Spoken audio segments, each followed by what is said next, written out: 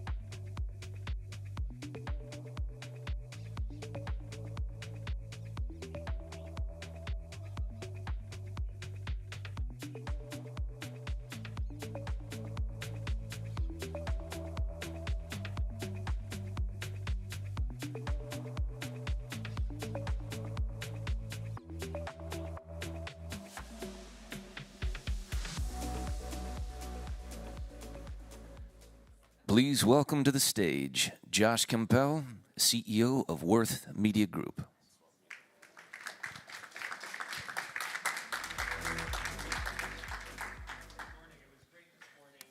Some faces. This is our third year here at the Ameswell doing this event, to see some alumni that have been with us the last couple of years, as well as some new faces. We launched this event really as the intersection of sustainability experts, business leaders, entrepreneurs, investors, all that needed to come together to address sort of the crisis that we've all been experiencing and seeing. And turning on the TV this morning, watching the news, it's interesting to see that the stories were dominated by sustainability and climate change, the impact on California and agriculture, extreme weather. And then on the other side, obviously, everyone's other fascination right now with AI. And throughout the day, we'll hear a lot about those two and how they're connected.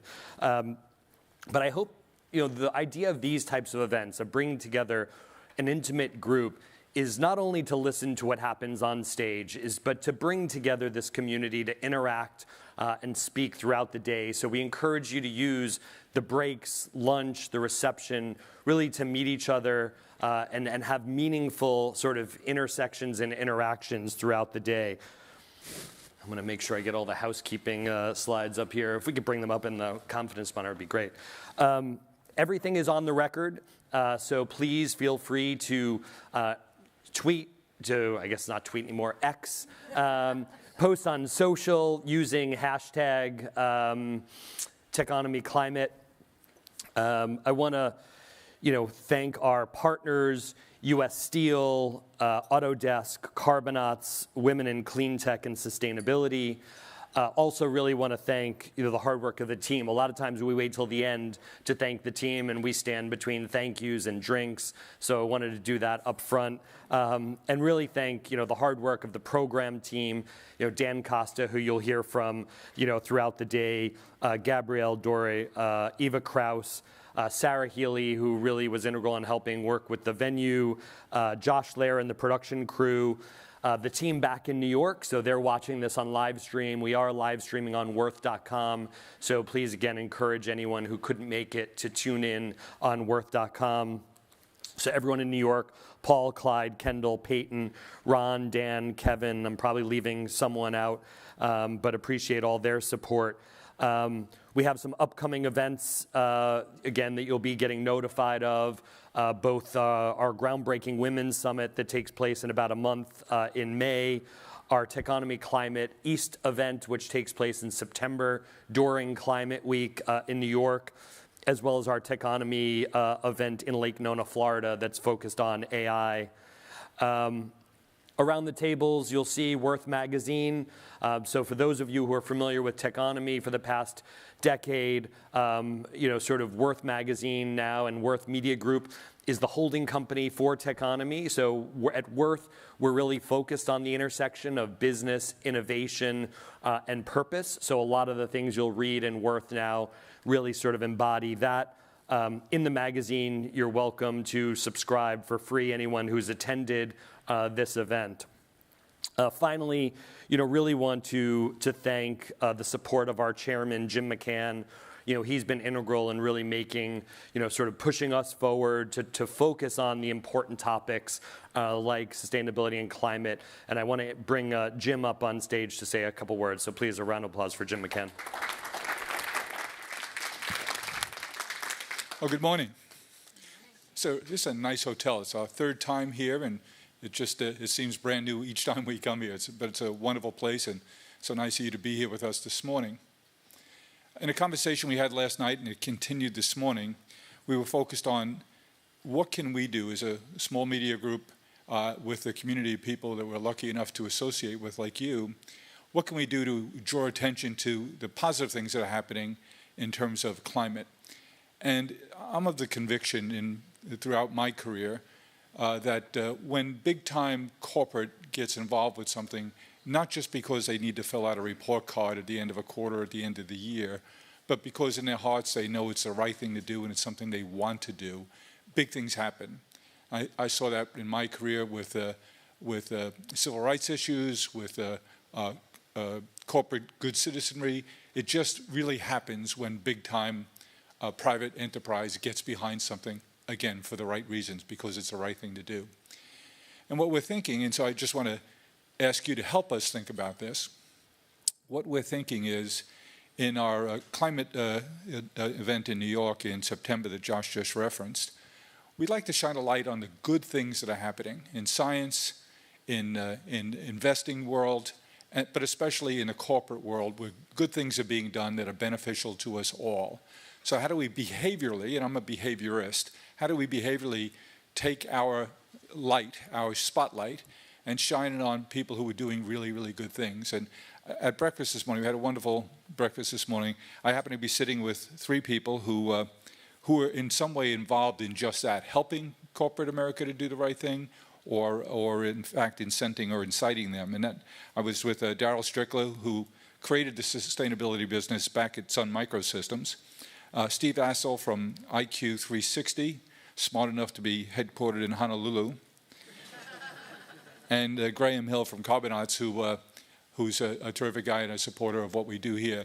And each of them is involved with helping businesses to do the right thing, to find the right ways to harness their energies, their resources, their capabilities, their intellect, to make a difference. And so I'm reaching out specifically to them because it was just coincidental that was our topic of conversation last night.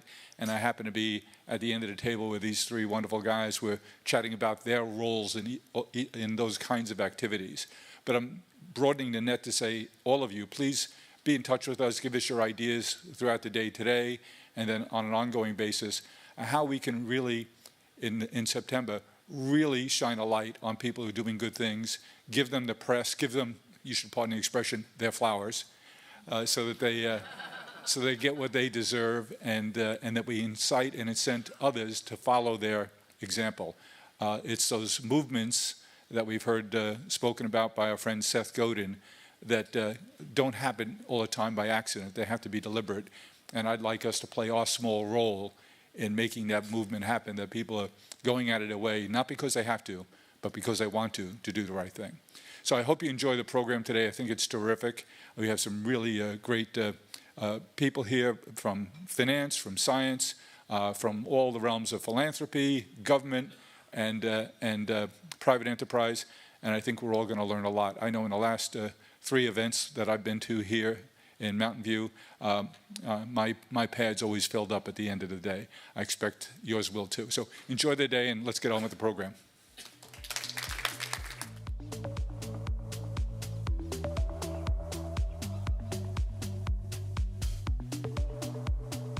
Please welcome Dan Costa, Chief Content Officer of Techonomy, and Nick Dirks, President and Chief Executive Officer of the New York Academy of Sciences. Hello, thank you. Thank you. That was a great summary. I think we should get right into it. Nick, thanks so much for doing this. Great to be here with you, Dan. So just a word about the format. We're going to see a lot of different formats today, some fireside chats, some panels. Almost everything we do today is going to involve the audience at some point or in some way. So if you've got questions, think about them. And then ideally, at the end of the day, if we are on time, we'll have time for sort of a group conversation in a town hall where anything that we didn't ask throughout the day, a lot of speakers will still be in the room. We can just sort of have a group conversation for a few minutes before we head to cocktails. But that's the end of the day. Let's talk about the beginning of the day. Nicholas, it seems to me that climate scientists rang the bell. I said 30 years ago. You said probably before that there was a problem coming and that this was the data behind it. And we're now at the point where I don't think there's a lot of debate over that. But what is the role? How has the role of scientists changed? Since they're not just ringing the bell, now we're talking about finding solutions. Like, how has their role evolved? Well, to say that they rang the bell is not to say that climate science hasn't advanced a great deal. And it's been advancing, I think, over the last couple of decades, not only because of developments in areas like artificial intelligence that allow certain kinds of scientific analysis to take place in ways that are extremely well suited for the complex systems that climate is part of, and that therefore necessitates thinking about systems theory as well as the individual kinds of measurements that have to be modeled, have to be built and modeled, and then thought about in relationship to so much else that's going on. But it is certainly the case that I think there is, and has been for some time, a consensus about what and how scientists think about the relationship between greenhouse gases, between the use of fossil fuel, between changes in our atmosphere, and climate change, and not just the rise of temperatures, but the changing character of our weather patterns and all the rest of it. Now, just as a way of saying that when you have a community of scientists, you're going to have disagreement. There is consensus. There are some people who don't buy the consensus. I actually have a good friend who's a very distinguished physicist, used to be the provost at Caltech, who wrote a book called Unsettled just a few years ago, in which he basically goes through a lot of the science in climate science and argues that there are still lots of unsettled issues. But the interesting thing is when you read it through, you realize that it's a physicist thinking about certainty in a way that is actually quite different than what is part of the development of climate science, which in some sense is a very recent science, because even though in the 19th century, Alexander von Humboldt and others were thinking about natural history as a totality and actually believed in the idea of the Anthropocene well before we began using the term, because it was natural history, human history, all tied up together. Still, I think the point about what we're dealing with here is that science tells us a lot of different things, but there's a lot we don't know. And that's so what makes people uncomfortable. Is exactly what makes people worried about the future, both from the point of view of possible extinction risk, and from the point of view of those who simply can't quite believe that our world as we know it today is going to change so fundamentally. But your question really is about the relationship between science and the solutions, public, yeah. and both policy solutions, but also the acceptance of these solutions. And that's a really troubling question. And in an odd way, the last 5 years, we've all experienced something that really seems so counterintuitive, which is a growing distrust in science. I started my role at the New York Academy of Sciences in the spring of 2020. I did most of that first year out here in California, which was actually quite nice. But aside from that, of course, one of the things that we focused on at the Academy was identifying the virus, understanding it, how did it get transmitted, and we saw, in real time, science at work. And we also saw that science changed its mind. And although there were those calling for us simply to follow the science, some people felt that that was actually a very zigzaggy route. And I think the fact that we saw a changing scientific consensus in a very compressed way, and then the kinds of reactions to it, and even today, along with the news about everything else, you still have in the New York Times kind of almost regular stories about how public health officials got it wrong. You realize that we're in a moment in our history when science, in some sense, has never been more powerful, closer to certain kinds of truths, and yet most distrusted and subject to the kind of skepticism that we see as a more and more pervasive thing, both in this country and around the world. At the same time, one of the other things we talked about, there was a story in the Times this weekend about engineering our way out of the climate crisis. There are probably a great number of engineers in the room. We're in Silicon Valley. There is an engineering mindset that takes hold here, which I think is wonderful and is definitely going to be part of the solution. But maybe talk a little bit about how you react to that article and the solutions that were inside of it. Yeah, no, it was an incredibly interesting article. And of course, it focused primarily on carbon sequestration, which is something that that serious people have been talking about for a very long time. How can we actually develop means of carbon capture that would deal with the present crisis, which is to say you can stop burning fossil fuels today, and they're not going to go away anytime soon. There's a very long life that they're going to have, and the effects that go along with that will continue to unfold regardless. So very serious people are talking about that. And very serious people have also been talking about solar geoengineering or solar radiation modification, SRM. So you got to explain what that means, because solar, it's pretty fascinating. Well, let me just say two things. First, read the piece in the Times about Occidental in Texas and Climeworks in Iceland. And I actually went to Iceland last summer. I don't know how many of you have been there. It's an amazing place to go. And there's a lot of geothermal energy, and you can see it just about everywhere. And it's being used, obviously, to engage this incredibly ambitious project to capture huge amounts of carbon and then sink it deep in the earth and effectively to make it reform as part of the bedrock of our interior Earth. And, to that extent, it seems like a great thing. But, as the Times went on to say, even as the kinds of currently projected developments take place, it'll be a fraction of the overall production of carbon, and it will only reverse to a very limited extent what's going on. And there are many people who are worried not just about the possible uses of carbon sequestration to use the mechanisms effectively to produce more oil, but also that there might be this sense that new technological interventions will actually begin to take away from the single-minded attention we have to give to an energy transition, to stopping our burning of fossil fuels, to not really think about renewable energy with the same degree of urgency that we currently do. And nowhere, in a way, is that more striking than in this solar radiation modification. So some of you know that that we've had some major volcanic eruptions in human history. Most recently, Mount Pinatubo erupted in the Philippines in 1991. And over the course of the next year, global temperatures actually reduced by about 0.5 degrees centigrade. Krakatoa, late 19th century, according to some estimates, the measurements were less precise at that point, but nevertheless, according to some estimates, global temperatures went down. No, but they went down, some say, as much as 1.5 degrees centigrade, which of course is the magic tipping point for all of what we're trying to do with respect to the current situation.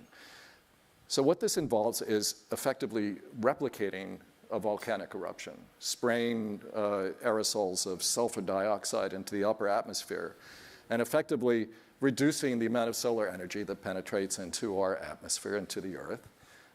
There are others who see solar radiation modification as effectively putting some kind of coating on the top of clouds to reflect the sun's energy and heat.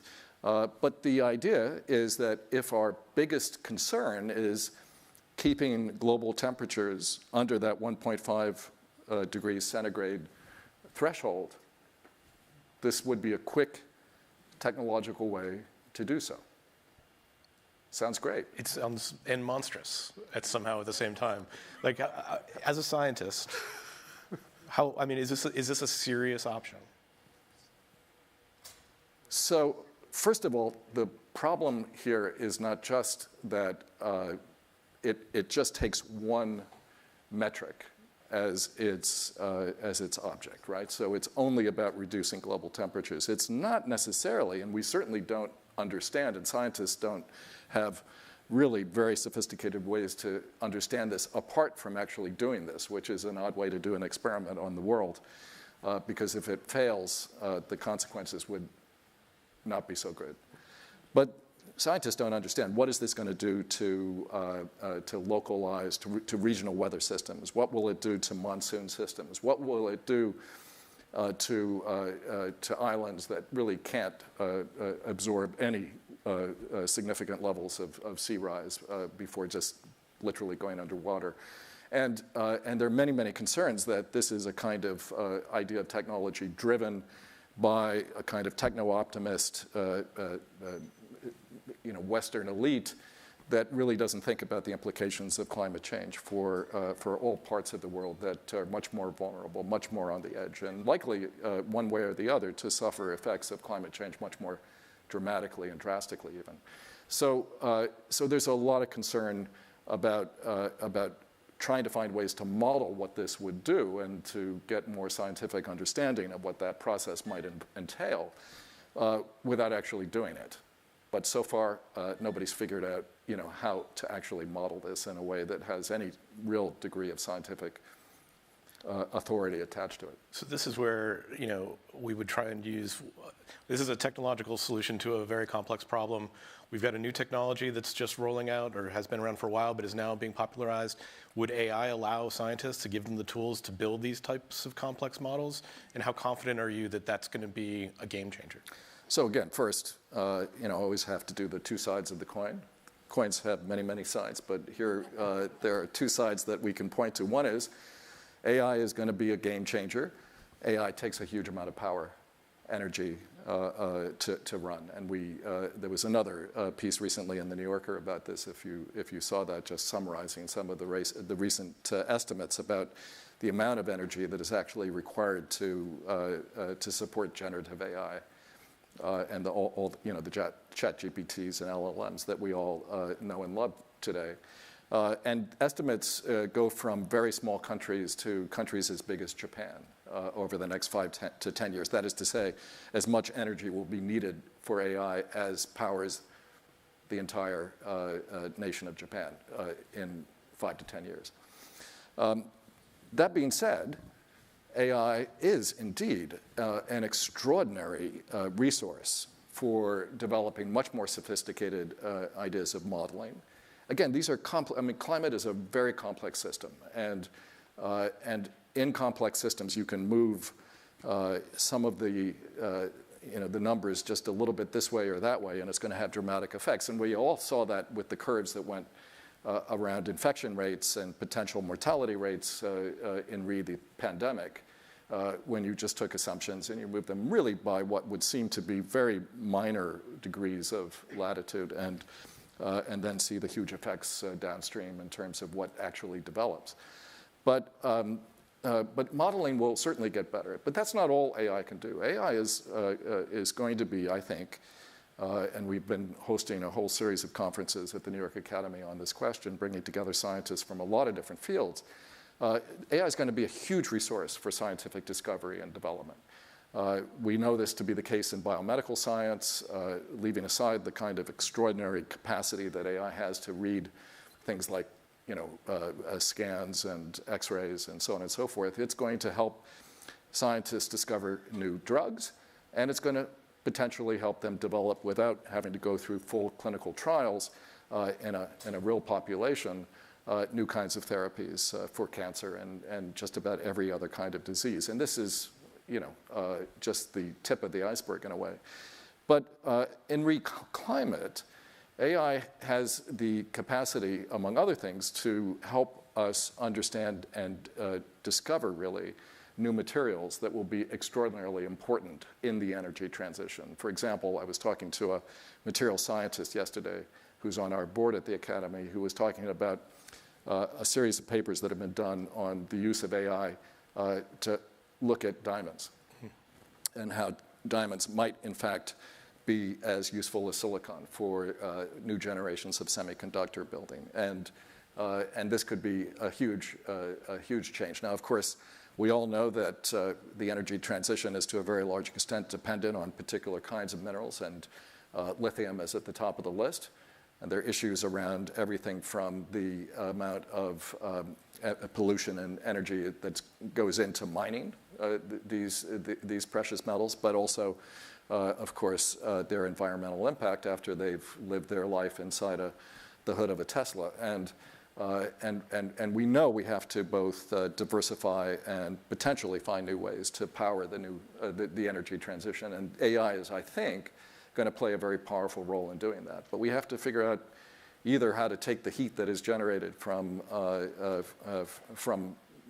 these mega electricity stations that power AI for other kinds of purposes, or really find a completely different way to think about how AI is going to help us solve a problem that it's, of course, contributing to in a major way.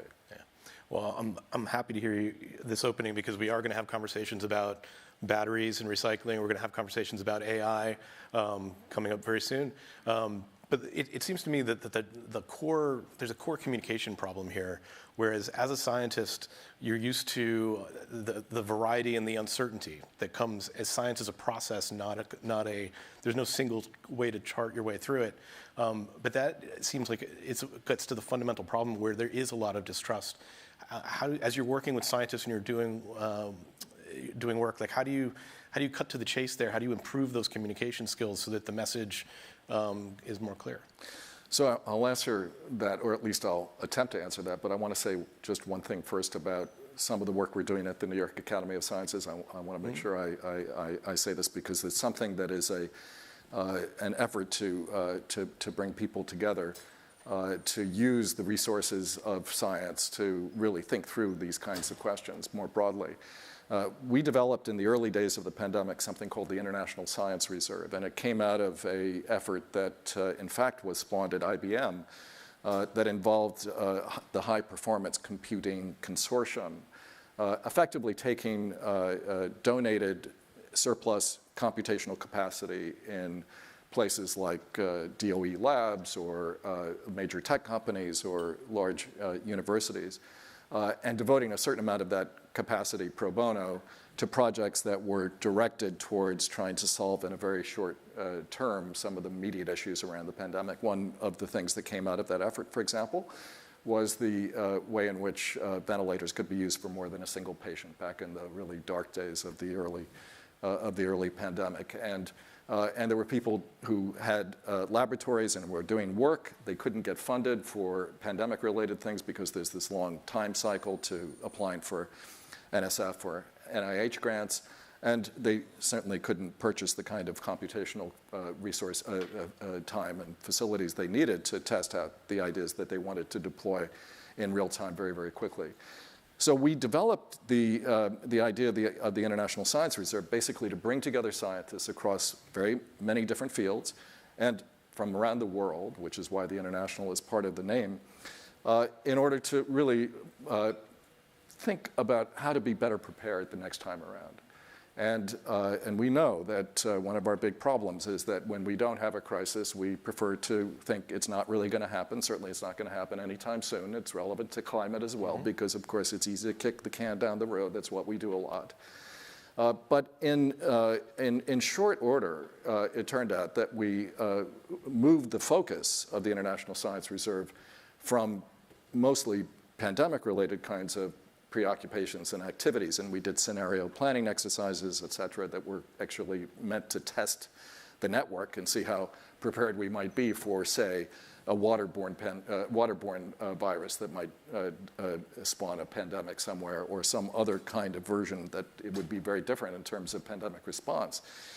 But found that, of course, almost all of our attention began to be focused on climate. And we did scenario exercises on wildfire, on floods, and other things that are obviously related to the weather effects of climate-generated change more broadly.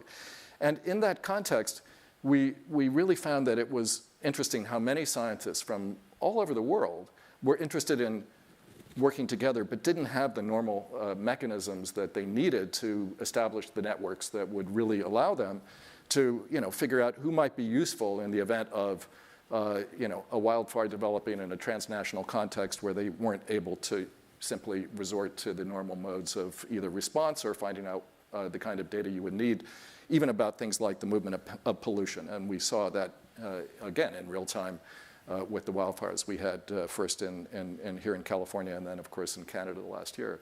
So this is something we're doing, and we'd love to get we have support from IBM, from Pfizer, from Google, from UL, but we need many more people to get involved. It's a completely pro bono operation. We run it out of a very small office in New York, but it's meant to really develop a kind of network capacity for doing this kind of work. Now, one of the things we also are doing as part of this is to try to bring scientists together to help them understand how better to talk about what they do. It's very easy to think that if you just put a few graphs on the whiteboard or on the screen, that you can persuade people that pandemics are real, that masks actually do work, at least in certain kinds of circumstances and so on, or that climate change is real and it's going to affect us. And I think one of the things that we've found over the last few years is there's this kind of crisis fatigue. So you have, on the one hand, people who are talking about extinction risk with respect to not just climate, but even AI. And on the other, people who are saying, I just can't keep all these, I just can't do this. And the scientists will say this, but it was really cold last week, and there's snow in Boston today. What are we talking about? So we do work with scientists, but we also, of course, know that at the end of the day, it's going to be about creating incentives, creating real ways in which the consensus about climate change is going to be exemplified in the ways corporations work and the way government supports things like everything from replacing, as I'm actually doing this week, old and dysfunctional solar panels on my roof, having the subsidies that we need in order to see the economic payoffs, and at the same time have some sense, along with the growing worries and even talk about doom, some sense that we're making progress. If we don't have that, people are going to check out, and that would be the worst possible outcome altogether. Agreed. I think we're going to leave it there. You're going to be around with us all day, so you'll be part of our ongoing conversations. But thank you so much for talking to us today. Dan, great to talk to you. Great to be here. Thank you all. Thank you.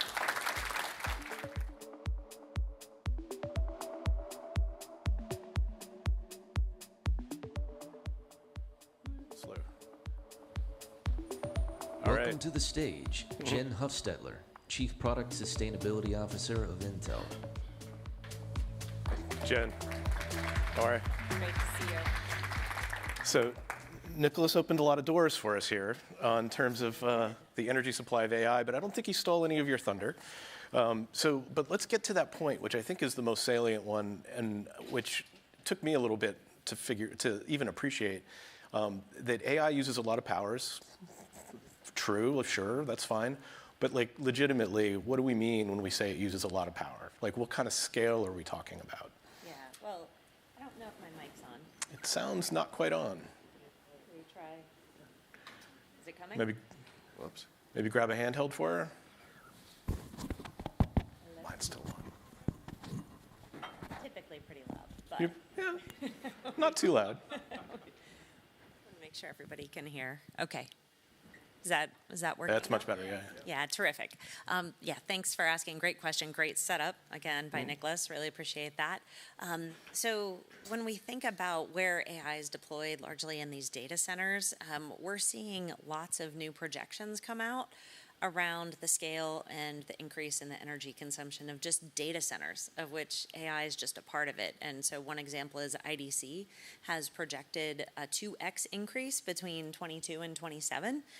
So that brings it up to almost, over 800 terawatt hours per year for data centers, a portion of which is AI.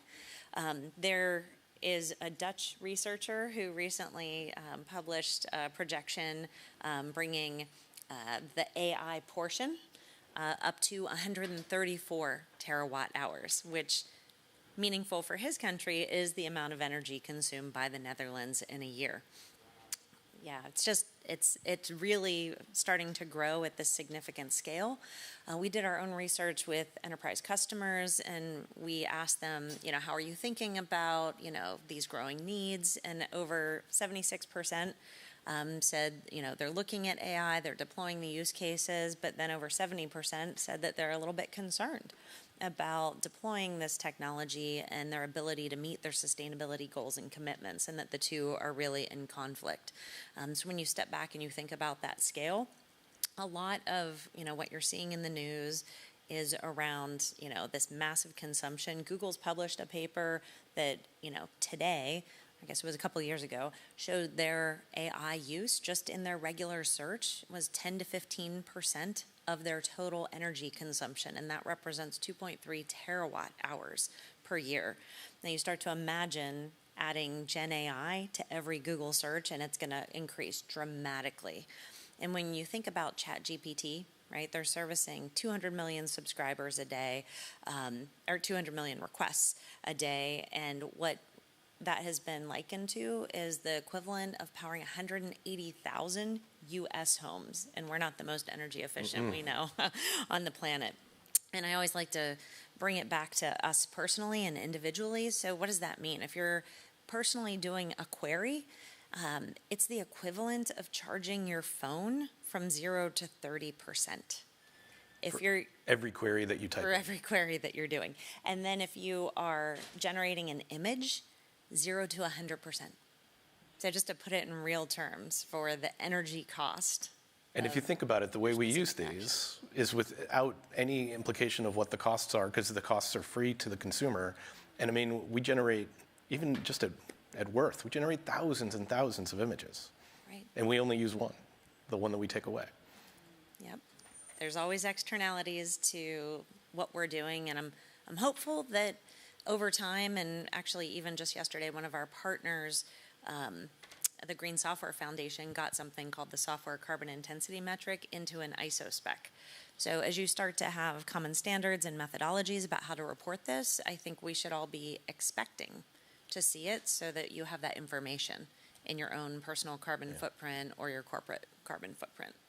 Yeah, I was talking to a group of executives, and they talked about an AI project. Basically, AI has been thrown against every problem. Everybody's got a pilot program running, and they figured out it cost them $500,000 worth of compute to solve a $100,000 problem. And because there's no waiting. It's just when they're just throwing AI into everything. Obviously, that's something that probably can't continue and doesn't scale. Also because there's maybe not enough compute to solve, to scale in that way. But what is so Intel, obviously a company that builds these systems and enables all of these great applications. How do you consult with clients? How do you sort of fight it back against this? Yeah, well, I think we look at managing the energy consumption of AI. So this is what we call sustainable AI. So as you're looking to deploy it, we see a couple of levers that can really help a company to optimize their energy usage. And the first is in the model optimization. And there's lots of things that a company can do in terms of modifying their algorithms, in terms of optimizing the software, compressing the model, using quantization techniques, reducing the amount of parameters. One study demonstrated that 99% of the data resulted in a null set. So you can really think about reducing the size of your model to meet your need.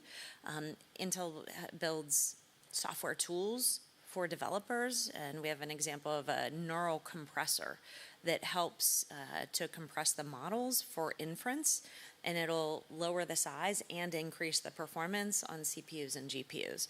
So that's one area. The other is in software optimizations. We estimate that over 30% of the cycles are due to inefficient software. So we really try to work where the developers are in the stack and to optimize there. So we look at optimizing the platforms and the frameworks that are common, things like PyTorch, TensorFlow, Modin. So putting optimizations directly into those frameworks, but then also providing tools and toolkits like OneAPI, OpenVINO, as well as our Intel AI and Analytics toolkit. And some of these enable a developer to have no code changes and to get the benefit, or even a single line of code change. One example in something that's called the scikit-learn function, when you update your code with that, they can get an 8x performance boost and an 8.5x energy reduction. So that really, I think it just demonstrates, one little change can have really dramatic impact. So you start to think about the performance per watt trade-off in that. It's very significant. Software is where we're going to see a lot of leverage. And then lastly, in hardware, how do you right-size it? How do you make sure that you're choosing the right hardware for your problem? I think today there's this race for the biggest, the fastest, which by definition is the most energy consuming as they get more powerful and more energy dense. And that might not be the tool that's needed for that job. And so, there's examples where, depending on the size of your large language model, less than 10 billion parameters, for example, you can run it on a CPU. If you have a CPU that has built-in AI accelerators, that really helps to make that workload most performant. That's an example of right-sizing it. Excuse me.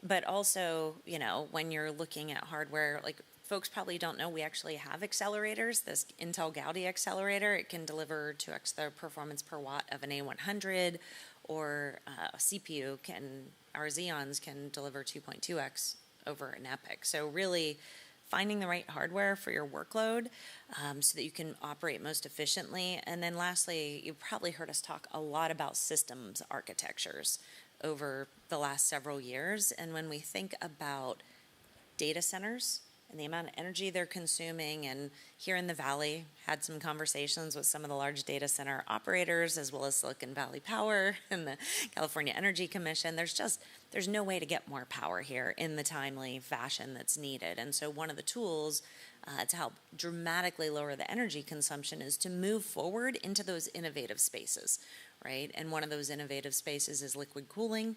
This has been a mainstay in high-performance computing that the professor talked about. We're sort of seeing this convergence of those two workloads together. And so what you're going to see is many more customers scaling. So explain the liquid cooling. I used to work at PC Mag. The hottest gaming rigs had liquid cooling running through it. It was very cool. I imagine you're talking about doing that on a data center scale. That's right. What does that look like? And then what happens to that heated up water? Can you then use that heat? Yeah, it's a great question. So in terms of the energy reduction that you can be looking at, it's up to 40%. So this is material for any size customer. And, what it looks like, everybody's not building new greenfield data centers. So as they are, all of them are preparing for this at scale, because this is what will be required for the future. But in the brownfield, it looks like bringing in new facilities, new types of heat exchangers. There's many different types. I won't go through them all. Some of them are just direct to the chip, bringing the liquid over the chip, and others are fully immersing it. But to your question about the water, because you're now generating this hot water, you have the opportunity for energy reuse. And that's really exciting. And there's a lot of examples in Europe where they're using that for district heating. There's examples where you can put that to a greenhouse, right? Depending on where you're located. So you can start to have urban farms powered by a data center. And it enables you to put data centers in many different locations because in cases like immersion, you can handle some of the hardened environments that exist. So for like telecommunications, there can be dust or extraordinary heat or smog, those types of things. And so you can eliminate exposure to that as well. So you brought up Europe, and whenever somebody does that on stage, I have to ask about the regulatory environment in the U.S. versus Europe. Are there, in terms of policies in governing these data centers and these applications, what does the U.S. look like compared to Europe? And are they the right policies? Do we need new ones to incentivize companies to consider their energy usage in a different way, other than just the cost? So I think Europe's definitely leading in all of these spaces, and most recently, as far as data centers go, Germany put something forth called the Energy Efficiency Directive, and it actually enumerates a very long list of data that they want to start collecting from data centers. It's maybe not fully complete as it could be, so there's more that could be done if we as a society truly want to measure the externalities of understanding the utilization, the energy, that compute intensity per energy used. I think there's further to go. The U.S. doesn't have that level of requirements yet, but I expect we'll be seeing them soon. Yeah. I think one of the challenges is that as we've moved to the cloud, back in the old days of PCs, you knew how fast your processor was, and you knew how much it could get done. You knew how hot it ran because it was sitting on your desktop or on your lap. Now you don't think about ChatGPT being a computer processing operation because you're so far removed from it, and you don't see the cost. You don't feel the cost in any important way. So in a lot of ways, we've got to create dashboards so people understand the true cost of things. But let's, AI, we've been beating it up, but there's also opportunities for AI to be part of the solution, like most technologies. Yep. Like, how do you see AI making things better? So we see AI in those two regards, sustainable AI and then AI for sustainability. So on this second topic, there's just so much opportunity, right? The professor talked about a few of them areas for science. And I think that's one thing I want to start with is just when we look at AI in the future, we are seeing that it's going to be bimodal. And so what I mean by bimodal is every model isn't going to be 2 trillion parameters and growing. So there'll be those scientific discovery models on one end that are the largest in the world, and then there'll be enterprise AI models on the other side of that bimodal distribution. And that is really exciting to me because that gets back to those 3 areas, the levers that you have to improve the efficiency of your AI. And I'll just share one of my favorite examples is a company called Nature Fresh Farms. They have 250 acres under greenhouses, and they are a 25-year-old company. And they looked at AI and they decided to deploy 32 models on their 25 years worth of data. And they built on top of those models, they're feeding in real-time data, things like the moisture of the soil, the temperature, the humidity of the greenhouse. And by building that private enterprise AI model just on their data, and it's right-sized for their application, they are using it to then manage the lighting in the greenhouse, the ventilation, the power management of the overall solution. But most importantly, as we think about where the world's headed and the climate adaptations that will be needed, especially for food sources, they increase their plant yield by 3x. So that's more bell peppers, strawberries, all the great tomatoes that they're creating in their greenhouses. And on top of that, they use computer vision to package, like, I guess you would call it quality firmness fruits or vegetables. And when they do that and it's going out to market, you're going to get less spoilage and less waste. So it's just one of my favorite examples of using both enterprise private AI models as well as computer vision to reduce waste and increase plant yield. There's many other applications of AI for sustainability. At Intel, we're both a very large semiconductor manufacturer as well as a product design house. And we use AI on both sides. On the design side, we use it for the placement of the blocks to help ensure that we get the most power optimized chip at the end of the day. And then in our testing and validation, we use it to detect anomalies, and we also use it to reduce test time. Excuse me. I guess I did need that water, but I don't have a hand for it. So we've been able to reduce our tests by 60 to 70%. So you start to think about the business impact of that is we can bring products to market faster with less cost, and it reduces test time, which is energy consumption as well. So it's just a win-win-win and cost savings. And I guess maybe the last one I'll mention is, smart roads and smart cities, deploying AI to help manage traffic congestion. One of our partners, ISSD in Turkey, was able to reduce the carbon emissions in their city by 40% by deploying AI for traffic management. So these are just a few of the examples of smart manufacturing, smart agriculture, and smart cities, and how AI can really help us to achieve our sustainability goals. That's great stuff. I want to give the audience a chance to weigh in here because I know they've got opinions about AI and sustainability. We've got a couple of mic runners that can hand those out. But if you've got a question, just raise your hand in the back. The very back row should be very close to the mics. Here we go. And it's black out there. Yeah, you can't see. Maybe not. Okay. This is really cool. I feel like you talked about two different components of AI. One is the energy consumption, and then the other is the opportunity to reduce energy usage. Mm-hmm. And I was wondering if at Intel you've run any models to estimate sort of the return on investment or the cost-benefit analysis of how much energy AI could help reduce as opposed to the usage. If you're talking about just within our own footprint, I would say the ROI is positive, right? There is no green premium. We are, whether it's building management, I like to joke, I think we've taken it too far because I'll be sitting in meetings and the lights go off. It's like they return to work hasn't changed the algorithm enough to recognize we're there. So in terms of applying it within our manufacturing and our operations, a huge ROI. I think what you're getting at is that larger handprint in the world, and that's something that we're partnering with academia, MIT, and some of our other partners to figure out, what is the right way to quantify that impact, because we think it's very significant. And I know there's a lot of worries about Gen AI. I'll just go back to that building management because I think it's just such an easy one that for everyone to relate to.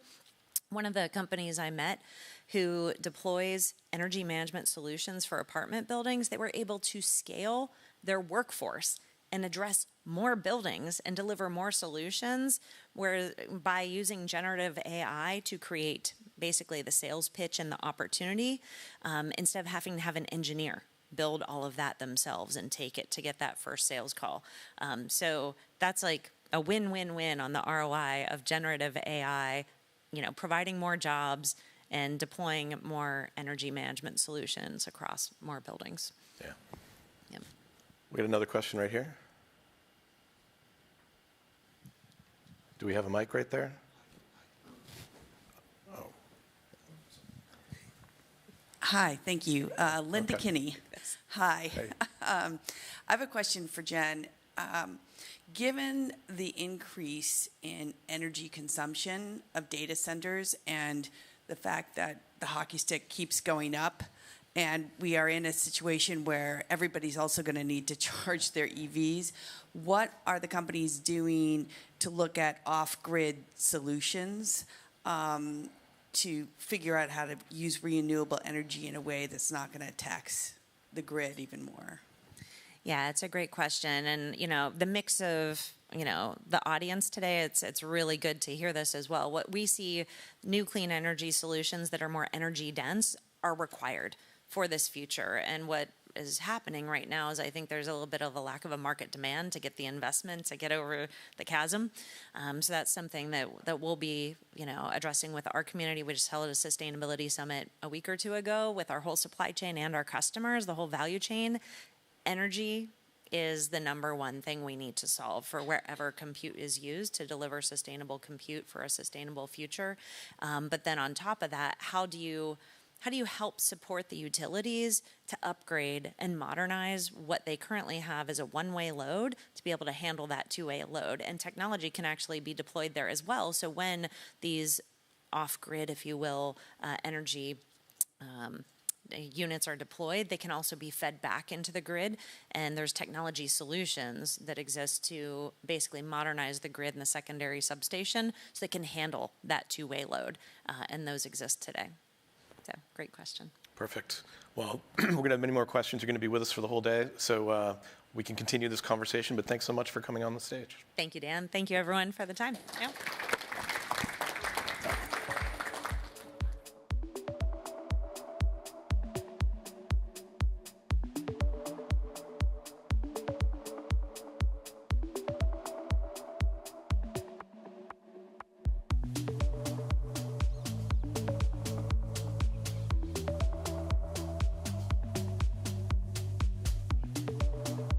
Please welcome to the stage Peter Fossel, CEO and co-founder of Hydrosat.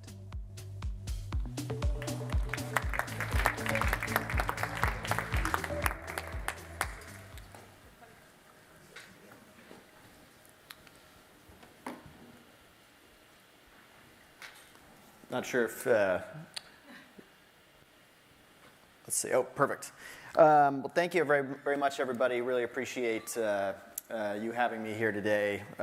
Really great group and great discussion so far, and couldn't be more excited to be part of it. Could we proceed to the next slide, please? Thank you. Actually, sorry, one more. Yeah, so my name is Peter Fossel. I'm the co-founder and CEO of Hydrosat. We are a remote sensing company, so we are a satellite company that is imaging the Earth. And as a satellite imaging company, I have to start, this discussion.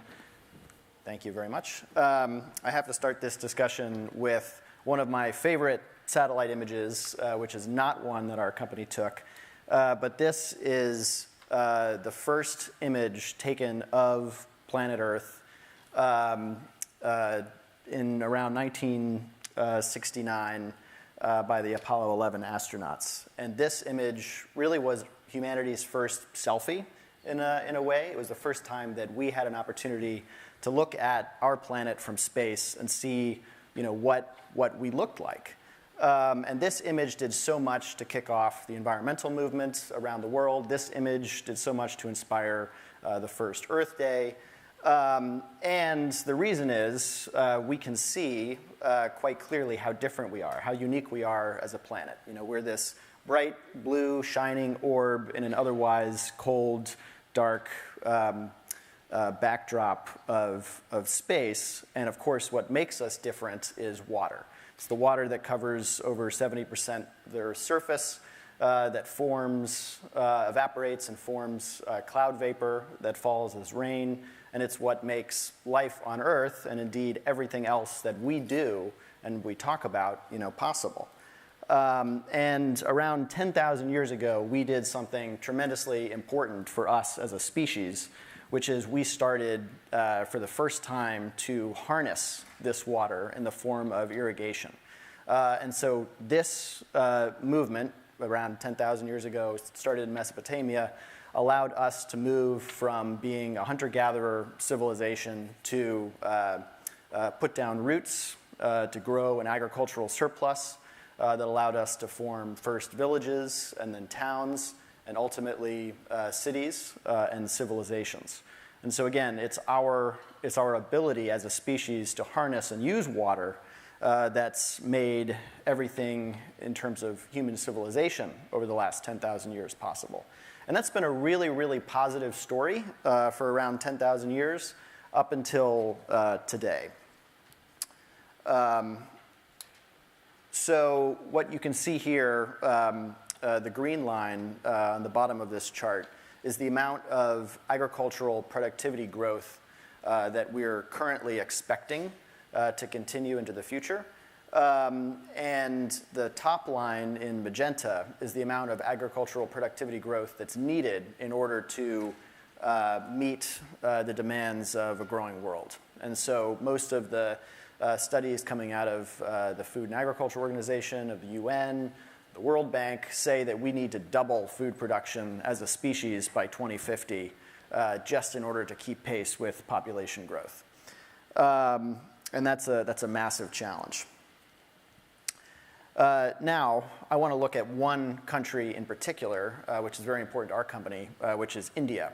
As you probably know, India recently became the most populous country on Earth. It's also a major agriculture producer. It's also a major agricultural exporter. But it's perhaps one of the most water-scarce countries on the planet. And in terms of per capita water availability, India crossed what we call the water stress line around the turn of the millennium and is rapidly approaching what we call the water scarcity line, which is the time in which there isn't going to be enough water per person in India to meet the country's needs. And what happens when there isn't enough water per person in the world's most populous country? A lot of scary things. Scary things from humanitarian perspective, scary things from an economic perspective, and very scary things from a geopolitical perspective as well. And that's where our company comes in.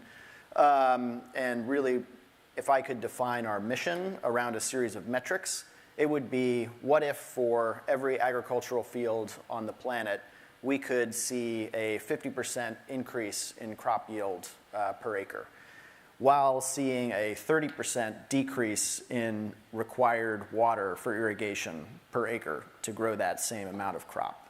And what happens, what's really interesting, is when you reduce the amount of water that you need in order to irrigate effectively to grow food, you also reduce your electricity consumption. Because in many cases, electricity is used to run the pumps that pull groundwater to the surface to make it usable for irrigation. Electricity runs the center pivots or the linear pivots that actually spray the water across the fields. And in many, many parts of the world, that electricity comes from a diesel generator, which is, as we know, a very dirty burning source of fuel.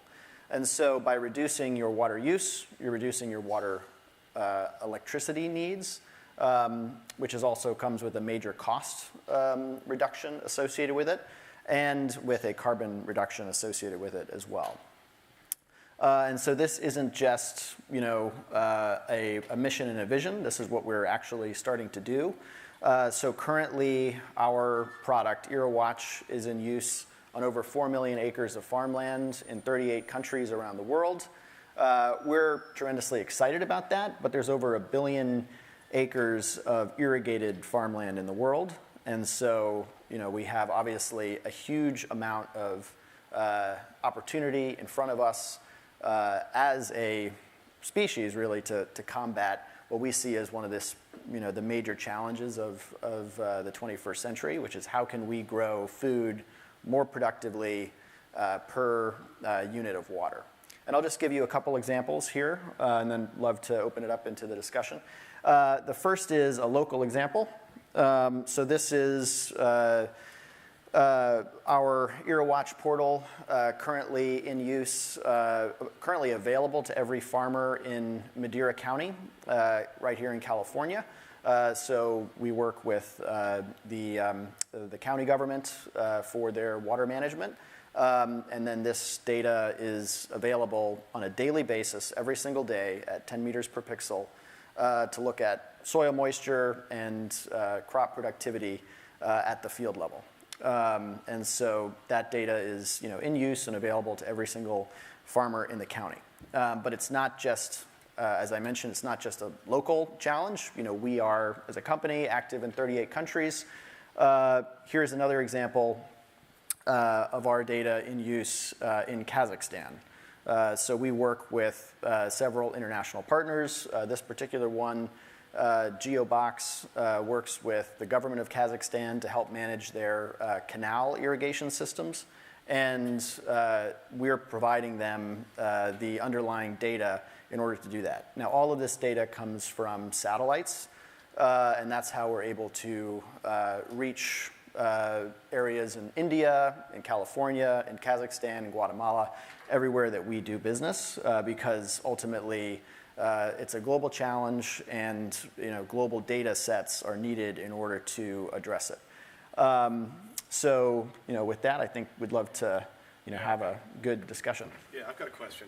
Yes. First question. So, I may have missed this, but tell me, the resolution that you're capturing is beyond what a lot of other satellite images are out there. Can you talk a little bit about the technology that you're using to collect this data? Yeah, absolutely, Dan. So we use something called thermal infrared data. So for those more scientifically or engineering-minded in the audience, it's long wave, part of the infrared spectrum.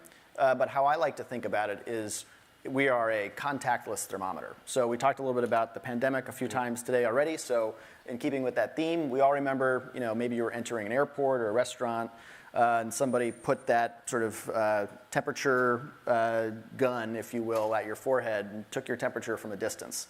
That's exactly what we're doing, but with a much more sophisticated contactless thermometer that's around 500 kilometers above us, orbiting the Earth several times a day, and that is taking the temperature of the Earth's surface. And from temperature, we can measure the amount of moisture content available to the leaves of crops and measure what's called their evapotranspiration. So how much they are essentially sweating or transpiring to cool themselves off.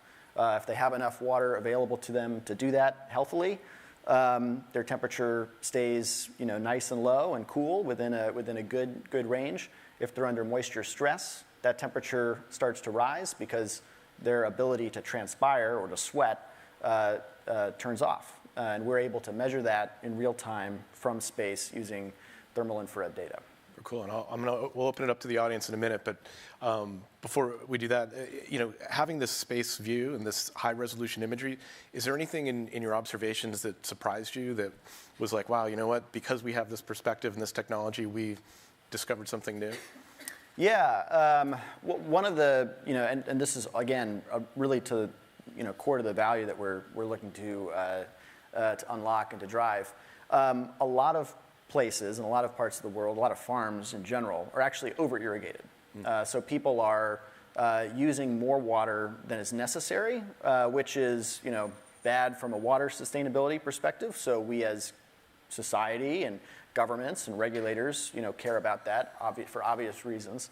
But it's also bad for growers because when you overwater any plant, if anyone, I killed a basil plant recently, so I'm sure that's yeah. I mean, well, you tried to bring it through the winter. It's really hard. Exactly, to do. And that's maybe that should be an easy one to keep alive, right? By overwatering it. Satellite couldn't see it. Satellite couldn't see it because it was indoors. Thankfully, if it was outdoors and a lot bigger, probably wouldn't have happened. But that same dynamic, frankly, occurs all over the world, where, and particularly again in a place like India, where electricity is massively subsidized for farming, you have the ability to pump groundwater. So in most cases, fields end up being over-irrigated, and that hurts the ultimate crop yields. And so what we found is by giving real-time data to end users to say, hey, if you were to irrigate 20%, 30% less, you would actually see your yield per hectare improve 50%. Well, that's more money in your pocket. That's more food to produce, more food to sell, and you're also reducing your inputs. Yeah. So that's core to what we're trying to do right now. On 4 million acres, and looking to expand that around the world as much as possible. All right. I promised the audience a question. We'll go right here in the middle. What is the alternative that satellite imaging is replacing, and how do you compete? Or maybe what circumstances do you need on the ground where your solution is competitive versus, I don't know, going out in the field and using that pandemic thermometer to do it yourself? Yeah, that's a great question. So satellites offer scalability, global reach, and global coverage, which ultimately allow us to deliver this data at a very, very low cost comparatively. And for us, and I think this is so true with really any climate technology, the economics have to work. If the economics don't work, the sale is never going to happen for the business. If the economics don't work, the adoption is never going to happen for government and for society. So the economics absolutely have to work. If you're going out, in the field with your, your handheld FLIR sensor, which you could do, your ability to get, to cover 10,000 acres or 100,000 acres, it's simply not possible, not scalable. Plus, if you're looking at different sensors, being able to calibrate all of those, different measurement devices so that you get a consistent reading that's, representative of where you want to irrigate, also very, very challenging. So to come back to your original question, in most cases, we are expanding the market for data-driven agriculture decisions to places that are currently not using any data sources. In certain places, particularly with high-value crops, drones or aircraft are being used to image, but that's very expensive. Very high variable costs to run those types of systems.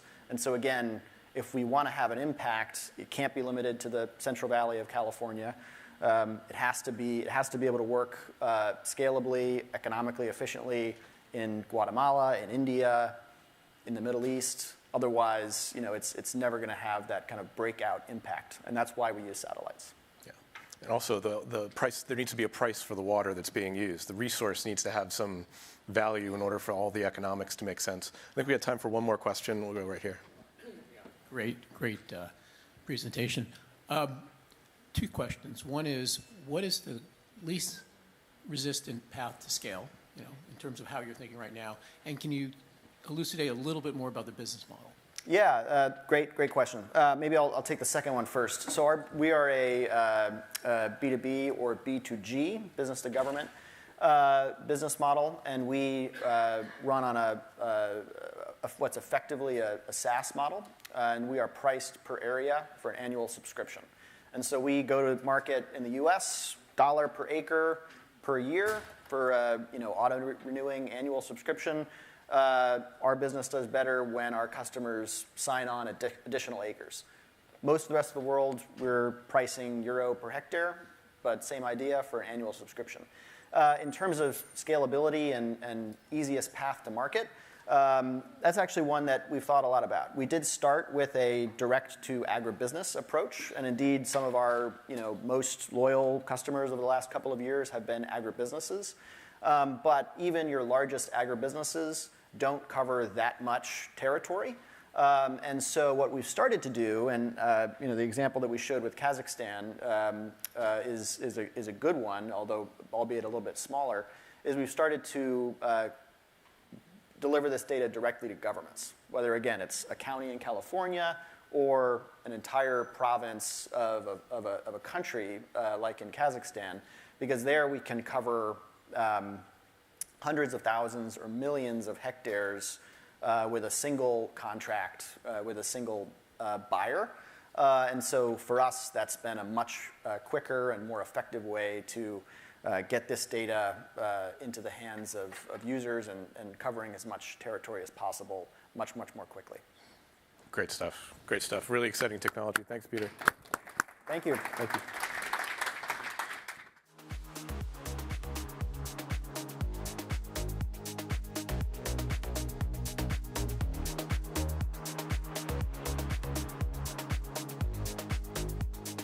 Please welcome Dan Carroll, Senior Director of Climate Initiatives at the Milken Institute, and Jim McCann, Chairman of Worth Media Group.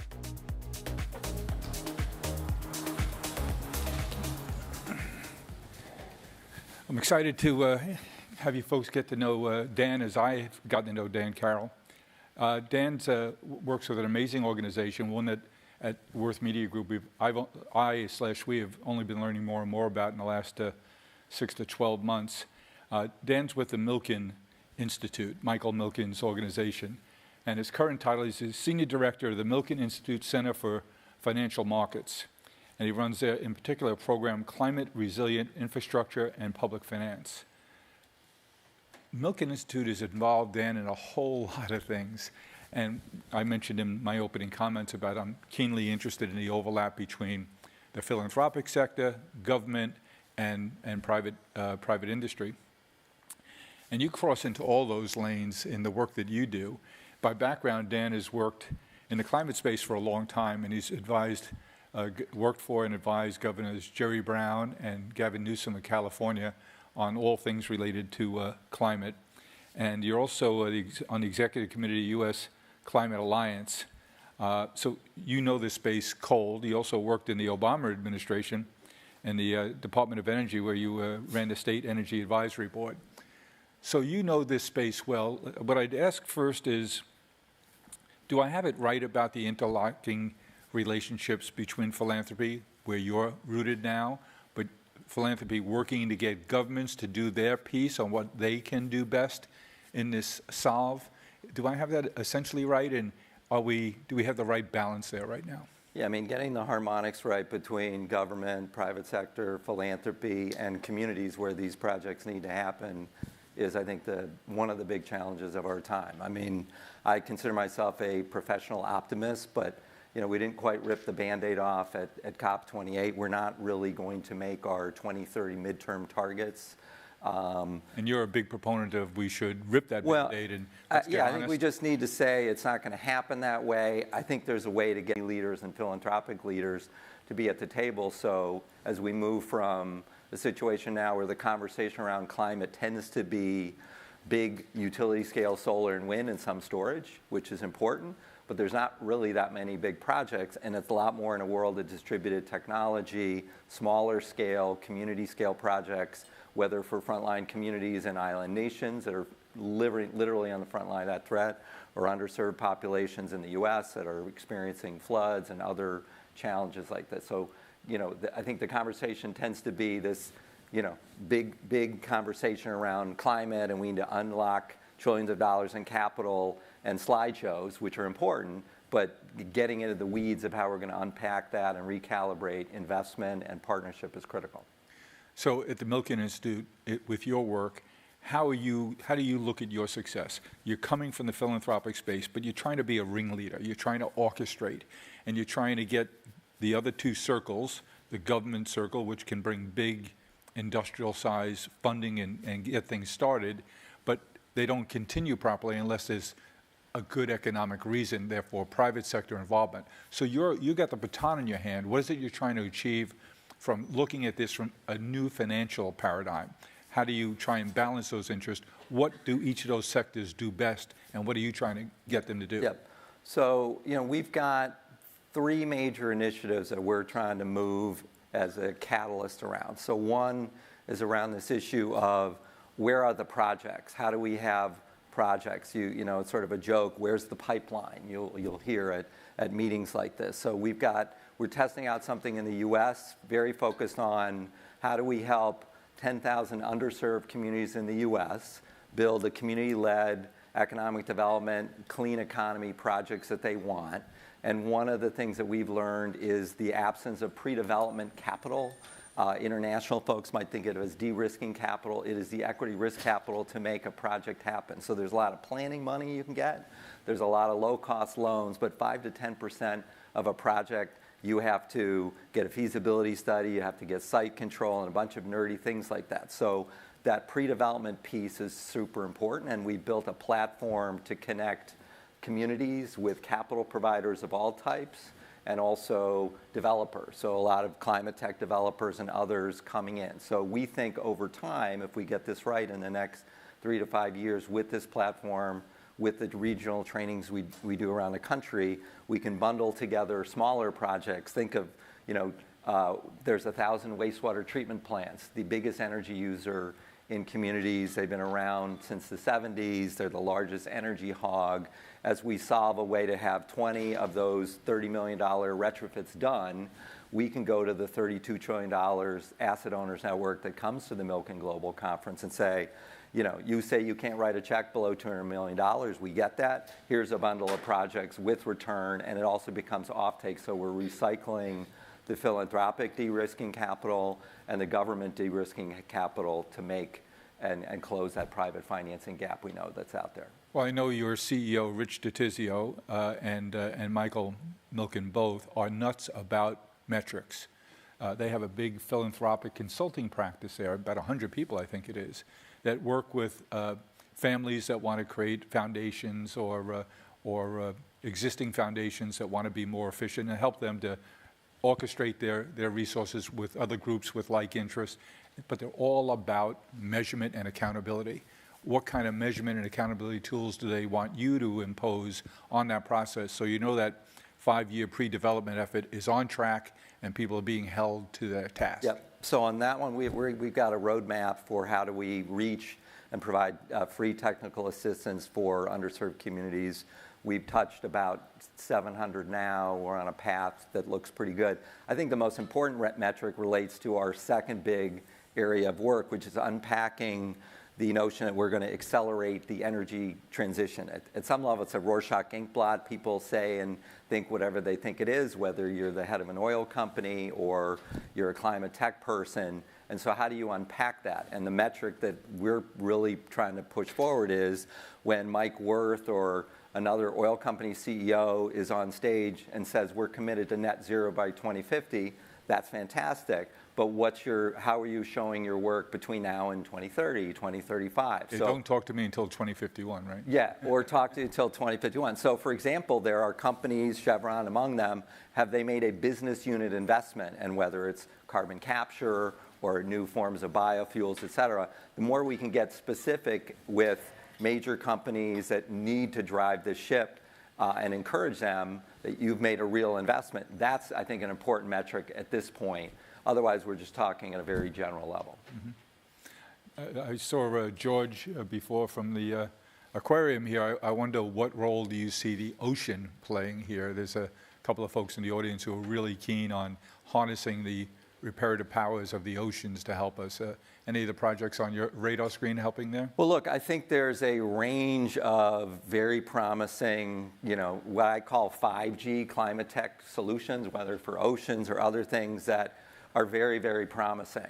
I think we need to remember we have a lot of 1G technology that we've not deployed in housing and building and regenerative ag, et cetera. So I think the key, that's part of the reason we're trying to build, and we'll be having discussions at Milken Global next month around this, on the road to 2035, what's the missing pre-development, what are the sectors that make sense, and fundamentally how we drive this conversation down to a very regional, local level, because in general, that's where projects are sourced, the conditions are different, and place that too much water, not enough water coming up, on their island. So I think we need to get very specific about it. So the promise is there, but I think it's also understanding, we get excited about 5G climate tech, but in the near term, how do we deploy what we have? I think the other thing I would say is in this current moment, we are looking at a situation where how we deal with the realities we have to take critically important. So another third major initiative that we have is what we call our RAMP initiative, Resilience and Adaptation Mobilization Partnership.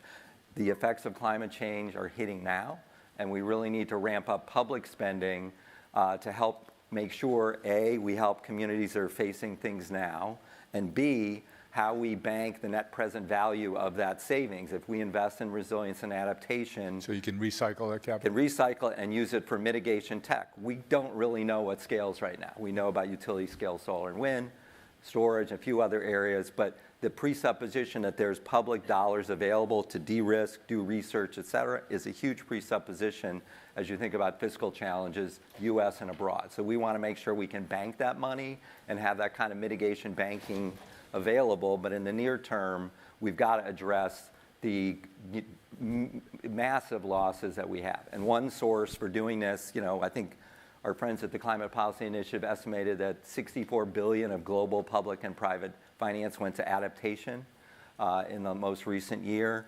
About $1 trillion has gone to oil and gas subsidies. So can we move that pie chart around a little bit? It's been a nice ride, oil and gas. You've had your subsidies, arguably for nuclear and other older technologies. If we're going to subsidize and catalyze markets, public sector is the first money.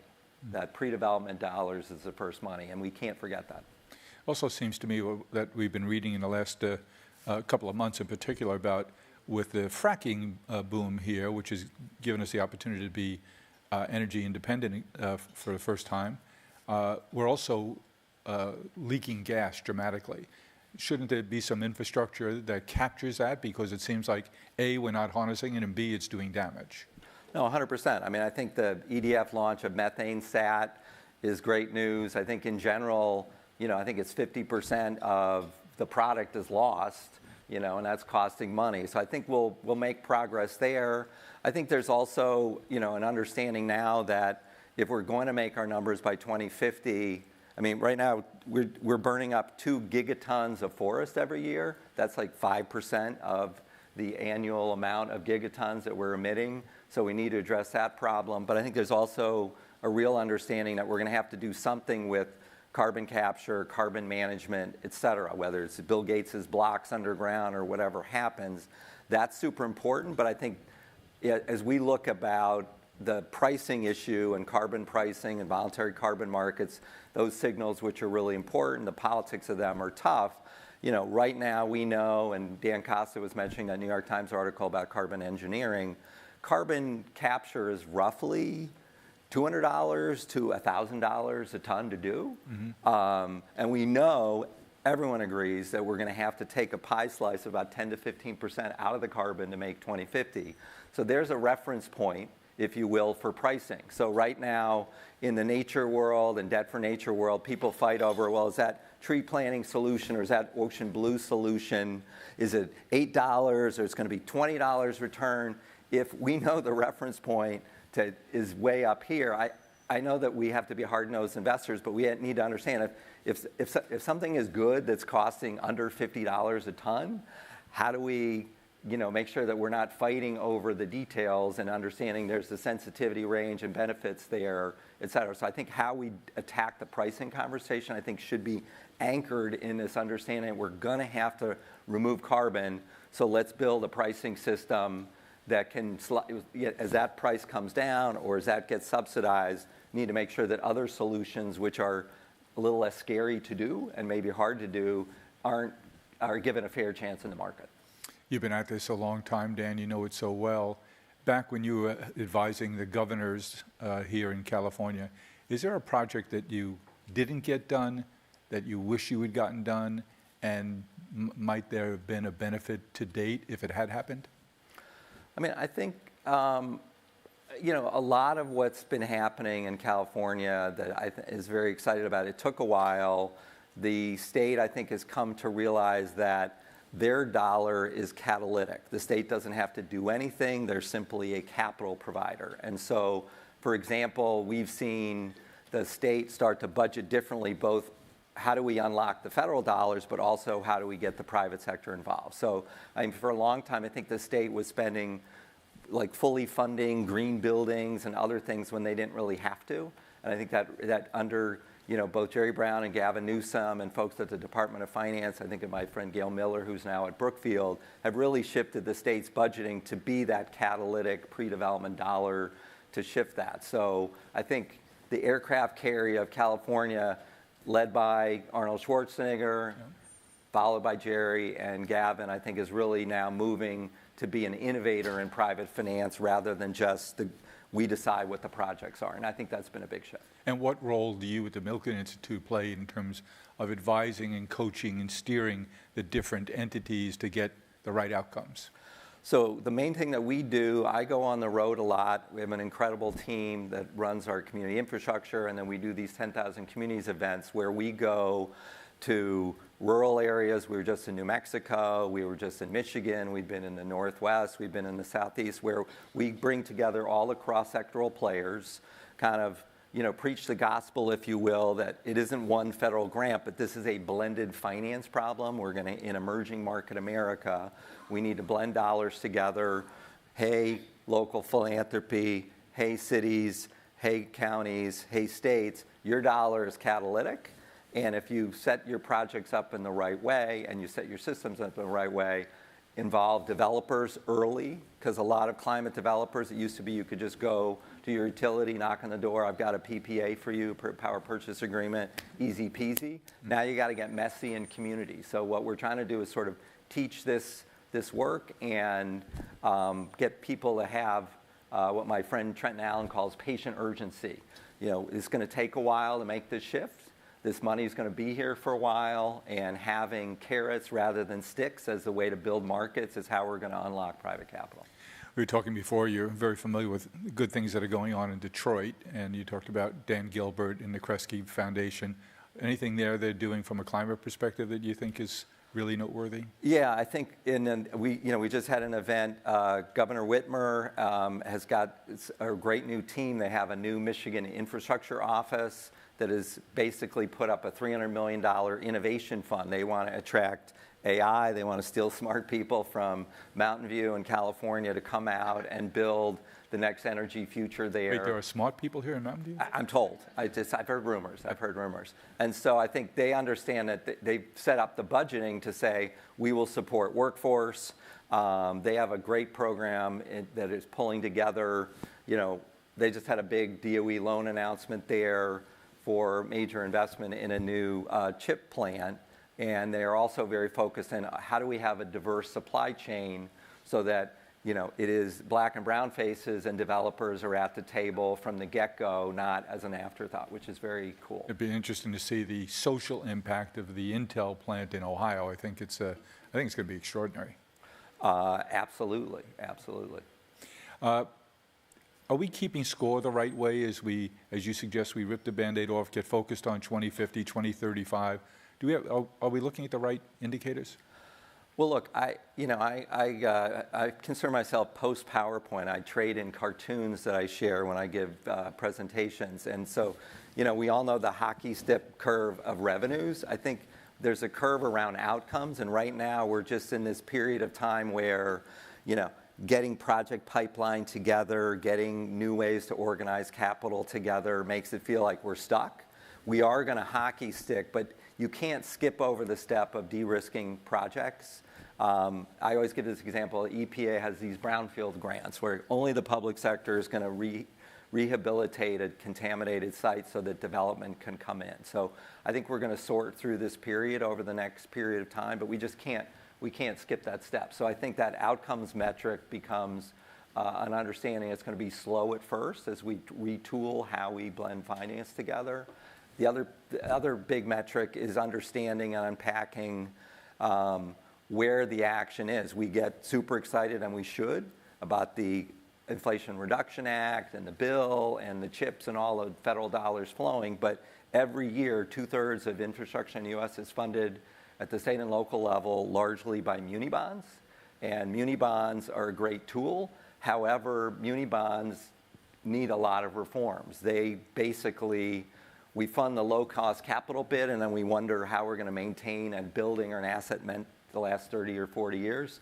So more life cycle accounting, very good for climate and climate resilience, is another area that we nibble at because it's a tough problem. May 6th, you mentioned, is the beginning of the Milken Global Conference in Los Angeles. You have 6,000 impactful people from around the world coming together.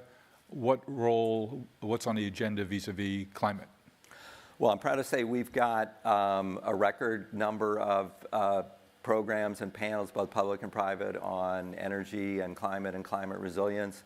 For my part, I'm hopeful that we can really put in the ground some thinking around 2025 to 2035, unpack public and private, look at different regions we can go to, think in very clear terms like, can we bring more private finance through Baku into Brazil in 2025 when that COP happens, lift up debt for nature, resilience and adaptation, because I think getting, in my mind, if we could increase spending on resilience and adaptation 5x from where it is now, that would close what is estimated as a $1.8 trillion investment gap, and it will also generate about $10 trillion in economic activity. If we can, with smart people, smarter than me, think about how we can bank that savings, the infrastructure asset risk that is in the existing more portfolio, more self-funding, everybody wins.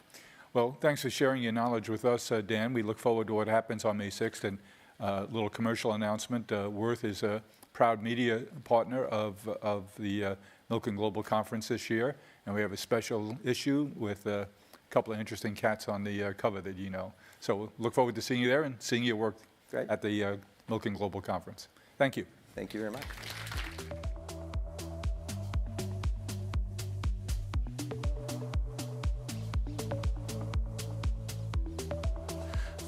We will now break for 20 minutes and resume at 11:10.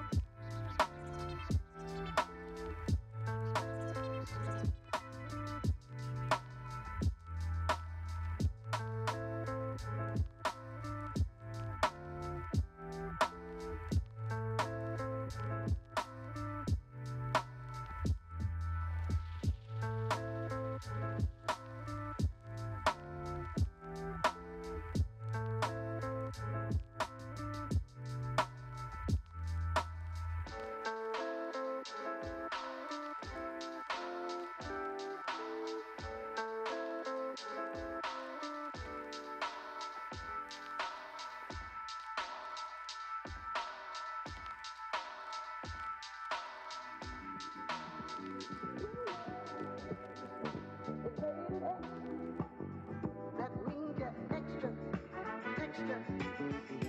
Extraordinary.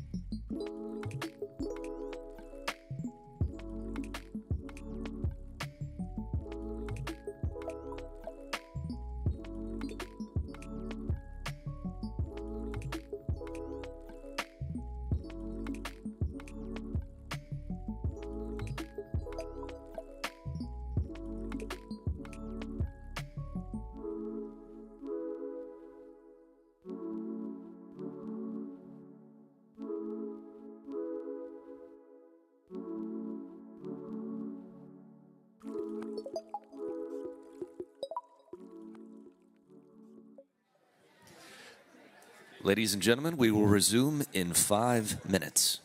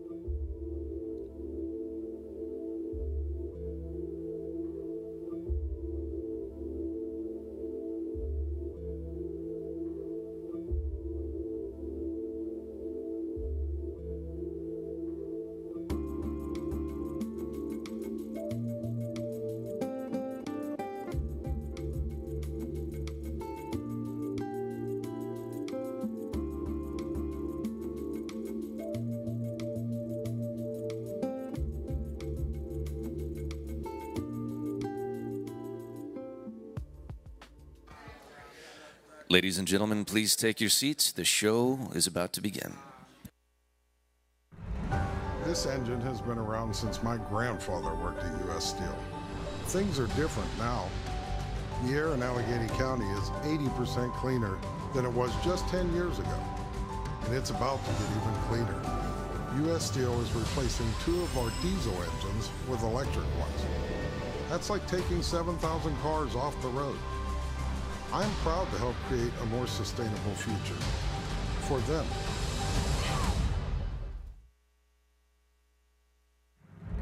U.S. Steel. From our mines to our mills, we've been helping build this country for over 120 years. But steel is more than our history. It's our American-made future. We're developing steel that is stronger, lighter, and greener.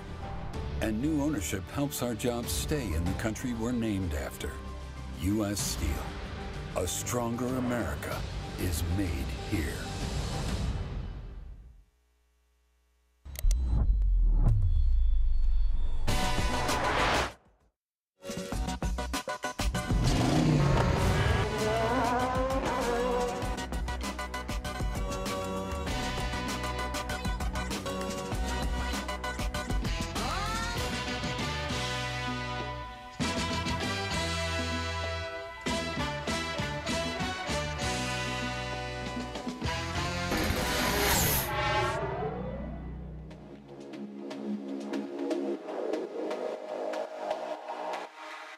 Please welcome to the stage Josh Campbell, CEO of Worth Media Group, Erica Chan, GM of Sustainability of U.S. Steel, and Martin Keeley, CEO of Carbon Free.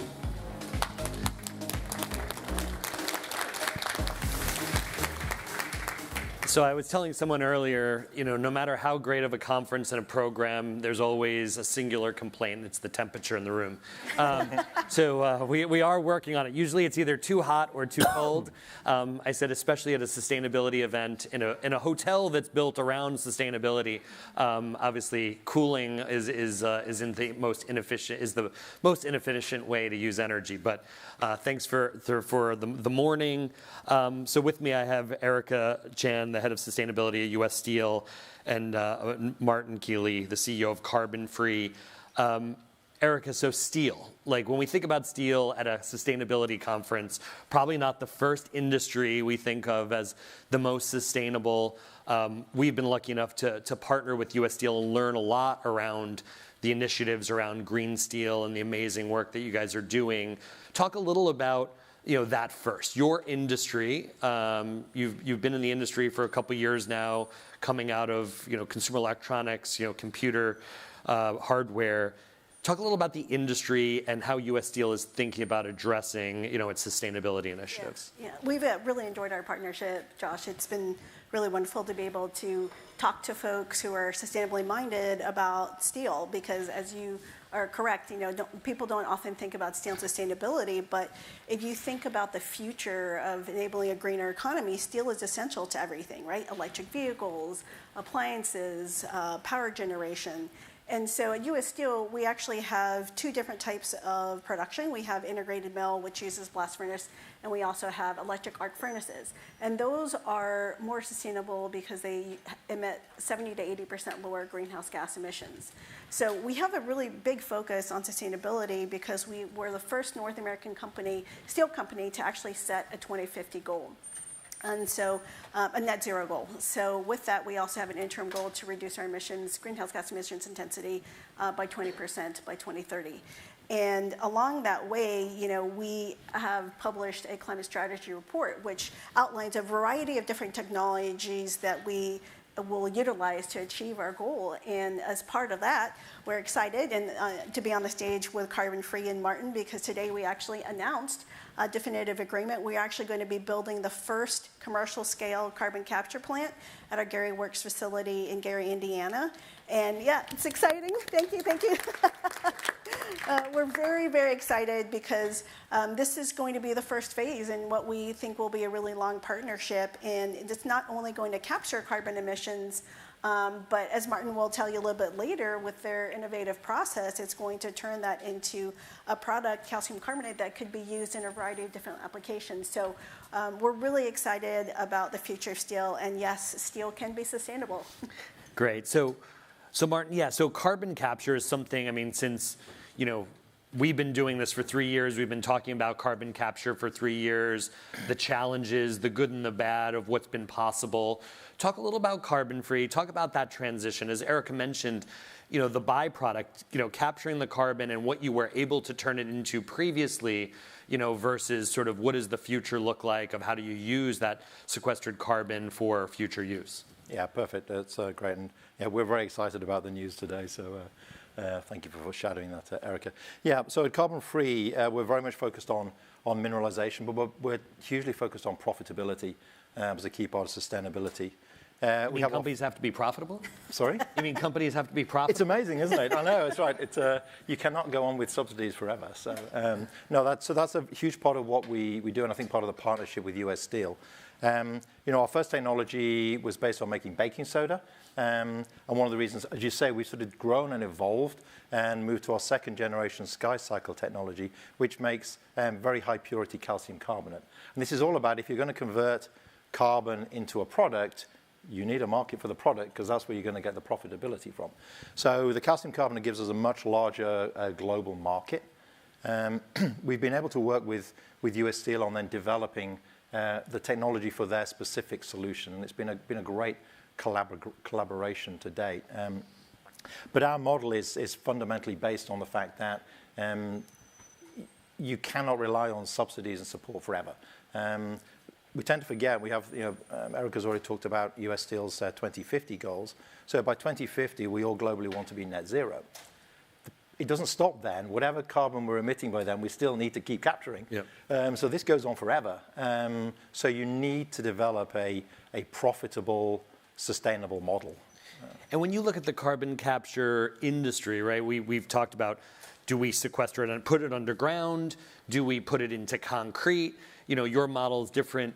There's criticism of the overall industry of how you take that captured carbon. Do you see that conversation changing, as there are companies like yours that are actually creating products, byproducts that are profitably, sort of motivated? That's certainly what we hope, and we want to be at the leading point of actually changing that conversation. We believe very much we're looking at carbon capture in terms of the art of the possible. We tend to talk about a lot of new ideas. I think Nicholas, in the first session, talked about we're very, very good at kicking the can down the road. So very exciting to hear about solar shielding, but we can't just stop doing everything else we've been doing and say, well, let's now bet on that as being the only piece. So we're going to have to do a lot of different things here. Carbon capture, pump it under the ground and store it under the ground, has been around for a long time. It goes back to the oil recovery days. It certainly could be solution of the future, but in most cases, it's going to be 8 to 10 years on a permitting track before you can even start storing it then. With the project we're doing with US Steel, we will kick off breaking ground this year, and we'll be capturing CO2. We'll be making calcium carbonate in 2 years' time, in 2026. So we collectively, I think both companies are very much in the let's get on and actually do something. I'm going to steal Erica's line. She knows this thing, which is the Go ahead, go for progress is much better than perfection. Yeah. So let's actually do something rather than keep talking about it. Great. So, big company, startup, collaboration, we'll talk about partnership, but obviously a lot of times big enterprises look at various strategies, right? Build, buy, partner, right? So you could have internally tried to figure out a solution. You could have purchased, bought another company or you could partner with a company like Carbon Free. And I know partnership is a big part of how US Steel thinks about various strategies. Talk a little about how you went through the process of saying, okay, identifying the problem and then figuring out, hey, okay, great. What is the strategy we're going to take? How are we going to find the right partner? And then obviously it was a year or so ago you signed an MOU, today obviously announcing to move forward. But just how does a large company think about then partnering with a startup? Yeah. So it's a variety. I think it's a multi-pronged approach.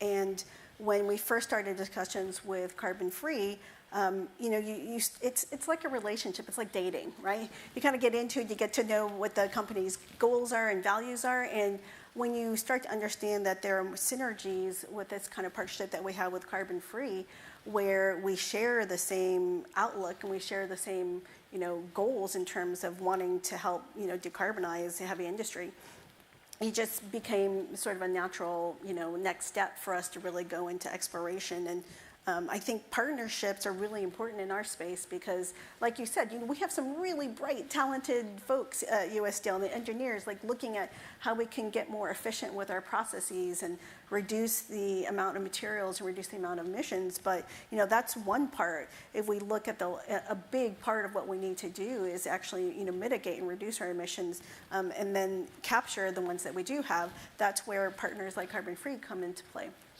Yeah, and I think, when you look at many of us who are familiar with the UN Sustainable Development Goals, number 17 is partnerships, right? And sometimes people forget about that, right? They look at all the goals we're trying to solve, but a lot of this is through partnership. But obviously there are challenges. When a big company and a small company come together, they have different risk profiles. They want to move at a slightly different pace. Usually with a startup that's burning through their investment capital, they're like, we need to move faster so we can start generating revenue. Martin, talk about that from MOU signing a year ago to today announcing you're moving. How have the two companies worked together to overcome, some of those internal barriers? There's probably people inside of each organization that may put up roadblocks. How do you navigate, a small company and a large company working together? Yeah, absolutely. And you're right. We do work at different paces and with different pressures. I'm certainly very aware of that as the CEO with people behind me. But it is building on this point of partnership. So I think the way that partnership has worked with US Steel has been a multi-leveled relationship. So we had a really strong, so it actually started with Erica's team and sustainability. So our very first call with US Steel, we were introduced through our engineering partner, Fluor, as a potential solution provider. And the call was with a sustainability manager, Brenda, in Erica's team, and not with an engineering person or anything. We were then introduced to the Gary site as being a great opportunity, and there we found a couple of great engineering advocates. There's one guy there, Jason, who's just been a fantastic collaborator with us. Not an easy sell at all. There was pushback, there was a lot of challenging around the technology, and it was a true partnership. It wasn't, here's a solution, buy it, build it.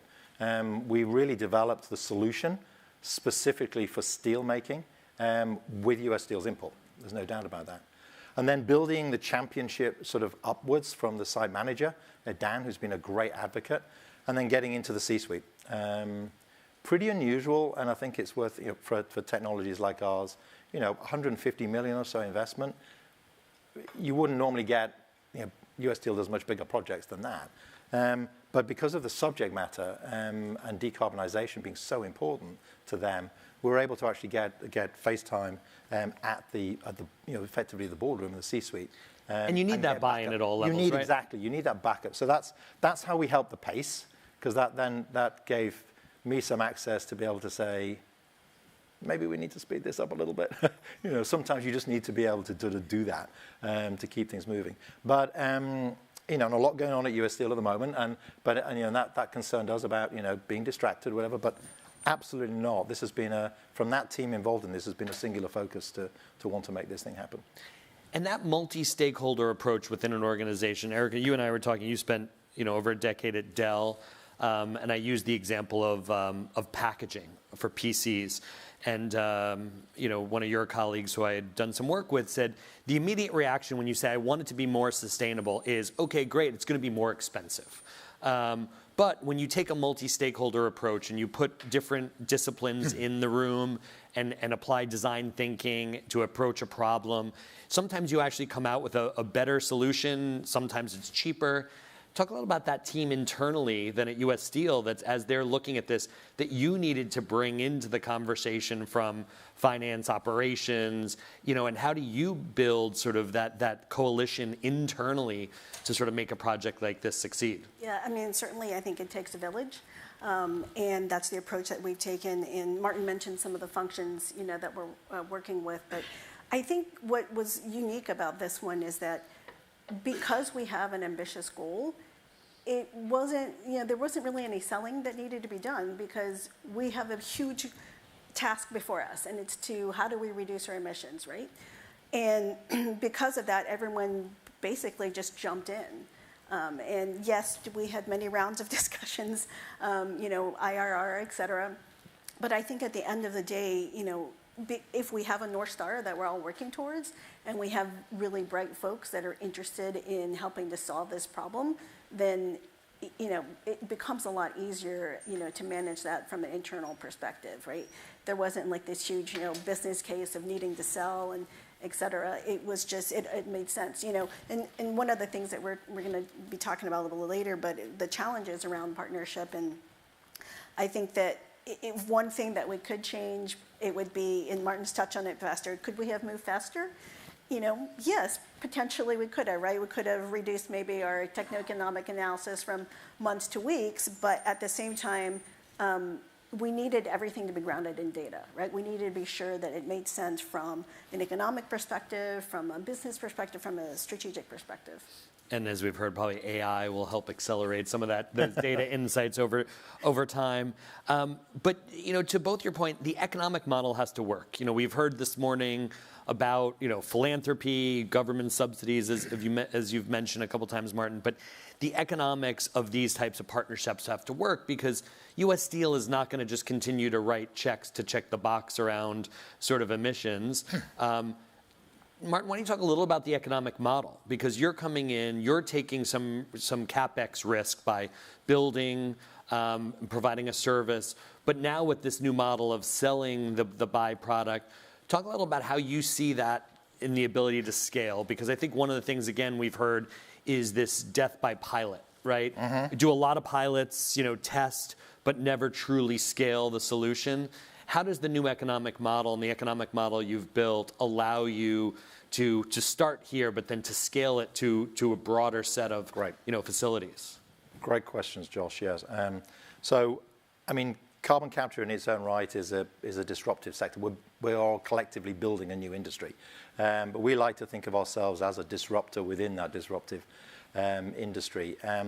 I think the death by pilot is a fantastic way of putting it. So, very early on in the business with taking SkyCycle forward, we said we'd done a lot of development work. Joe Jones is our original inventor, our CTO. Today has been working on this for nearly 20 years. So there's a lot of in-depth development being done. We've done a lot of work in proving out our demonstration rigs. And then yet the first conversation you have with a lot of companies is, oh, that's great, and we'd love to do a pilot plan for maybe 1,000 tons a year of capture CO2 or whatever.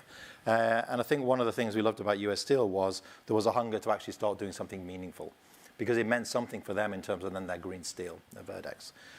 So that helped with the partnership, and I think that's very important, that you've got to have the confidence of your investors that you can move to commercial scale, but the faster you can do that, it takes years out of the cycle.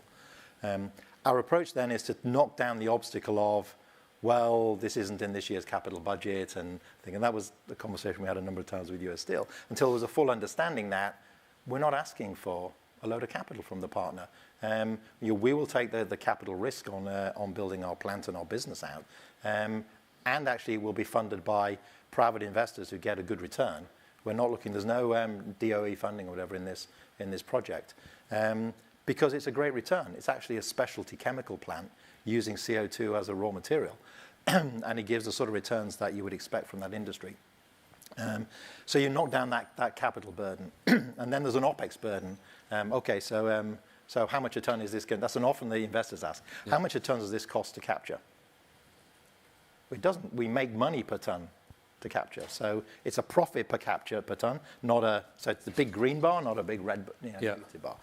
So you knock down that. So then it becomes, okay, well, why aren't we doing this? And hence we get to the agreement that we've got today. So we think we've got this very disruptive piece. Then the big question is scale.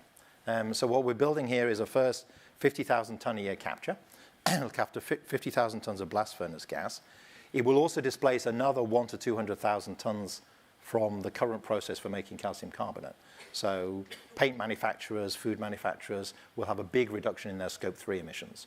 So actually that 50 becomes 200,000 to 300,000 tons, so a big multiplier effect. And that's the benefit of utilization over storage. If you put it in the ground, you get no further benefit out of it. Scaling, so our next phase, we're looking now at this year, scaling up the technology to the 250,000 ton module. So 4 effectively of those units becomes the 1 million ton, which then becomes that, by a lot of the big hard-to-abate industries is the big meaningful sort of numbers. So the beauty of our technology is it has a roadmap. So we will move into the high value, let's make the most money at the beginning. Then we can start to learn, bring the capital and the OPEX down. We can then move to lower grades of calcium carbonate.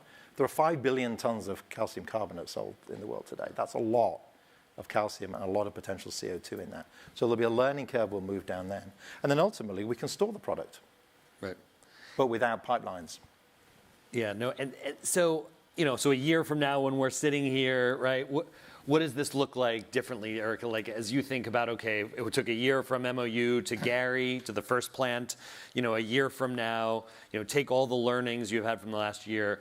Where do you see, again, a year from now, us sitting here? What are we talking about? What's the progress? Yeah, I mean, as Martin said, we hope to begin construction as early as this summer, and they'll become operational in 2026. So if I maybe flash forward 2 years from now, or maybe 3 years from now, I think, hopefully we'll say that this has been successful, and we'll be able to scale it to not only at Gary, but other locations. So we're really excited about the potential of this technology, and we're excited about the other opportunities that it may bring with it. Great. So in closing, because I know we have startups in the room, large enterprise, quickly, what are the learnings and the things you would do differently that that the people in the room could learn from in the partnership, right? So you're learning and navigating how to work together.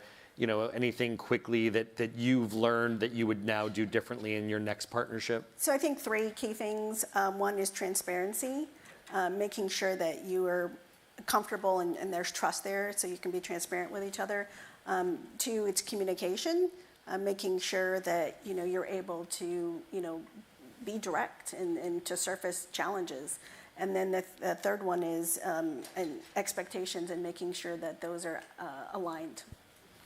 Martin, anything? Yeah, I'd agree. I think trust is a great one. I think building that trust early on, I think when I talked about that broad team and then putting together that buy-in from the steel plant to the boardroom in terms of the C-suite is key. I think we might have driven some of that a little earlier to get that full breadth of sort of buy-in. Yet working together to develop sort of the trust. it will always take time on the first one of its kind. Obviously, we're talking to a whole range of other steel producers, and now so delighted that the US Steel has come first out of the block with this. You know, they deserve the credibility for supporting us in that. But yeah, so we'll move faster as we move to other steels and across other sectors and other applications. Great. Well, Erica, Martin, thank you for joining and sharing your insights. And you'll be around for the rest of the day. So hopefully we'll be able to have additional questions later on. So thank you very much. Yeah, so love to speak. Thank you.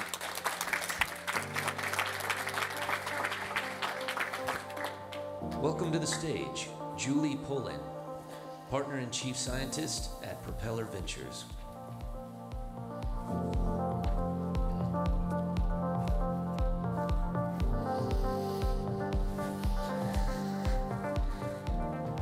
Hey, Julie, how are you? Well, hello there. You're nice and bright and green for a nice climate conference. So we're going to shift from steel to water, you know, and the oceans. From what you've heard, you know, from the first couple hours of the conversation, the oceans and water have been referenced, but I'm not sure that everyone in the room probably fully embraces the power that our oceans have in helping solve for climate change. Why don't we start there with, you know, you're, you know, an oceanographer, a meteorologist, you're sort of now turning your attention to sort of investing, but talk a little about the power of the oceans as we think about sort of mitigating, you know, sort of climate change. Sure, thanks. I'm really happy to be in conversation with you about this really vital topic. We have a lot to be grateful for in the ways that the oceans have supported life and the sustainment of life on our planet. And this shows up in several different ways. One of them is through just sheer stabilization of our climate. So the heat transport that the oceans do in this corridor ribbon of currents that take the heat that arrives at the tropics and redistributes it to the polar regions where the waters are renewed and this deeper cascade of water into the deeper part of the ocean and this circulation that really redistributes the heat fundamentally. Another way the oceans provide us with life-sustaining properties is through carbon sequestration. So the bulk of the long-term carbon sequestration on our planet is achieved in the very deep part of the ocean. And it's in these key regions that I mentioned where those overturning circulations happen in the North Atlantic and the Southern Ocean. And that is, those we consider those huge and really important carbon sinks. A third way is through oxygenating the planet. So back about halfway through the existence of the Earth, so 2.5 billion years ago, the phytoplankton, these microalgae in the ocean, were the original sources of oxygen on our planet and the great oxygenation event. And even now, we rely on them as a vital source of oxygen. We also have terrestrial sources, of course. But the original oxygenators, these phytoplankton, do a tremendous service for us and also do their part as part of that carbon sequestration as well. It's really a beautiful system that has evolved on our planet. So, you know, obviously, you know, Techonomy has tech in the name, climate at conference. We're talking a lot around new technologies, right? We just heard about carbon capture through technology. But when we think about sort of nature-based solutions, right? Land, earth-based solutions, do you think sort of a lot of times that plays second fiddle to all the amazing, you know, as we think about, hey, technology could solve everything, we sort of forget about, you know, the land-based, the trees, the oceans, you know, and think about, like, what does Propeller then as an investment firm, you know, how does that play into some of these, you know, nature-based solutions? There's so much opportunity to invest in nature. And so, you know, when we think about ocean carbon, we think about the coastal carbon arena. So that's in areas of preserving and restoring mangroves, seagrasses. So just take a track of mangroves in this coastal mangroves, region. The trees, right at the fringe of the land and the ocean. they're just superstars in terms of carbon sequestration. So the equivalent of 5 times as much ability to draw down carbon as a typical tree stand of the same size. And so the ability to not just retain, but also to grow back mangroves, which have been decimated in many parts of the world. Also, I think about seagrasses as well. And so really one of the most gratifying signs was the declaration of 30 by 30. So 30% protection of land and ocean by 2030 that the majority of countries signed up to several years ago in the Global Biodiversity Framework, or COP15 in Montreal. It was a huge breakthrough. Already several countries have achieved those well ahead of that time frame. So Colombia was the first, and now Panama to do that. And now there's equivalent moves to do this out in the open ocean. That's so-called biodiversity beyond national jurisdictions, so that we're fully protecting larger swaths of the ocean as well. And so these are all incredibly important steps, and you can really see readily a role for technology and science in supporting those protected regions. So whether that's in being able to quantify the biodiversity through things like environmental DNA, like what type of creatures are in those areas, and how do we make sure that we're creating conditions to help them thrive. Things like acoustics, being able to listen for the sounds of life in the oceans and categorize what's actually there, so that we can show that there is growth and expansion of life in these places. And there'll be similar, beyond the biodiversity quantification side, similar benefits accrue around carbon sequestration when you have this revitalization of these places in the ocean. So earlier we were talking about blue carbon. So blue carbon is the carbon captured by these mangroves and the ocean. Talk a little about sort of the people who aren't using blue carbon as in their everyday conversation. What is it, and how do you think about it? Yeah, so blue carbon is that coastal carbon. It's the capacity of the ocean, the carbon on the fringes of the ocean that abuts the land, to draw down carbon. But there's also the open ocean part of this, and this is a large part of the sequestration is happening in the phytoplankton. So we call this intricate process as the biogeochemistry of the ocean.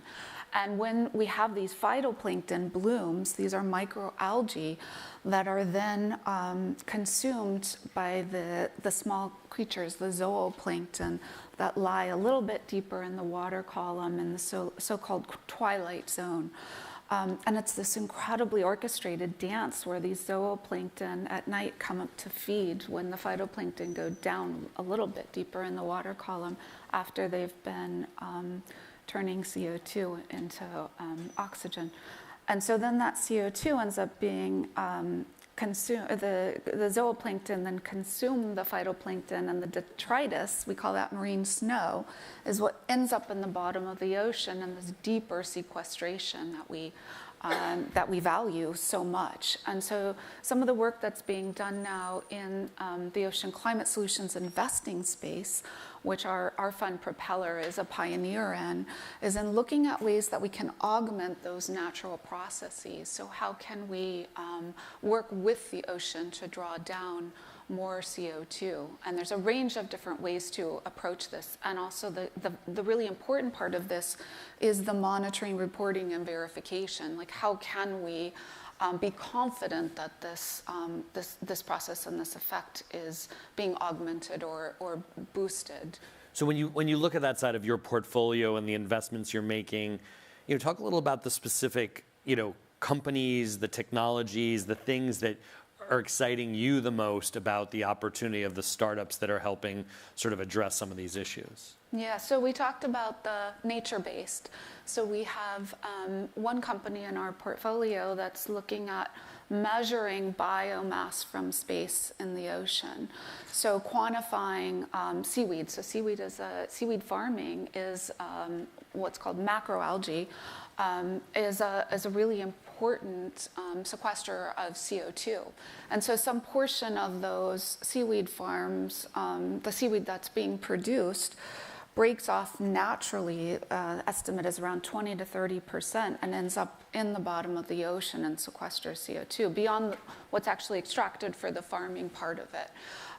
And so being able to quantify from space the biomass that's being produced, but also helps with the timing of the harvesting of the seaweed.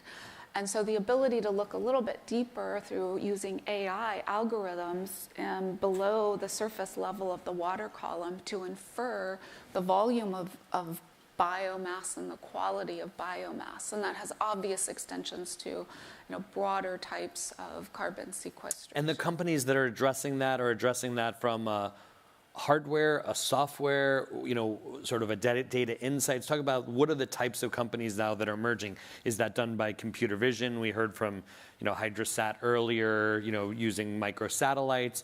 But, what are the breadth of types of solutions that are helping sort of measure these types of emissions? Yeah, in the case of this company, they're able to, it's called Coastal Carbon, and they're able to utilize as a backbone satellite observations across multiple different channels of the spectrum. And they can combine that with in situ monitoring of the state of the seaweed. And they're training the models. These are AI algorithms, so they can tweak them, tune them, and be able to make evolved and improved forecasts over time across all these different parameters. And we heard earlier about, again, this conundrum of AI, and its need for energy and its impact on sort of our carbon footprint and climate. How do you think about that as you look at companies that are leveraging AI and algorithms? They're creating carbon while they're trying to solve other issues. How do we start to think about sort of balancing out the amount of AI and how AI could become more sustainable in sort of, addressing these challenges? Yeah, I think it's important to look at the relative contributions of these activities, and in the broader context of it's the large language models that are going to always be the largest sources of the power drawdown. And so when you think about sort of some of the activities around the margin in terms of prediction, whether it's the Earth system that's benefiting a lot from improvements in AI, or its quantification around this monitoring, reporting, and verification side of things, I think these application spaces will always benefit from improvements in efficiency that will come along with all of those activities associated with data centers and algorithm improvements that were mentioned earlier in the day. So I think we really will see the benefits accrue across the broader application space of these efficiency gains. And where, we've talked a little about the impact of policy. Where does government come in, right? I mean, the oceans, we think about, is there a policy implication? How do policymakers, have to start to think about how we're, the impact on the oceans on climate change?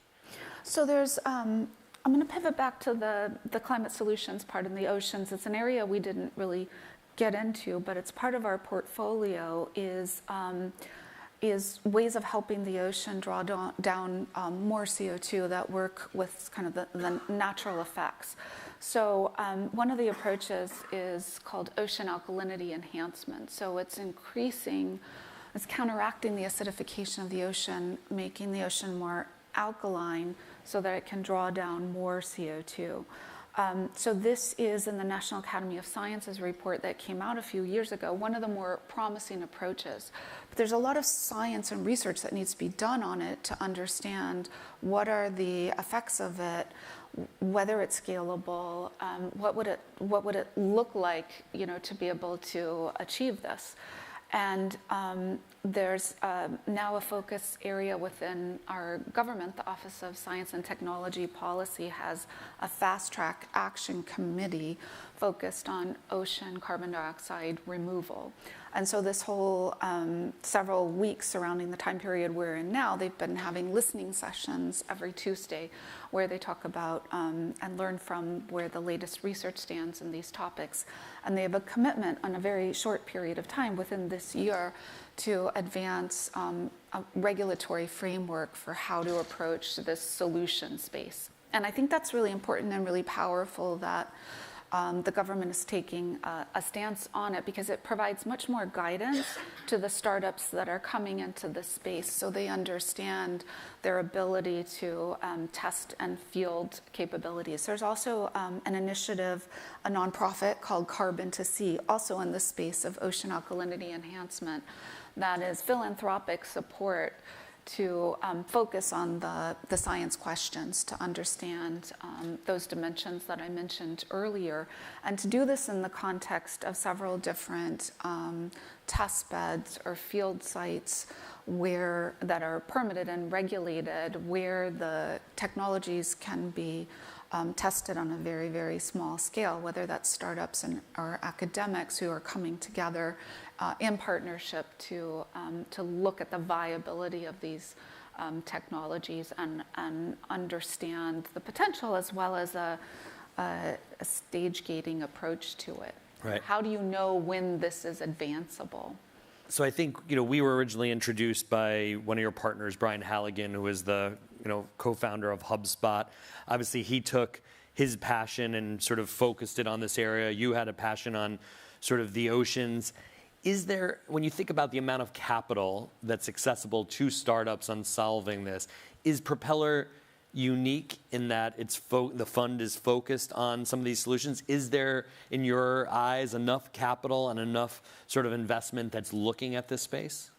Well, so, Propeller is early stage capital, and one of the elements of Propeller that's really powerful is we established very early on a founding partnership with Woods Hole Oceanographic Institution, which is the most venerable, storied ocean research institution in the US.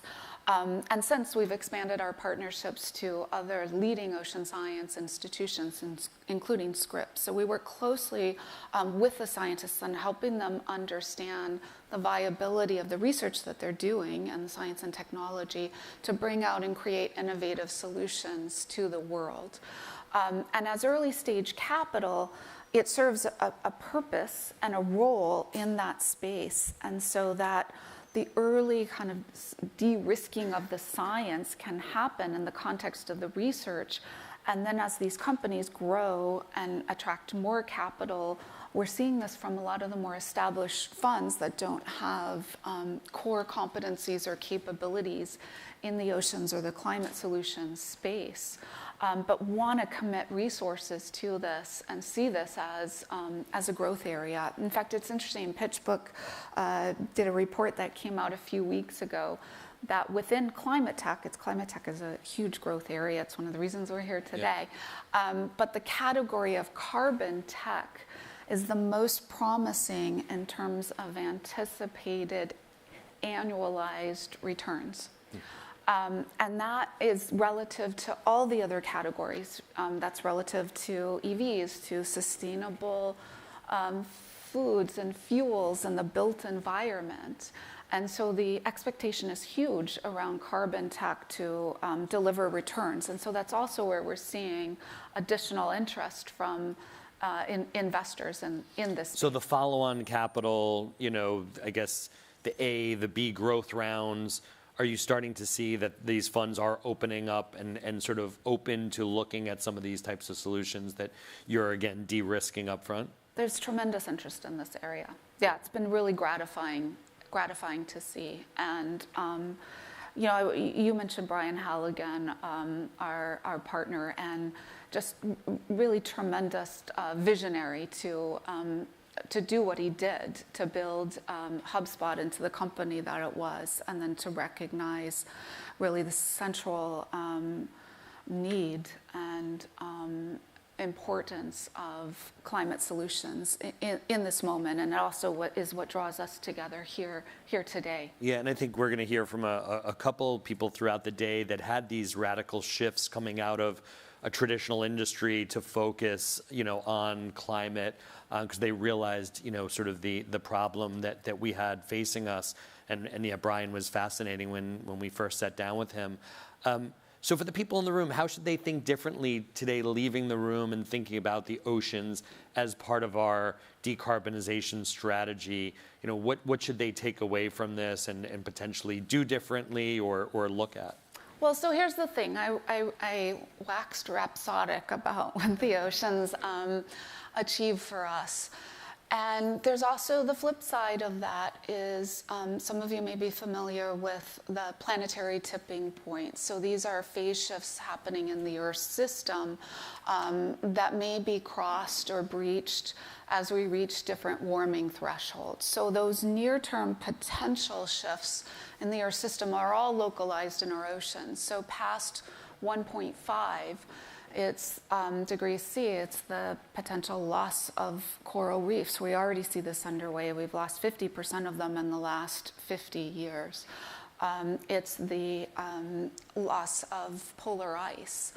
And what that means for those circulation shifts that I mentioned earlier, the North Atlantic in particular, the AMOC, Atlantic Meridional Overturning Circulation, and the Southern Ocean. And so these sort of vital pieces of our system, those near-term potential shifts that would completely remake our planet, these are localized in our oceans. And so please bear that in mind, that the attention we give to the ocean benefits the whole planet and allows us to keep the stability of our climate that we take for granted. Julie, well, thank you very much for educating us about blue carbon and the oceans and all the great work you guys are doing at Propeller. So thanks again. Thank you.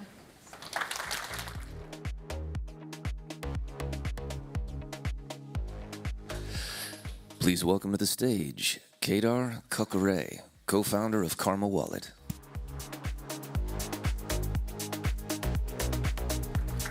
Thanks. Is this on? There we go. Well, first of all, I wanted to say this is a really cool venue to be in and a conference because, so I'm trained actually as an anthropologist and an evolutionary biologist. So seeing scientists, startups, corporates, super cool, happy to be here. I do need a clicker, I think, for my slides, but I'll just get started. Okay, so it's going to be a little bit of a shift. We've been talking a lot about sort of the science, corporate initiatives, partnerships. Thanks. And I can't see my slides. Is there a way I can see them down here? Oops, how do I go back? Okay, so my talk is titled The Conscious Consumer. To be honest, I kind of loathe that word. So, like, we all probably feel this. I mean, presumably everyone has seen The Matrix, right? Keanu Reeves, great movie. The reason I started this company is that's kind of how I felt day to day. It was like in the capitalist, profit-driven society we live in, as a consumer, I was just like, I feel like I'm just being sapped of my energy every day, and I try to do these things. Like, I had a worm composting farm in my kitchen. I was running a nonprofit. I was like doing 8 things in addition to my job. And what I realized is that other than the jobs we do, it's sort of where we put our money that matters, right? Or that can create a meaningful shift, especially if we do it all together.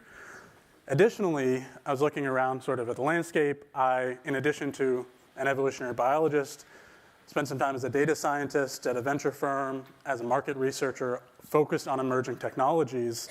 And there was so much amazing work being done when it came to impact investing, right? Because there's more data on public companies. But what I saw was that consumers spend $17 trillion a year on daily purchases. And there was this growing movement, which I felt in myself, that I'd like to try and use my money to make a difference, but how do I actually know if the companies I'm supporting are doing good things or things that are aligned with my personal values? Okay, so all of you probably don't need to hear this, but I'm going to zoom out a little bit. The anthropologist in me just loves thinking about these things, which is at a macro level, if we think about our country and our society, we've been around for about 250 years, which means that, and in addition, there's some really interesting social science that shows social change, and in the term I'll use here is like a revolution, right? Occurs typically every 50 to 75 years in society. And what I mean by a revolution is that there's actual meaningful structural change. So, quick history lesson. First revolution was obviously the American Revolution, independence. For those of us that were born here and went to school here, the classic term you would always hear is taxation without representation. So I think that's probably similar to how I feel a lot of people feel when they spend their money, is like we're putting our money into different companies, but we just don't really know what it's actually doing.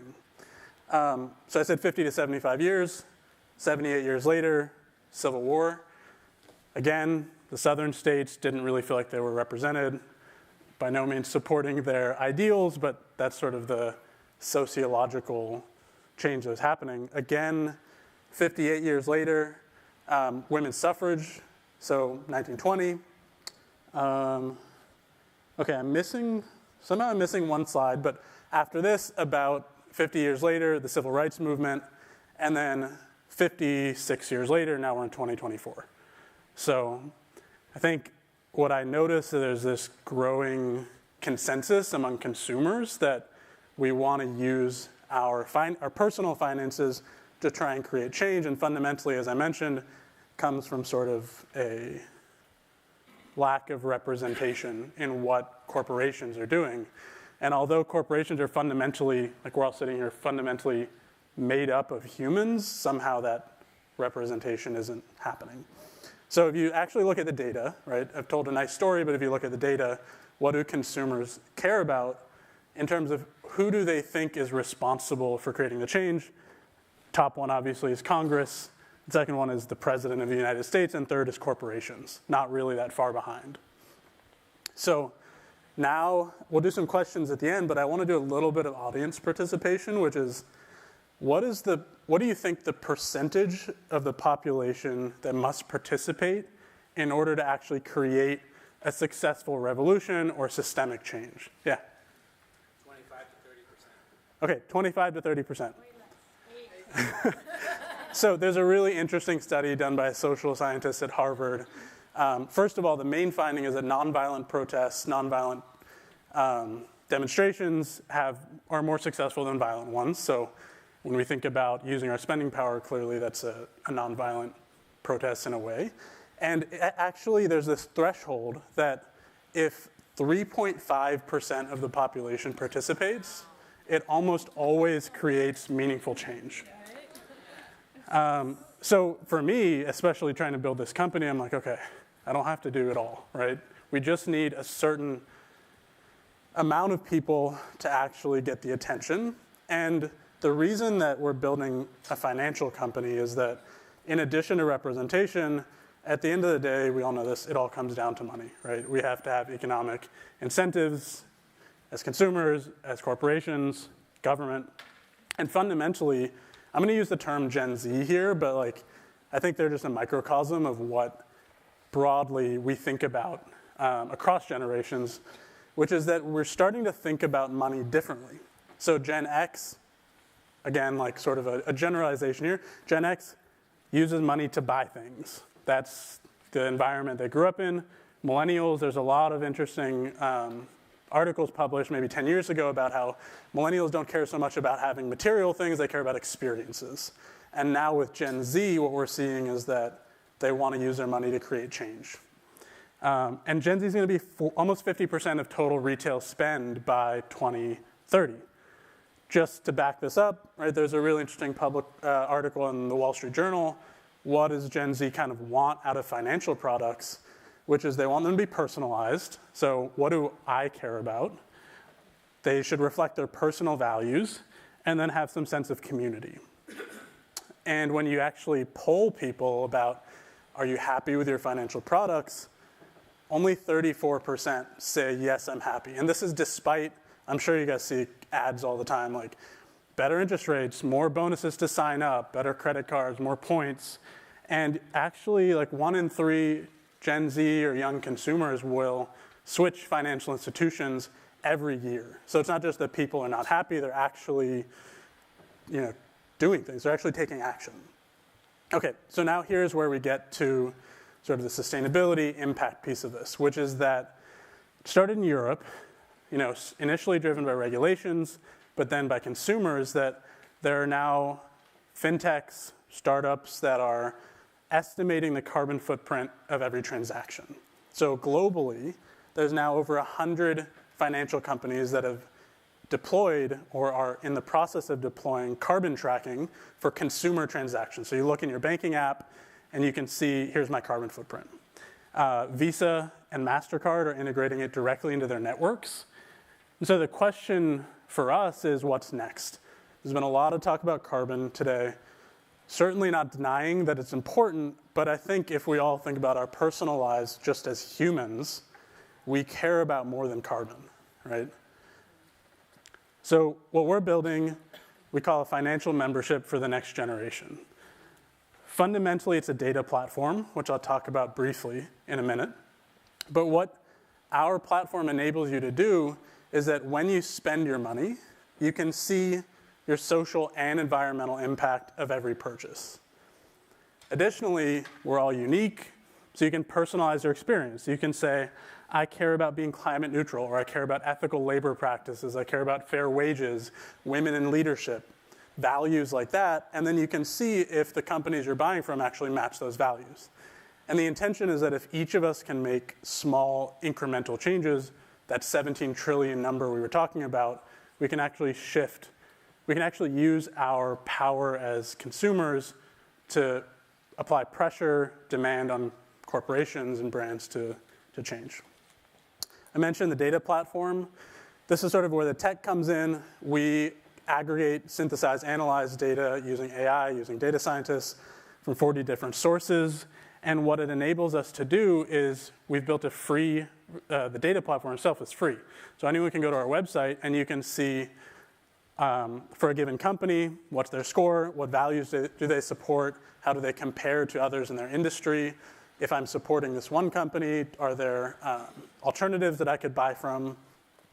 And I think the point that I want to make here is that when people are empowered with the right data, they actually do change their behavior, and they actually do create change. So to date, we've tracked over 2 million purchases, over $233 million, and of our members, over 50% actually change their purchasing habits. So we're just getting started. We offer a financial product. I think I put it in my pocket somewhere. It's a debit card. You can sign up for our membership. You can use it. But in the long run, we integrate with financial institutions. So on your Capital One or Chase or Amex app, essentially, you can see for every purchase, here's the social and environmental impact. You can make changes. You can see recommendations, et cetera. Okay, I wanted to leave a lot of time for questions, so I really just have one more slide, which is what can we do collectively? I talked a lot about consumers, signing up to a membership, et cetera, but we definitely see this, there's some talk about partnerships, we see this as a collective effort. So as employers, if you employ people at your company, 70% of workers, especially the young generation, want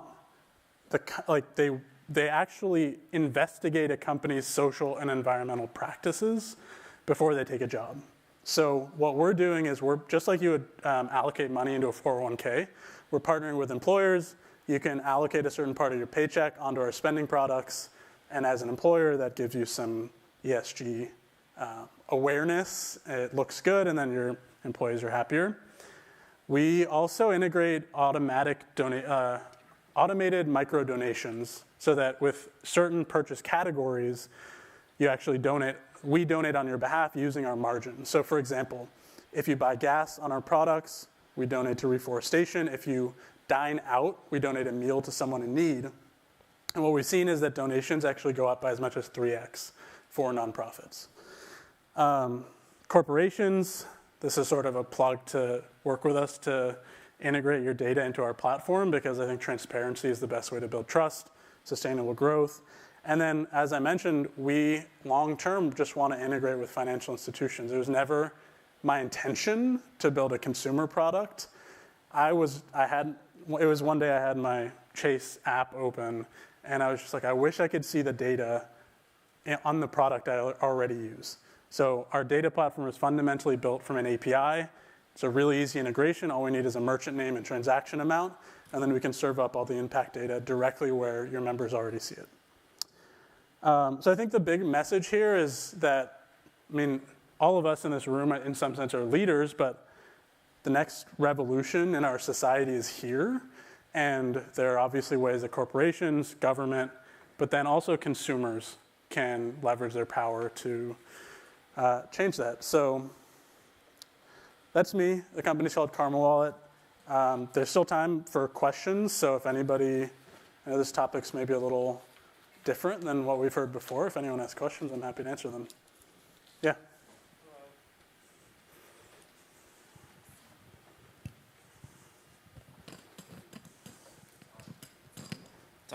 Test. Hello. I'm Sarah Fuentes. Nice to meet you. Thank you so much for this information. I really find it fascinating that it's a B2C platform. It kind of makes me think about B2B platforms like this, just because a lot of us want to work with businesses that have the same values. Is this something that maybe you would consider in the future? That's my first question. And then my second question is how can nonprofits get on your network? I'm the chairwoman of Women in Clean Tech and Sustainability. I need to know. Yeah, sure. We've thought about B2B data and like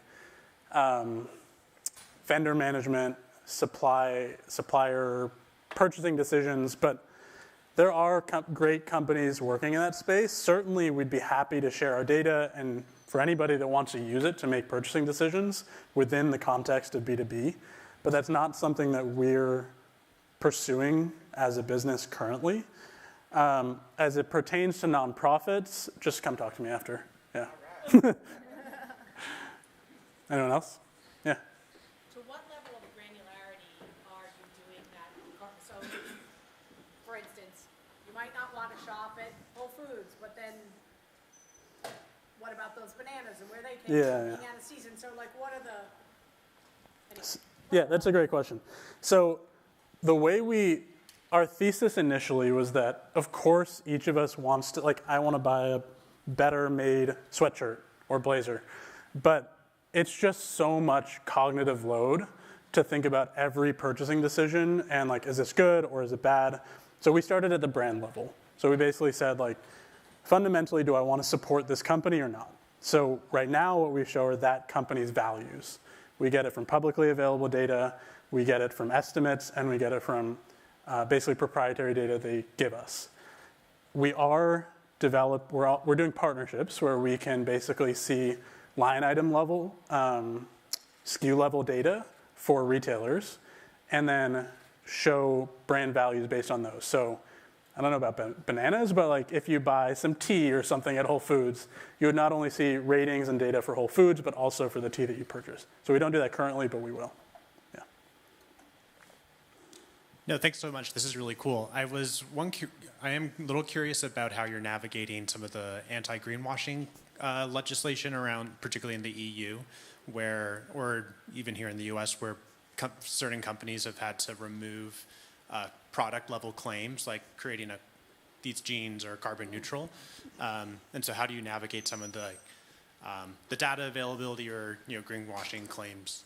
Yeah, that's a great question. So we take the approach of we don't actually rate companies. What we do is we take data from amazing organizations that are ratings agencies, nonprofits, even media to some extent, that are doing the great work of sort of investigative journalism, of rankings, of submitting the data. And our intention was that as a consumer, the data is, to some extent, it's out there, right? It's in corporate reports, it's in news articles, it's in these rankings, but then I'm not going to go actually find all that data. So let's just pull it into one place. So certainly greenwashing is an issue, but the way we address that is just finding verified third-party data vendors, and then whenever we get proprietary data submitted from a company, we basically have like a verified check on our platform where if they have not provided us documentation to support that, they don't get the check. Yeah. Yeah. Oh, good. Sounds good.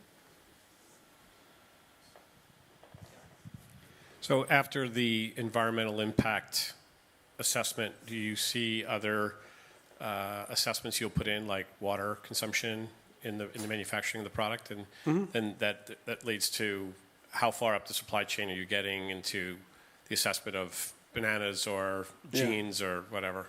Yeah, so on the environmental side, there's basically 3 estimates that we do currently. We do carbon estimates, we do water usage estimates, and we do waste creation estimates. Those are all algorithmically generated right now. They're not in partnership with the actual company or assessments of the supply chain. But to the point of SKU level or product level data, eventually we'll partner with the companies manufacturing the products to get insight into their supply chain. I don't know that I don't know that consumers care necessarily about the granularity, but we do want to have the evidence to back up our claims. All right, 1 minute left. Any more questions? Yeah.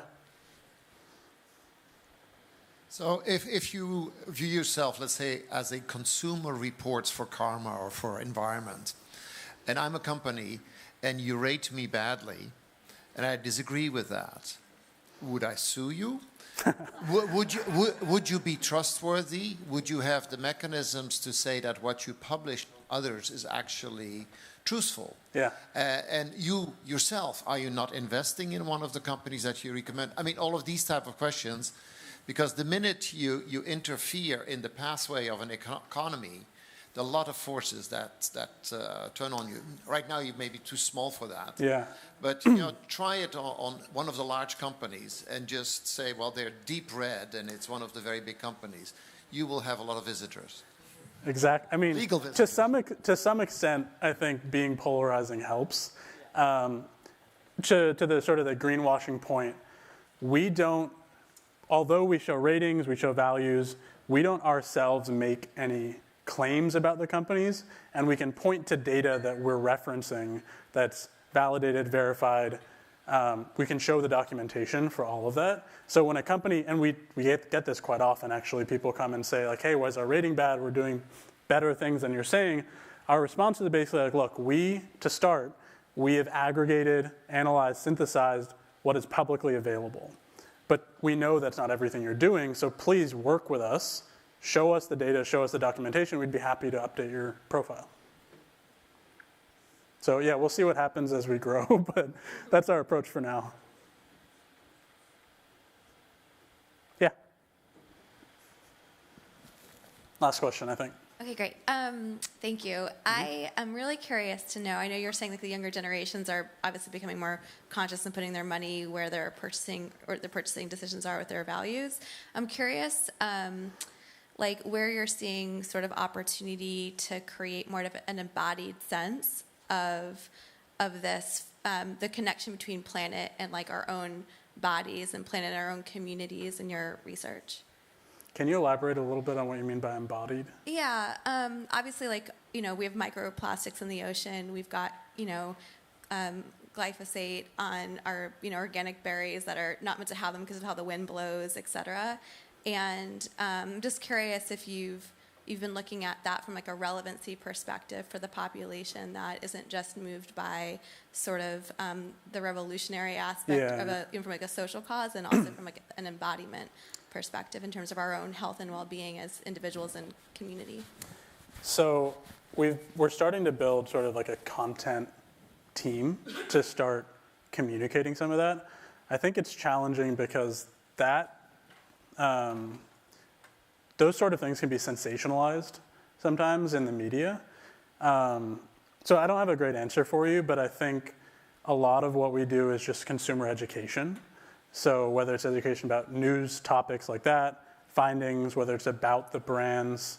I don't know if that's answering your question, but yeah, I think there's sort of the niche audience that will sign up to this kind of product or use this kind of data initially. And then there's a lot of just education that not only we have to do, but as a market to say, like, this is what's happening, and these are the downstream implications of where you're putting your money. So, yeah. Awesome. Thank you.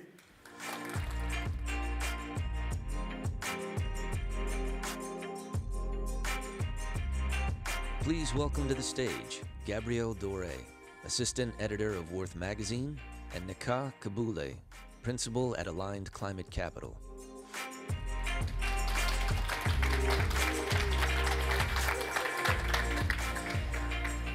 So those of you that were here last year will already be acquainted with NECA. We had her on a panel discussing venture capital's role within climate change. And she was so incredible, we decided to bring her back to do more of a one-on-one conversation focused on climate equity.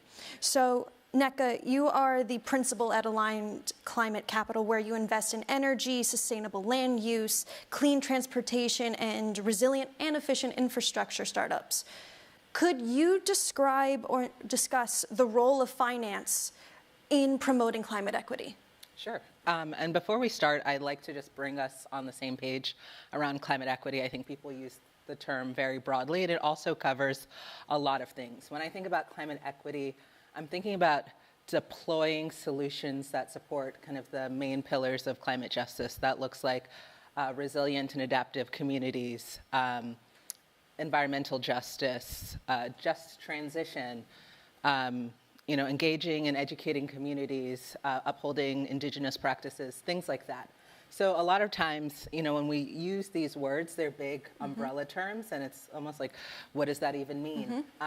And I also come to this with a perspective that, like, this whole climate ecosystem is a very holistic body. The things that we do as a people and a planet are interconnected, but today I'm investing in companies that are based in the United States, in Canada, and that's where I spent most of my life. So I'm coming from this from a very Amero-centric perspective. So I apologize if there are other ways that, in advance, if this doesn't fit a global perspective as other people know it.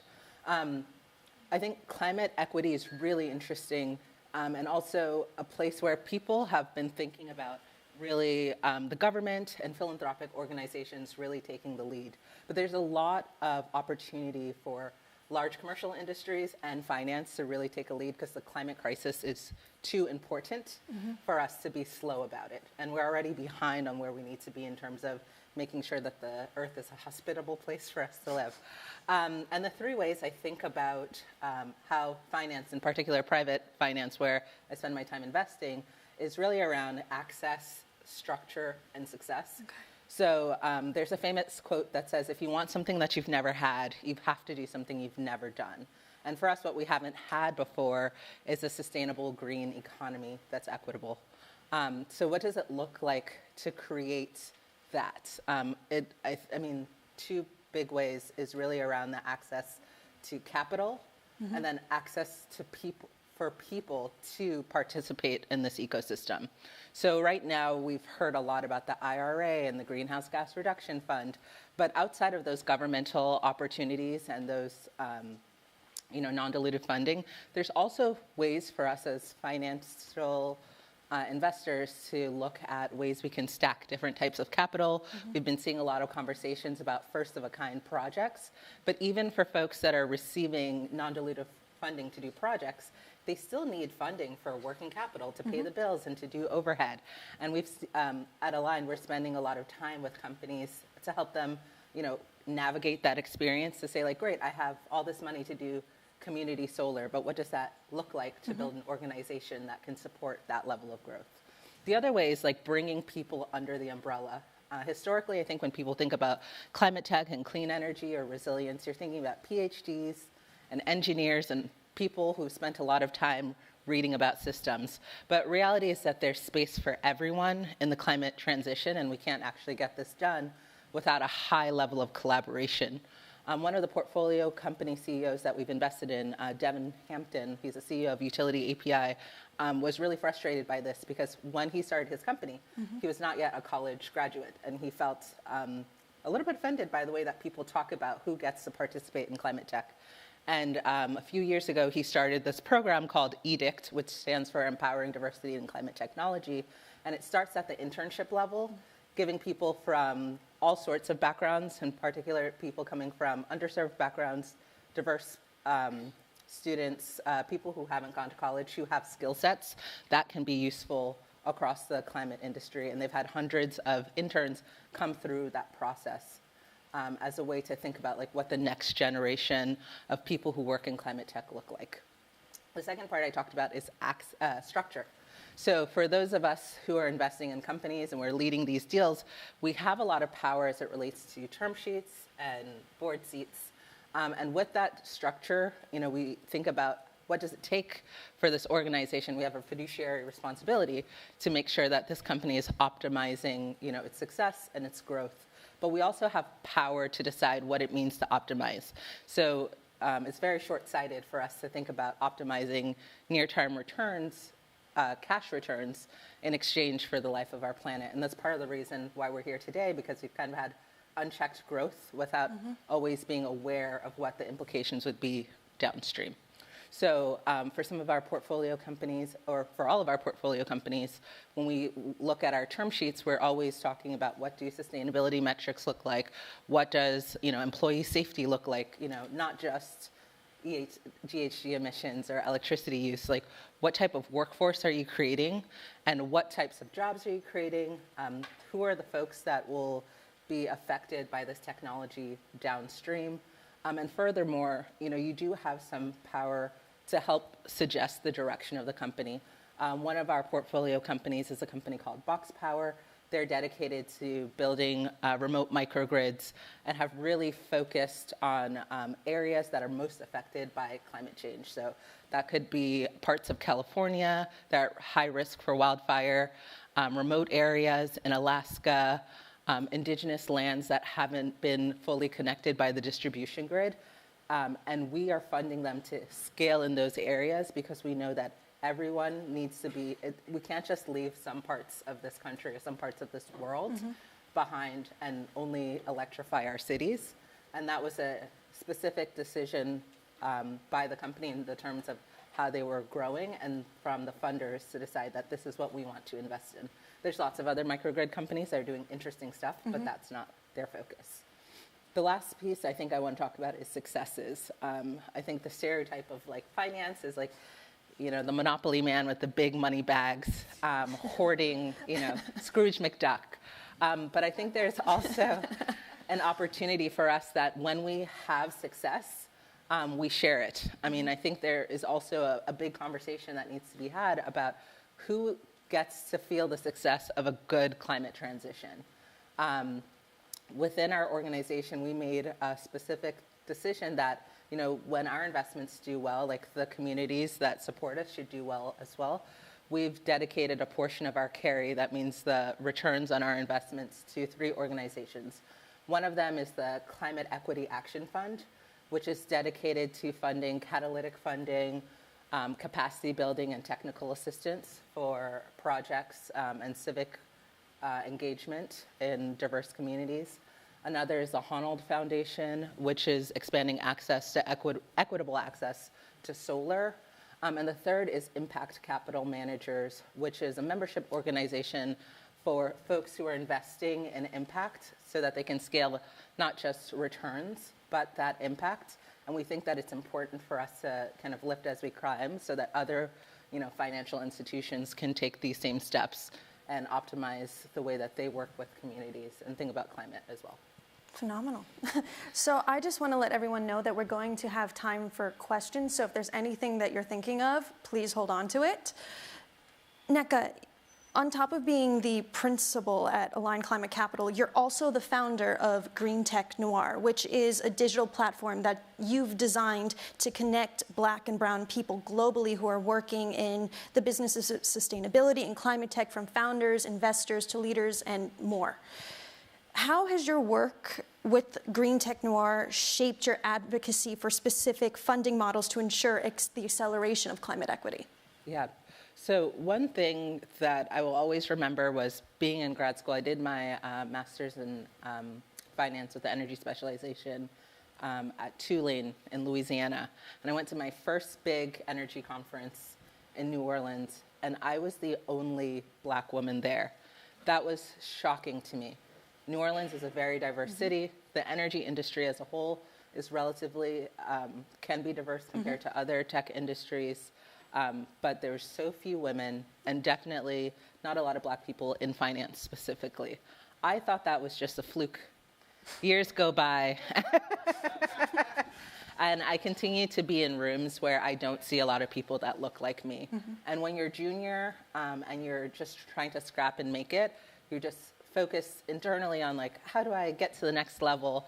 And once you get to a certain level, you look back and you're like, oh my gosh, why haven't things gotten better? So, sometimes you got to take things into your own hands. Started it particularly when many of us were sequestering at home and we don't have the physical experience of being at conferences and happy hours. And I realized how many deals and how many kind of unwritten opportunities that were not written and weren't documented that people were missing out on. So I made sure to create a network so that people knew like what were the job opportunities, what were the funding opportunities, some that were posted, some that were unposted. But also when you feel like you are one in a bigger crowd, you have the stress of sometimes representing an entire group, so the fear of tokenism. We wanted a space where people can grow and ask questions safely and be able to take their career to the next level without the exposure of people judging them or their entire group just for that particular experience. So Green Tech Noir was born. Last I checked, we have over 300 participants who are sharing on a daily basis all sorts of opportunities. I'm so excited. I should have been keeping track from the very beginning how many people have gotten jobs just through the network. People who never thought of themselves as a potential venture capital investor going from an operator role to VC just through the network. It's been great. Phenomenal. So of the investing models that you've worked with in Green Tech Noir, what impact have you seen with them in the climate space for diversity? Have you seen increase with climate VCs or climate startups of diverse background from the get-go, or is it just creating a pipeline for people of diverse backgrounds into more of a climate tech space? Yeah, so I think it's a mixture of two things. One, people often talk about a pipeline issue or saying like, I would love to hire someone with a certain background and I just don't know them.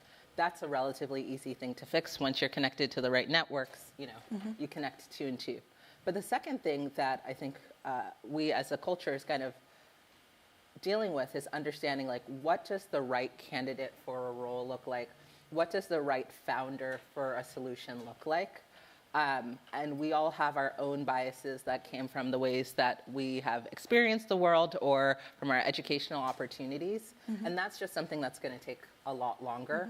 When it comes down to like what I've seen be really successful as it relates to diversity is like we've seen a lot of accelerator programs and incubator programs be incredibly successful with bringing founders from all different backgrounds, usually because they're being judged on a very objective scale. Oftentimes, other sorts of investment structures, you're doing a lot of warm intros, so you're heavily biased by who your network is. But if you're doing an open call for applications, you're now seeing a lot of companies side by side.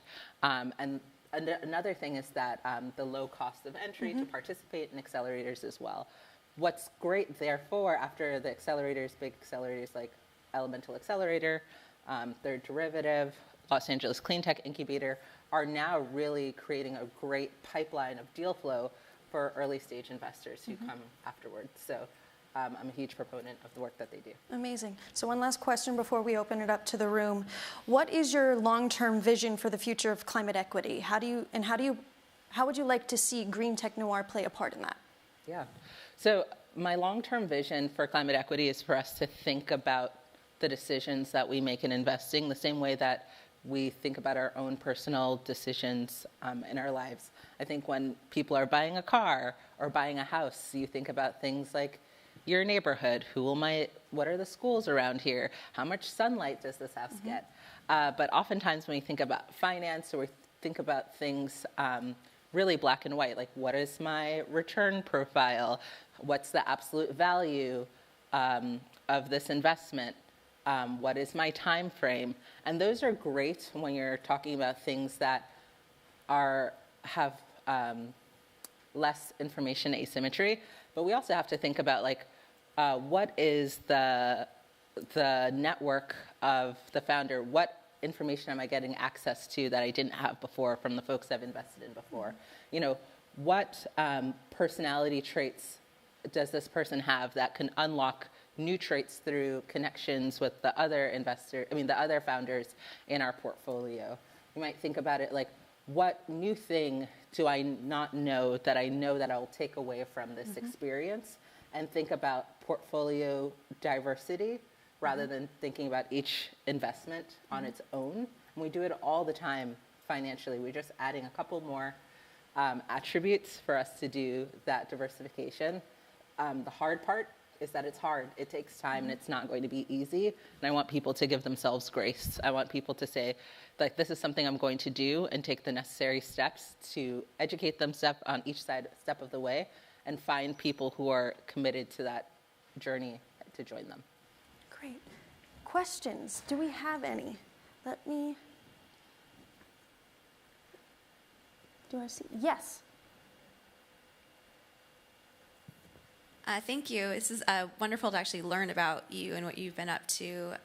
You were starting to say also at the beginning some things around, I'll just use my words for it because I remember your words for it, but that included indigenous ways of relating and connecting and bringing those values into your investments and to how you're sort of forming what you are. And I'd just love if you could just speak a little bit more to that. Yeah, so I think for a long time there was, and I'm speaking for myself, I believe deeply about the holistic connection between people and nature. And sometimes we forget that science is a reflection of the earth technology or nature's technology as well. So sometimes we might say, let's do nitrogen fertilization for land, and we'll go to the lab and come up with some very cool chemicals and sprinkle it all over the farmland, only to discover that there's indigenous practices that do that naturally, that require are emissionless or less emissions, and already are part of practices that have been done for hundreds of years, but we've disregarded them because we have disenfranchised indigenous folks across the world. More recently, I heard a news article this morning on my drive here about the Yunok tribe taking over wildland restoration and reforestation. It's a little bit different from some of the drone technologies that are doing it, but it's just proving that there are other ways for us to look at nature-based solutions that don't necessarily include a robot. We have time for one. Yes, right back there. Thanks, Nika. That was awesome. When I hear things like this, I'm always oh my God, this is amazing. Of course, we should be thinking this way. But then I'm going to fly home. I work from home. I personally try not to consume too much media just for anxiety reasons. But how can investors, and maybe you can talk about your personal practices, but how can investors get the exposure to different types of people and communities so that it can aid their holistic investment thinking? Ooh, that's such a great question. So as I mentioned, Aligned is part of Impact Capital Managers. So within, I'll just pub it, Impact Capital Managers brings people who are investing across the impact ecosystem. So if I go to a convening, we're talking to people who are investing in education and healthcare, climate, people who are investing as, deep as microbes, and other folks who are investing as large as real estate buildings. So I think it's really important, and I think this a good trait for a human to have is just really surrounding yourself with people who are doing different stuff and have different mindsets. I think that's just like structurally, there's organizations like that all around. That's just one of them. I think the other way is just really staying on top of good media, because we can't be everywhere all at once, but we can read a lot about people's lifestyles and stories and successes.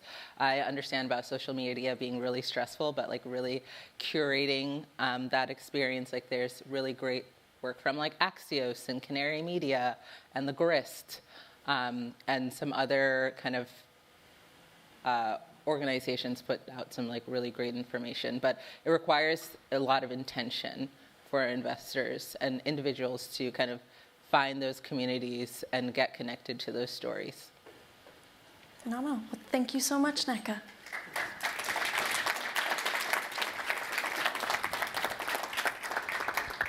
So, couple housekeeping things before we break for lunch. So, outside on the registration desk, there are a bunch of these cards. You can find them with the Worth background. We're going to ask anyone that has a broader question that you didn't get to ask today to write it down. Put your name, title, where you work, and for town hall at the end of the day, we will pull them all out and we will ask them not only to the speakers that will still be here, but to the crowd as well. And we will be back here in this room at 1:30 today to hear from Millie Baird, who is a part of EDF, as well as Karen Tuxen-Bettman, who is a part of Google, to hear about the methane sat. Thank you guys so much.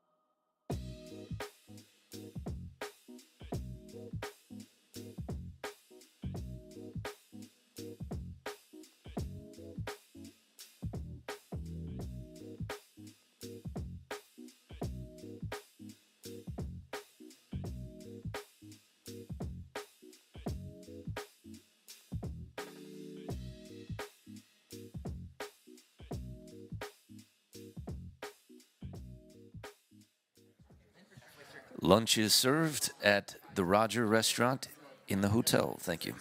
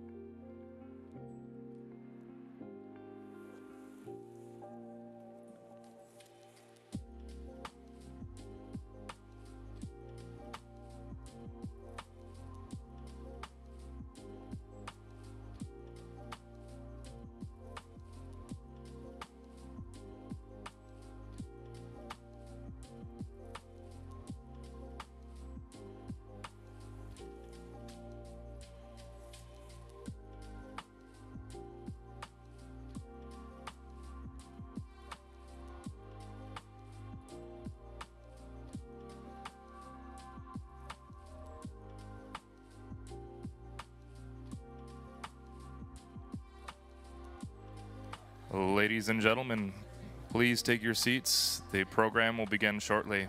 Thank you.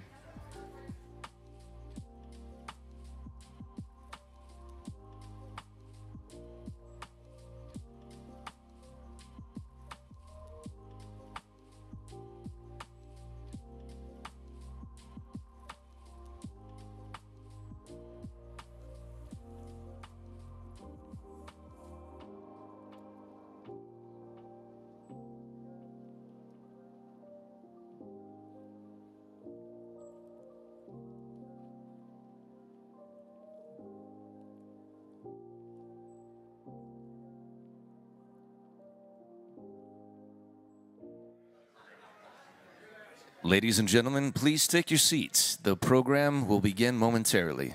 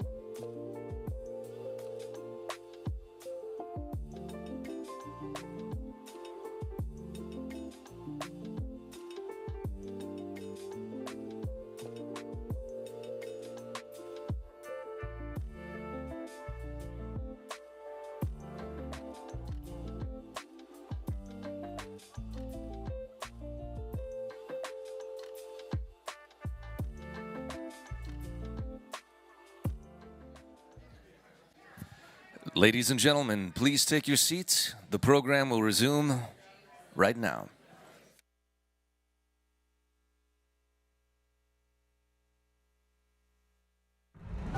This engine has been around since my grandfather worked at U.S. Steel.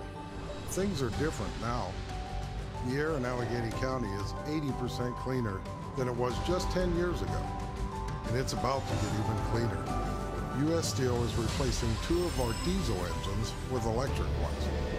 That's like taking 7,000 cars off the road. I'm proud to help create a more sustainable future for them.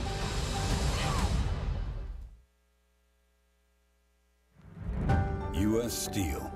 From our mines to our mills, we've been helping build this country for over 120 years.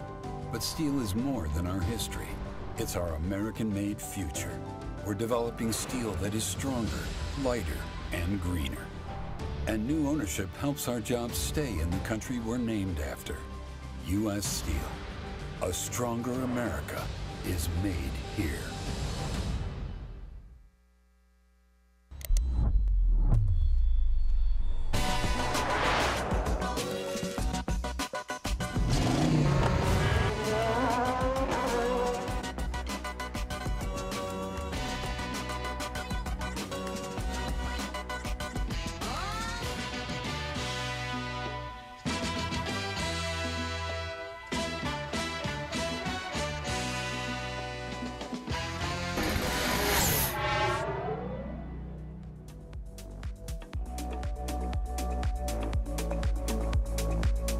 Please welcome back to the stage Dan Costa, joined by Millie Baird, Vice President of the Environmental Defense Fund, and Karen Tuxen-Bedman, Senior Program Manager at Google. All right, flashing lights. The blinding lights are moving. All right, so it's amazing. You guys both just got here in the nick of time. But for people who've been here all day, methane sat has come up multiple times. Awesome. And every time I've told people to shush. We're covering that later. Okay. But maybe a good place for us to start is, because this is not the first project that Google and EDF have worked on. Maybe talk a little bit about the partnership over the years and how it's developed before we get to the latest news. Yeah, thanks. Hi, everyone. Thanks for having us today. Karen and I have actually been working together for over a decade, and it's culminated in this amazing partnership regarding methane sat. But have you guys talked about methane today? Should I just do a little methane? I would do methane primer. We're a little low on methane. So let's see. Environmental Defense Fund is an environmental advocacy organization. We have about 1,000 people now worldwide. And one of the fundamental principles that we operate on is science, economics, and policy. So I work in the science area. And about 10 years ago, we were looking, as a lot of other scientists were as well, at short-term greenhouse gases, methane being one of them. And basically, if you do the math on methane, it's extremely potent. It's about 80 times more potent at warming in the short term. Carbon dioxide is obviously very, very important, and it certainly has long-term impacts. But if we're talking about making a difference in our lifetimes, the leverage you get from looking at methane is enormous. And so we started doing studies to figure out how much methane was coming from natural gas, from cows, from agriculture, from coal mines. And the oil and gas sector became really interesting to us as a potential advocacy avenue, because if you know where the leaks are, you can fix them quite easily. And it has the benefit of being a product. So it's pretty cost effective to look at reducing methane leaks in general. So as part of our scientific exploration, we were deploying sensors to see how much methane was coming from various segments of the oil and gas infrastructure. And the way that it was typically estimated was through looking at the type of valve you have and multiplying it by a leak factor, and that's how you would sort of annually figure out how many emissions you had. But we wanted to see empirical data. We wanted to measure how much methane was actually coming out of the infrastructure. And so we asked Google if we could partner to deploy a sensor on the Street View cars, so they were driving around anyways. We were looking at the segment of local distribution, which is the pipes that run under your cities to deliver natural gas to your houses. And so we were like, well, your cars are driving around. How's about let's partner and figure out how we can make a difference looking at methane leaks in local distribution systems. And it was a thing because it hadn't been done before. Yeah. We hadn't worked together before, and so we had to overcome several sort of engineering challenges, I would say, as well as just policy differences in our organization about like liability and indemnification. So Karen and I persevered and eventually launched the methane mapping project, which really opened the eyes of EDF in terms of taking advantage of infrastructure that existed, i.e. the Street View cars, to be able to affect change. Yeah, I remember it was about 2011 when I got pulled into a meeting with Millie, and that's when the project started. And I'm Karen, by the way. Nice to see you all. I lead science and impact programs and partnerships for Google Earth, which includes kind of the Google Earth Engine family as well, where we try to understand planetary processes through cloud-based remote sensing, image analysis, and data analytics. And so I lead the part of the team that works with nonprofit organizations, academic researchers to further the science and the impact. And so in not just methane, but also deforestation, water consumption on agriculture, and other things like that. My personal area has been methane and air quality, mainly because of that meeting I got pulled into back in 2011. But yeah, at the time we were thinking about how we could potentially use the Street View platform, the same platform that we use for map making for Google Maps, that last mile, helping us get to the door or of the restaurant or whatever. We thought, hey, if we're already driving around city streets, can we also double this as an environmental sensing platform? And so it started as a pilot, but we did eventually grow to something like 15 cities, right, around the U.S., where EDF did all of the policy partnerships, the government partnerships, and the utility partnerships, because this was in partnership with a lot of utilities on the ground there. And we were the technology provider, not just the Street View, but also a lot of the cloud computing that was needed to analyze a lot of points of data. Did you want to talk about the air quality work and how it grew? Yeah, that's great. Yeah, so that project lasted for several years, but during that we thought, let's not stop at methane, let's go even more pollutants. Of course, particulates are both, particulate matter is something that is harmful to our human health, as well as NO2 and black carbon and other pollutants, which can be harmful not just to human health, but also to our planet. And so we thought, let's map more. And so we enlisted the help of other partners. One of them is ACLIMA, another one is University of California, Berkeley, and Josh Apte and the scientists there, and Millie can maybe talk more about the science, but that kind of expanded what we did with Street View, and we ended up even going outside the U.S. Do you want to? Sure, yeah, and the thing that I think is interesting is before we really started looking at hyperlocal mapping for air pollution, the sensors were big, they are still big and expensive, and there's like one per city, basically. So putting sensors on cars and driving them around to see if you could create like a stable understanding of the surface of air pollution block by block is a scientific conundrum, because all of a sudden you have so much data.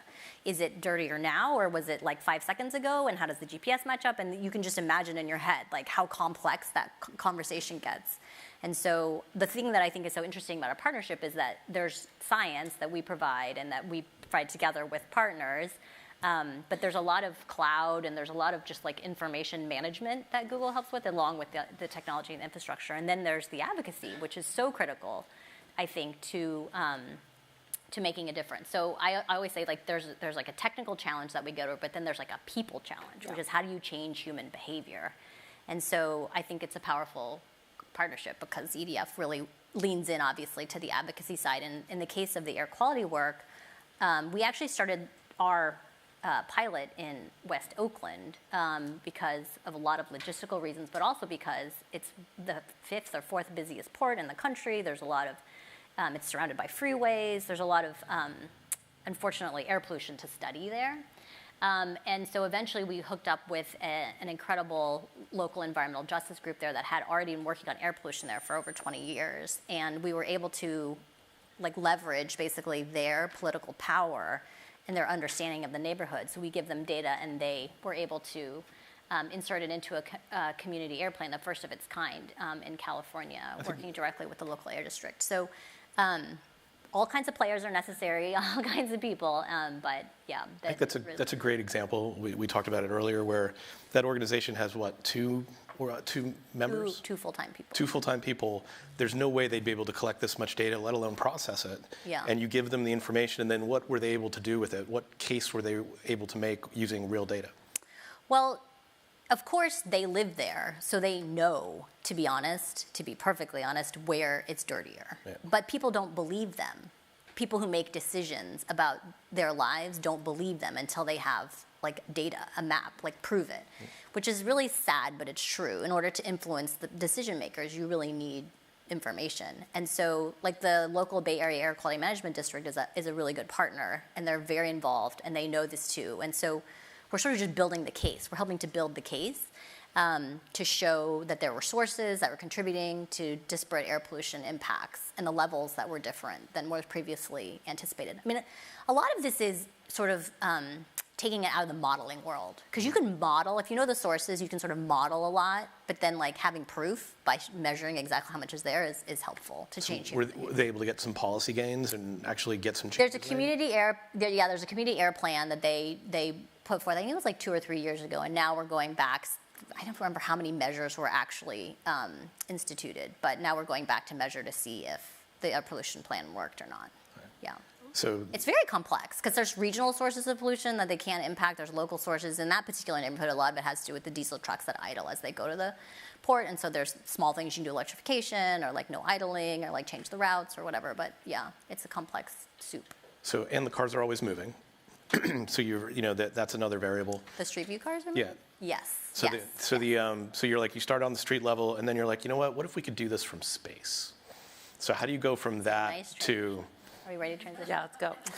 So thank you for that. You're like, level. Enough. We're ready to talk about satellites. So basically, when we started looking at, like I was saying, we're looking at methane, primarily from oil and gas production, we realized that we would never be able to get like a broad enough view, essentially. We can't fly a plane over every oil and gas field in the world every day, which is kind of what we wanted to do. So then it was like, I guess we need a satellite, which is kind of bananas if you think about it. Like, what nonprofit group's like, hey, I'm going to satellite? So not only that, but after we realized that we needed a satellite, we realized that there were no spectrometers in existence that would be able to do what we needed to do, to measure at the resolution and as far away, 590 kilometers in low Earth orbit. So we worked with BAE. I guess it was Ball, but now it's BAE Systems. They built 2 spectrometers that would allow us to see methane from 590 kilometers from space, and they had to develop like new grafting systems in order to split the light so that we could, it's the lowest concentration of methane that we could see. And so, yeah, that's what we're doing now. MethaneSat is in orbit. We were at the launch. I'm going to show this. Oh. We've got slides. Forgot about that. Yeah, I think we have a slide. Do you guys see an animated? So MethaneSat. Okay, you will soon. Well, MethaneSat will, I'll just tell you, we'll show you the complete picture. In addition to large leaks that are the point sources that a lot of people are focused on, MethaneSat will also be able to show the smaller, more spread out sources, which our studies are showing make up the majority of emissions in a lot of basins, which is kind of like a big aha moment, because clearly super emitters are sort of, just you're thinking about, okay, let's fix the 4 leaks that we need to, and then we'll solve half the problem. But what about the rest of the problem? And so we should work on both. And there are other satellites out there that also look at methane, which we're very grateful for as part of this whole ecosystem, who will be much better at looking at very specific and small, like geographically located targets, whereas our satellite, MethaneSat, looks at the broad picture. So for example, we can look. So if you think about like an airplane flying over an oil and gas basin, it's kind of like a lawnmower. It needs to like and as you're doing that, you're varying both space and time, which is very difficult to figure out like what's going on the ground. So if you have a satellite, you can just take one picture, which is great because then you're keeping time more constant. And our satellite has a wide enough swath to see like the Permian in just 2 scenes, which is really, I think, beneficial. Cool. Is there any way to put on the slide, the first slide? That's after there is. Mugshots. We cannot put the slide up. That's okay. Okay. Evidently, we can't put the slide up. No worries. We will distribute the slide via email. We'll make it available on the website when we do the story. But so again, the technical issue is just half of the problem. The other problem is this people challenge I'm talking about, because a lot of times it's just as easy as fixing a crack in a pipe. But why aren't they doing it? They know about it's a matter of You think priority. that they do know, though? It's not that they don't know. Well, they don't know exactly where they are. Right. They're also not compelled to do it because it's difficult. I mean, you've got like 1,000 little leaks. Why are you paying attention to that? Expensive, so too. It's expensive. So I was going to just hand it back over to Karen to talk a little bit about the distribution of the information. Yeah, absolutely.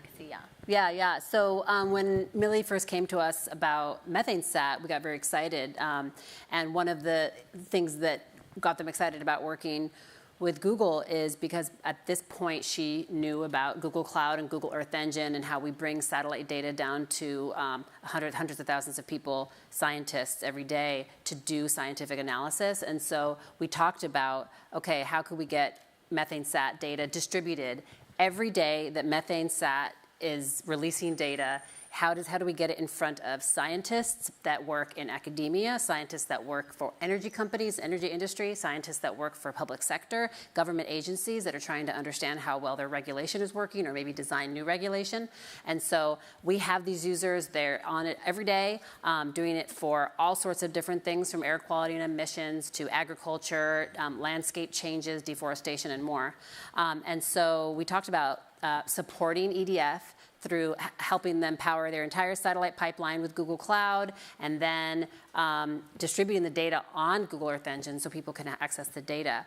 And then we took it one step further where we decided, like, let's partner up and help improve upon some of the oil and gas infrastructure data that's out there. So basically, the data that's out there around how many well pads or how many pump jacks or how many oil wellheads is somewhat incomplete depending on where you look in the world. Sometimes people are required to report, sometimes certain companies may voluntarily release that data or whatnot, but it's definitely spotty depending on where you look, even within the US state by state. And EDF has done an amazing job aggregating all the data that's out there publicly, and so we decided let's team up and combine that data that they've already collected and aggregated and combine that with some top-down, like let's actually look and see if we can map what looks like well pads all over the world and what looks like storage vessels all over the world. And this happens to be something that Google Maps is really good at because we're already doing this for crosswalks and for trees and for other items that exist in high-resolution imagery. So we've been working together now for a year or two and trying to help augment and accelerate the work that EDF's already doing there. Yeah, it's like a totally different perspective on the planet. We've already talked a little bit about satellites today, so the audience is warmed up, but it's like it was never before possible to see the entire world this way. The concern, of course, being that you create all this data, you find these leaks, and then how do you spur action? How do you get to that next step and actually solve some of these problems so that you're not just publishing data in a vacuum? Yeah. I mean, I think we have some momentum associated with methane. 50 companies representing over 40% of oil and gas production globally. So that's a lot of production, of the production pie, have already pledged to reduce their emissions by 90% in the next 6 years, which is, to me, that means that they actually already know how to do it. I mean, and they do, right? It's just a question of the operations and having the motivation. And so I like to say that it's really powerful when we can provide companies and governments with the knowledge that we're going to provide them with, but it's even more powerful when we all have that knowledge, because that's the accountability piece. That's the incentive that they need to actually, not only do they have the information, but they have the incentive to do what they're pledging.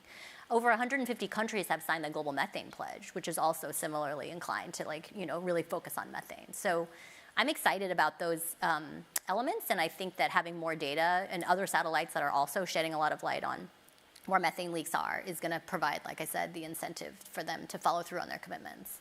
So MethaneSat just went up not too long ago. March 4th? So it just went up. It's probably a little early to start determining how successful it is and how the data is being used. But what comes next? Like, what do you see over the next year for MethaneSat, and then what comes after MethaneSat?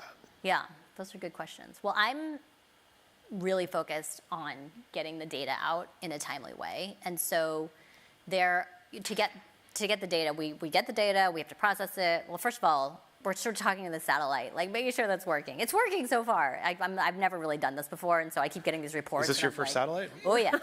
And so I'm getting these reports, and I'm like, is this bad? Literally, my email, like, is this? Can you contextualize this for me? And that is normal. Yeah. That's what they keep saying. Yeah. This is not unexpected. I'm like, you can't so XYZ.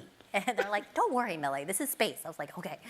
So there's that happening in the background. But then the scientists are getting ready to see the first light targets, which we've already designated. It's very exciting. Literally, they keep telling me, Millie, we've never seen this kind of data before. So just calm down. Like, it's not going to be so fast. But we've practiced, because we have methane air, which is an airplane that has very similar spectrometers. And so they've looked at that data and are able to analyze it. And so so we have to analyze the data, and then it goes through the data processing platform, which is powered by Google Cloud, which is amazing. We built it because, again, usually I think satellite data takes months to come out, and our goal is to have it come out within a week. And that'll be January 2025 when we achieve that. So that's what I'm going to be doing between now and January 2025, is getting that process honed. It's we just need to test it with real data. MethaneSat also, it's interesting because my scientists keep telling me, like, we don't know how long it'll take to get a full inventory of the globe because the cloud thing, the upper latitudes, are we going to be able to see this? And then also, honestly, it depends on how emissions change. You remember getting a stable surface with the air. How many passes do we need? Yeah. How many passes? Well, it depends if it's variable, because if it's highly variable, which we suspect it is, then you're going to need more passes. But if things don't change really that much, like week to week, then it won't take that as long. I mean, even when the starts coming down reliably in January, the really interesting things may not start happening for a couple months later when there's actually a time series where you start seeing what are the trends across this entire basin. I think that's going to be fascinating just to see, not just for me, but for governments and energy companies alike. So you're passing over, you could catch a flash of a problem, and then that problem may be gone the next day, but you're not going to know that unless you do another pass. Exactly. Yeah, and I think MethaneSat is interesting because it can give a basin total, and so you'll be able to, on average, see, because regulation is based on averages. It's based on, like, over time, what does this look like? They don't regulate based on the very specific things, although the super emitters are a little different. And so understanding both the basin-wide and then temporally, sort of like what the average is super helpful. And then to see what that distribution of leaks looks like. Is it a fat tail problem? Is it below, the smaller leaks, whatever. And I think that having that topology, I don't know what to call it, but like having the characterization of the problem in that way will be new and novel and will help regulators understand how to regulate it. The EU actually has the largest importer of natural gas in the world, has already put laws on the books to buy natural gas from the lowest methane emitting suppliers.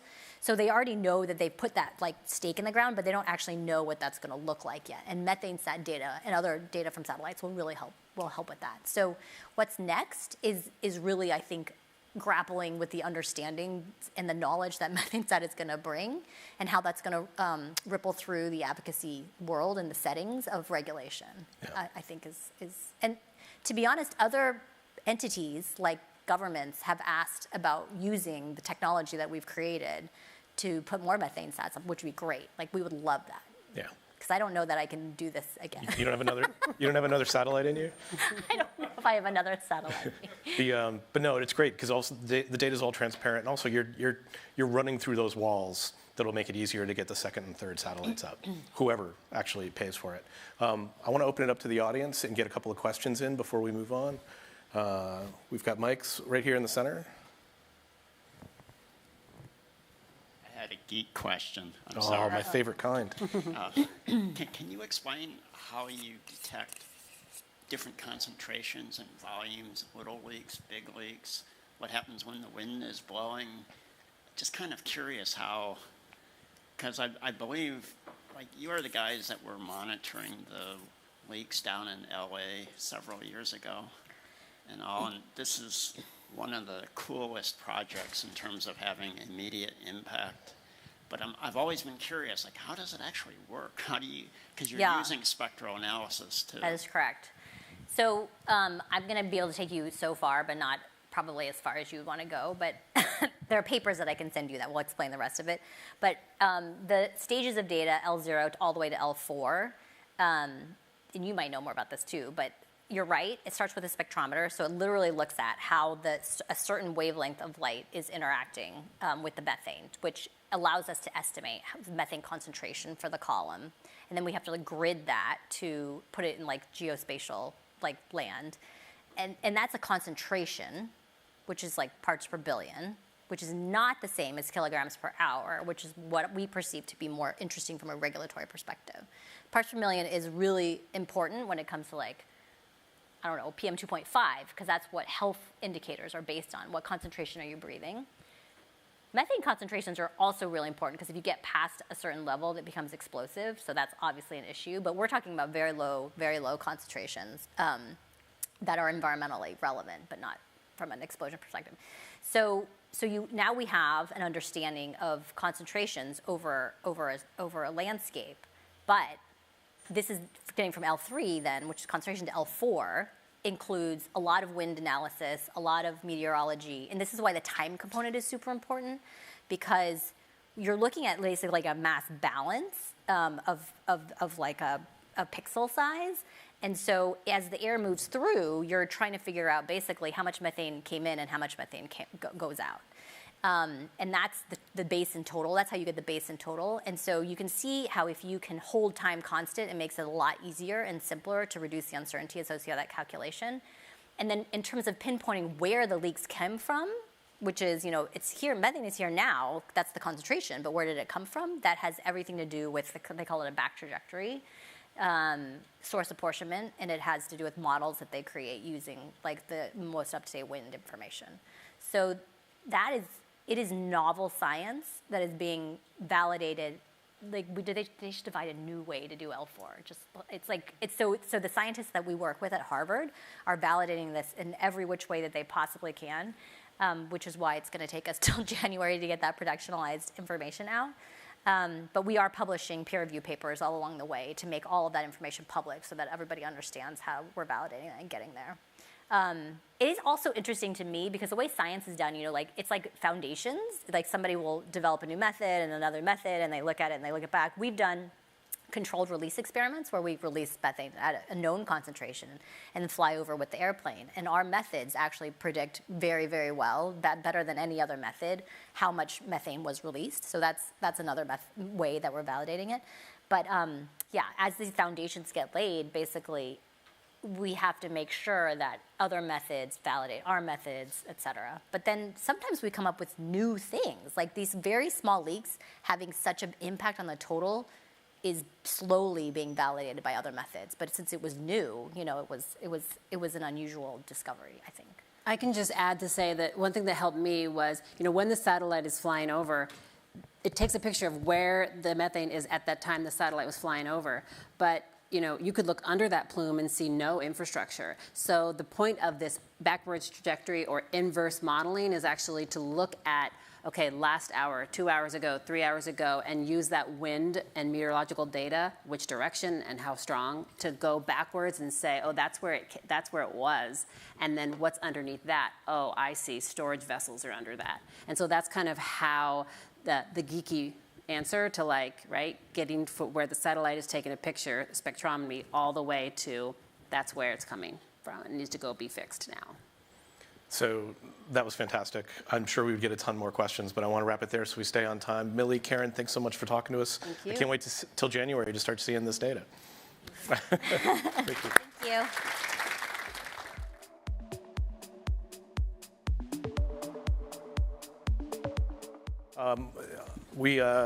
Gabrielle showed the cards that are available at the front desk. When we go into our town hall, I'll be reading from those cards, and we'll be having a conversation about that. You can hand those cards in at registration, hand them to Gabrielle, you can hand them to me in one of the breaks, but we'll keep the conversation going that way.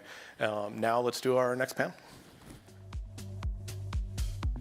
Welcome to the stage, Kempton White, founder and president of the Emissions Capture Company, David Schreier, Academic Director at the Center for Digital Transformation at Imperial College London, and William Doffermeyer, Senior Director of Energy Transfer's Alternate Energy Group. We've made it. I'm trying to think about how many emails we required in order to put this panel together, crossing across multiple continents. But it's worked out really well. I think this is going to be a fabulous conversation. We're going to have a little bit of AI. We're going to have a little bit of carbon removal. We're going to have a little bit of enterprise planning. This panel has it all. But I think maybe we start with you, David, to kick us off. This conference was titled Encoding Resilience, which is a phrase I put together because I thought it would play really well in Mountain View, and it has. But let's talk about how you got involved with AI and then how you got interested in how AI can help with encoding resilience and building climate solutions. Yeah, absolutely. So I'm David Schreier. I'm a professor of practice with Imperial College, which is the #6 university in the world, and also run a venture studio. And so I wrote my first AI software program in 1991. And it wasn't very interesting, and it wasn't very useful. And AI at the time was not terribly interesting or useful other than in academic circles. So I sort of set it to one side. And so it's been really exciting within the last decade to see how AI has really been coming into its own, particularly in the last 18 months or so. And so, you know, as we're watching this AI revolution begin to gather steam, I started working on a book called Welcome to AI. And that caused me to research more deeply what's been going on with the AI revolution. And something interesting popped up because as I'm thinking about all this stuff and looking at, you know, very deeply at how OpenAI does what they do, I started looking at the energy demands for AI. And so I don't know if you know how much electricity OpenAI used to train GPT-4, which is their current model. They used 50 gigawatt hours of electricity just to train the model. So I'm sitting there and thinking more broadly about this question of, you know, we've got all of this AI technology that we all want and we all want to use, but how are we going to fuel it? What is the electricity that we're going to supply into these systems? And I was really grappling with this. I looked at renewables, and renewable capacity is nowhere near enough to meet our demand, our voracious demand for what we want AI to do for us. It'll get there someday, we hope. But right now, we still need to rely on legacy infrastructure. So I've been really wrestling with this question, you know, what do you do? How can we get all that AI that we want and not have it destroy the planet? And as I'm thinking through that problem, that's when I met Kempton. And Kempton, I learned from him how we can actually use AI to solve the problems, the energy demands, and the problems associated with the energy demands created by AI. So AI can actually be used to encode resilience into the system. And so that was exciting to sort of see what he's doing. So Kempton, that brings us to ECO. Explain what ECO is and what was your motivation for starting it? So the emissions capture company is effectively, it's a carbon capture, sulfur capture, and utilization company. This is the beginnings of it. The principle was that waste is what you have when you run out of imagination. And in doing that, designing modularized plants that can integrate with small footprints. For example, our first client being Nestle, the Swiss multinational, where they have 200 of their 386 plants in 81 countries are powered by hydrocarbons. And the footprints are too small to manage solar, wind, and battery for thermal power and pressure. But that was just part of it. The way we were really looking at it is when you look at Nestle's chimneys or Unilever's or now with Energy Transfer, the bottom line is we were looking at the chimney as basically a free Bunsen burner. So if I were in the chemical industry and trying to build a plant from scratch, I am now getting the free CapEx, free OpEx, free land, and then capturing that carbon, sulfur, PM2.5, processing it into sustainable commodities that I've pre-sold in dollars on forward-looking contracts. But in that whole process, one of the challenges for a lot of these groups has been getting a stable flow rate when you're capturing from those post-combustion or amine systems. And so more out of necessity than anything, we developed a pretty serious algorithm and AI platform that we didn't realize was worth what he discovered what it was worth until we were told it was.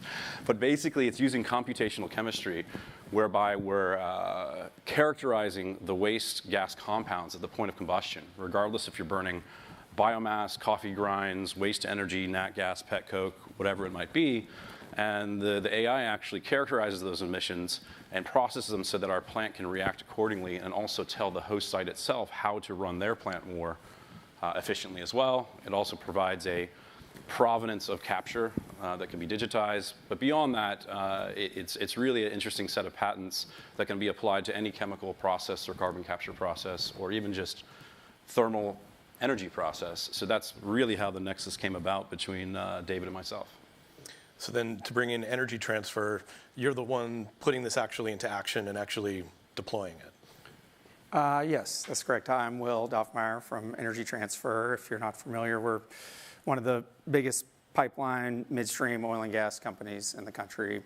And honestly, I got to know Kempton before I even got to Energy Transfer. I was a attorney in Washington, D.C. for many years, and then I went into the government, and I was the general counsel of an agency that promoted U.S. investors building infrastructure projects in emerging markets. And Kempton and I were classmates in college, although we didn't know each other very well. And he got a hold of me, and next thing you know, I was going to South Africa to visit his Nestle facility. And I thought it was, phenomenal. The joke around the agency that, I like to take credit for, Kempton says some other people have said this too, but we called the project that we were supporting the coal to cookies, because it was taking, basically coal, flue gas, post-combustion flue gas, and turning it into baking soda.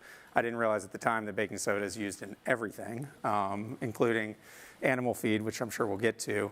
But the coal to cookies idea was, something that was really interesting to me, and our agency spent a lot of time helping Kempton's company grow in South Africa and get the sort of visibility that it needed. So then fast forward, I left the government and came down to Dallas to work at Energy Transfer.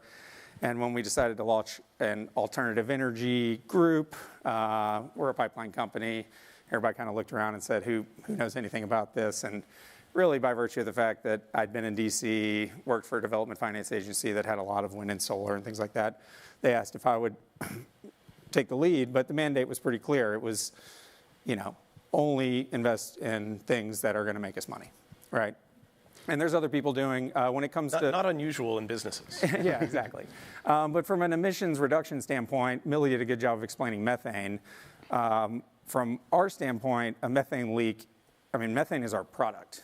In addition to crude oil and other things, we ship a ton of methane. So if those guys identify a place where we're losing a lot of methane, that is just literally our bottom line right there. So there's huge incentives baked in for us as a midstream company to not have these emitter, super emitter events or anything like that.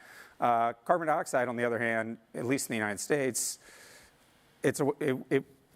when I got there, we viewed it completely as a waste product, right? It comes out of the ground with the methane, you strip out the CO2 to clean up the gas in order to send the gas down the line. And the Inflation Reduction Act, which I'm sure people talked about this morning, has obviously created lots of incentives to put value on that CO2. The midstream space is still grappling with how to deal with an industry that's completely supported by the people in DC. My company very much included, but something like what Kempen's doing, where you're taking this waste stream and turning it into a valuable product, is something that any business-minded person can get their head around. It's near and dear to my heart because it's something that I was helping promote beforehand, but it's a perfect fit for what I'm doing now at Energy Transfer. So, and we're not going to go that far down the political route, but like obviously this is going to be an interesting year in the United States in terms of administrations, policy. Is there any way to sort of build some resilience into our political system that creates some consistency from a policy perspective, having worked in Washington?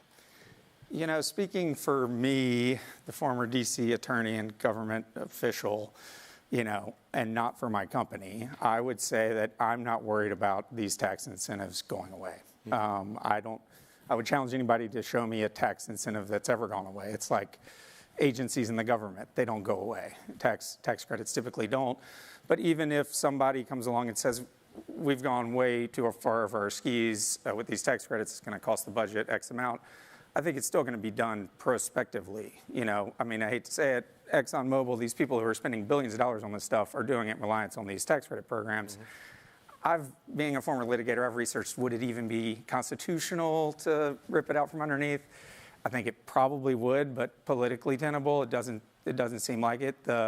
You know, one of the few things that enjoys bipartisan support in DC is carbon capture and utilization. It's not, you know, there's people on the far right who don't like it, there's people on the far left who don't like it, but it has a lot more bipartisan support than many of the things in the Inflation Reduction Act, and I personally don't see it as an issue.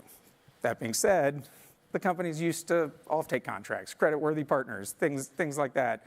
And this is different, and it scares them. And you say DC in any social circle now, and everybody rolls their eyes and say, you know, don't invest based on predictability out of the nation's capital. Yeah. So the sort of thing that Kempen's doing is the best from my standpoint. We're still looking, you know, working hard, spending a lot of money at these more of the large-scale sequestration where you put the CO2 underground or hydrogen or ammonia, a lot of this other new energy, call it what you want, sustainability, but it's an easier sell if I got a commercial market. And Kempen's deal, which he hadn't explained, but has a special appeal for the Texans because what we're going to do with the CO2, or what he's going to do with the CO2 when he makes it, is sell it to animal feed to feed the cows.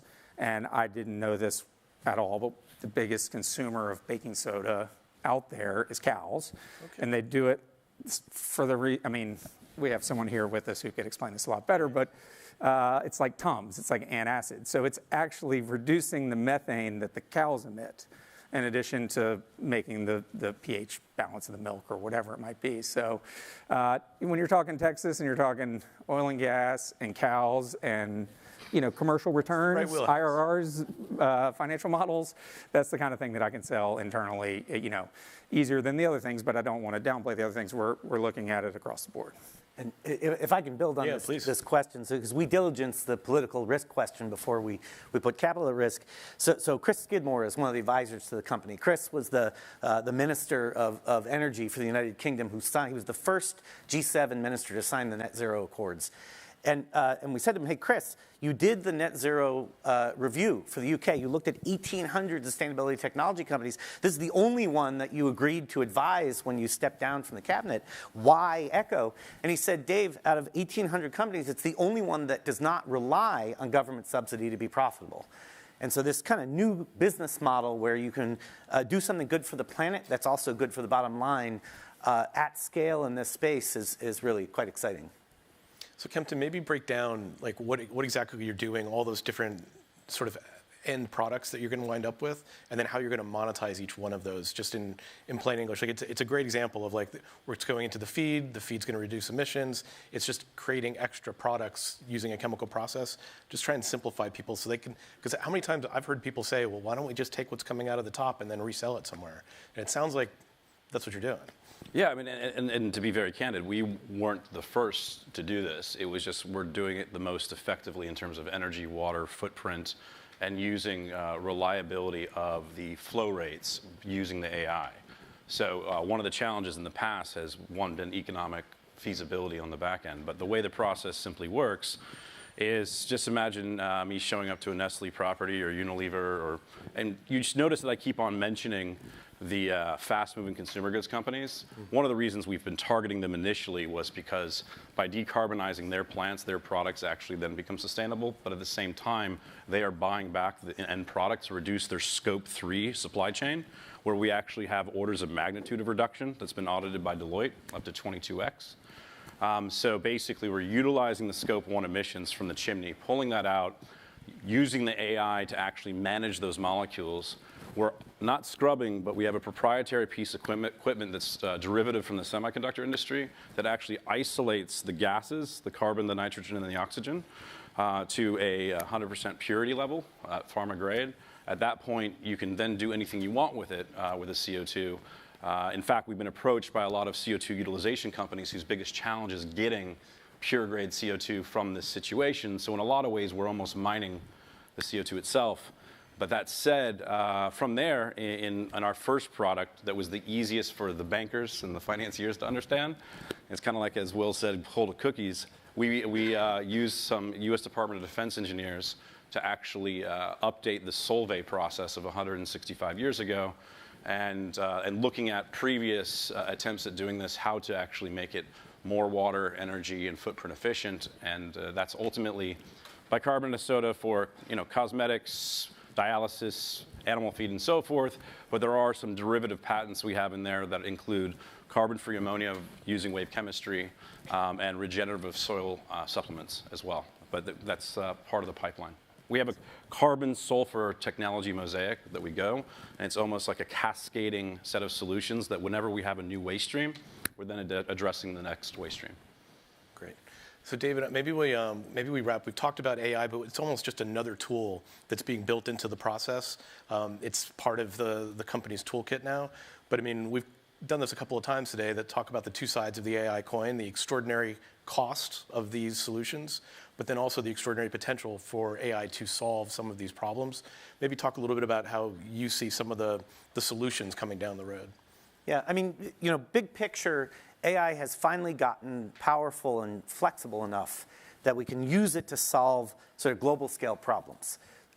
Previously, all this prior generations of AI, it was applicable to niche, right? We started in 1980 with credit card data and airline ticketing routing, right? And even as recently as 2010, we're still using AI for fairly limited applications. And so where we're seeing things going forward is it's now getting to the place where it can begin to tackle really large-scale problems of climate, of the fundamental chemistry that goes behind what creates the climate crisis, and a number of other human domains. Like, we're also applying computational chemistry in the healthcare area. It not only gave us one of the COVID vaccines in less than a year, the Moderna vaccine, but we also now are starting to see new drug discovery being rapidly accelerated by these systems. So, the future is actually quite bright. We may be able to address some core problems with climate that have been intractable thanks to the potential that AI is now opening up. Very cool. I think we've got time for one question from the audience, if anybody's got one. It's hard for me to see. There's one right here in the middle. There's one always has a question. Just for context, David, you mentioned that GPT-4 was 50 gigawatt hours too, and that sounds like a big number, but it's 18,000 households for a day. What's that? 18,000 households for a day. Yeah, but I look at, say, large technology companies, they might use, 2,000 gigawatt hours in a year. So 50 to develop a very powerful product doesn't seem like a lot to That me. was just to train one model, Yeah. not use the model. So every time you make a picture of a cat using DALL-E, that's like charging your phone for a day, right? It's an incredible amount of energy to actually use these things. And part of what makes it challenging is our usage is scaling exponentially. So ChatGPT was the second most rapidly adopted consumer technology in history. It went from 0 to 100 million users in 6 weeks. So you have 100 million people every time they run a query charging their phone effectively. And people don't just stop with one picture of a cat. They make many pictures. We were talking about this before the conference. Dan had his intern do some photos for a magazine, and she came up with 240 pictures in an hour. That was 240 phone charges of one user for 1 hour. So the amount of electricity we're using just in one company is enormous. And ChatGPT, OpenAI is only one AI company. We've got Google, we've got Meta, we've got 3 other big tech. We've got the 3 big tech in China. It's probably 8 companies that are using more electricity than a mid-sized nation, and it's growing exponentially. GPT-5, the next OpenAI model, is going to have 50 times as many interconnections as GPT-4. So, I mean, these things are energy hogs, and they're getting more so. All right, I think we're going to leave it there. You guys are going to stick around so you can be part of the town hall at the end of the day. But thank you so much for coming on stage and talking to us today. Thank you, Dan. Thank you.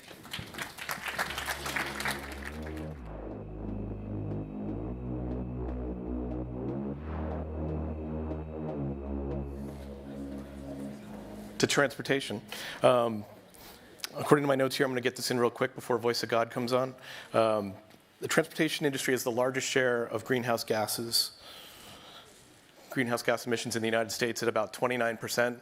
We're going to talk to 2 people who have very different takes on how to abate that and solve for that. Let's bring them on stage. Please welcome Tony Pan, CEO and co-founder of Modern Hydrogen. Thanks. Absolutely. Have a seat. And Josh Lehman, head of commercialization at Raelian Energy Incorporated. All right. So transportation, I think in a lot of climate conversations, often the place people start because they think about cars, and it is a big part of the problem. There's obviously a lot more to that. But you guys have very different takes on how to sort of solve for this problem and make a cleaner transportation system. Tony, maybe we start with you and talk a little bit about modern hydrogen. Sure. Hi, everybody.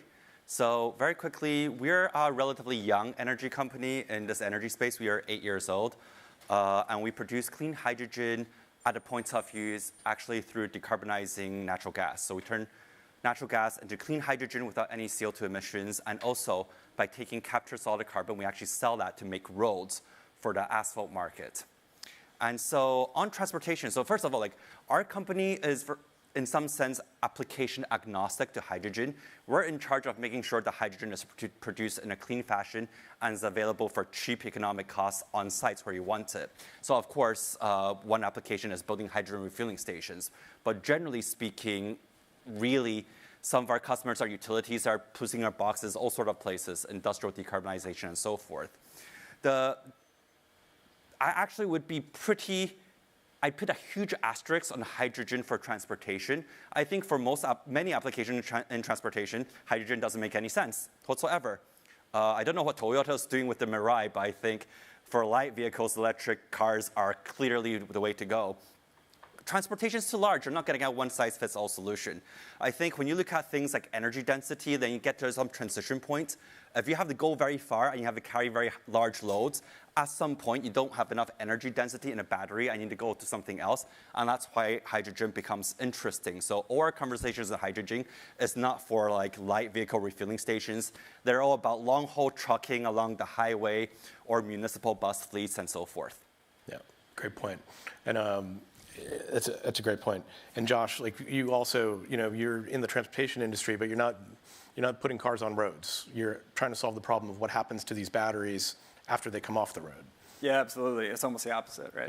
Yeah. So yeah, I work at Reliant Energy. We are an energy storage systems provider. What we do is we take second life batteries, so batteries previously used in electric vehicles, typically leased vehicles. When the batteries come out of the vehicle, often they'll have a lot of energy left in them and a lot of life left in them. So we repurpose them for stationary energy storage for commercial and industrial users as well as utilities, and we deploy those on the power grid. So you're basically building power walls, but not Tesla-based.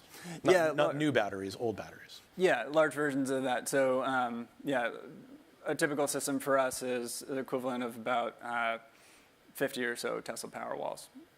And then it goes up to that big utility scale power plant. Does it come a point where, like, how do you recondition the battery? You recondition the batteries. Is there a point where they're just dead and they're completely useless? Yeah. So what we come across, we can. So I guess to provide a little more context on our company. So the special sauce that Reliant has developed over time is our battery management system, which extends the lifetime of batteries. So it can apply to new batteries, it can apply to old batteries, it can apply to batteries that have 80% of their starting capacity or 20% of their starting capacity. What we run up against is batteries that are really low in terms of how much capacity they have left, is that it starts to not become cost effective to repurpose them. It's not worth the time to recertify, test them, and then put them in a container with a bunch of other batteries, because that space in the container could be used by a battery with more energy left. So typically we tend to focus on batteries that have more than half of their starting energy capacity. And the process for them, I mean, there's a lot of screening we have to do up front to make sure the battery is healthy, that it doesn't have any physical defects, that it's going to be safe to continue the life of that battery. Once we do that, we go through the process of designing a system that will be able to utilize that. Our software and controls are really plug and play, so they can work with any kind of battery. But we still have to do the electrical design based on the voltage of the battery and other physical characteristics, thermal requirements of the battery, et cetera.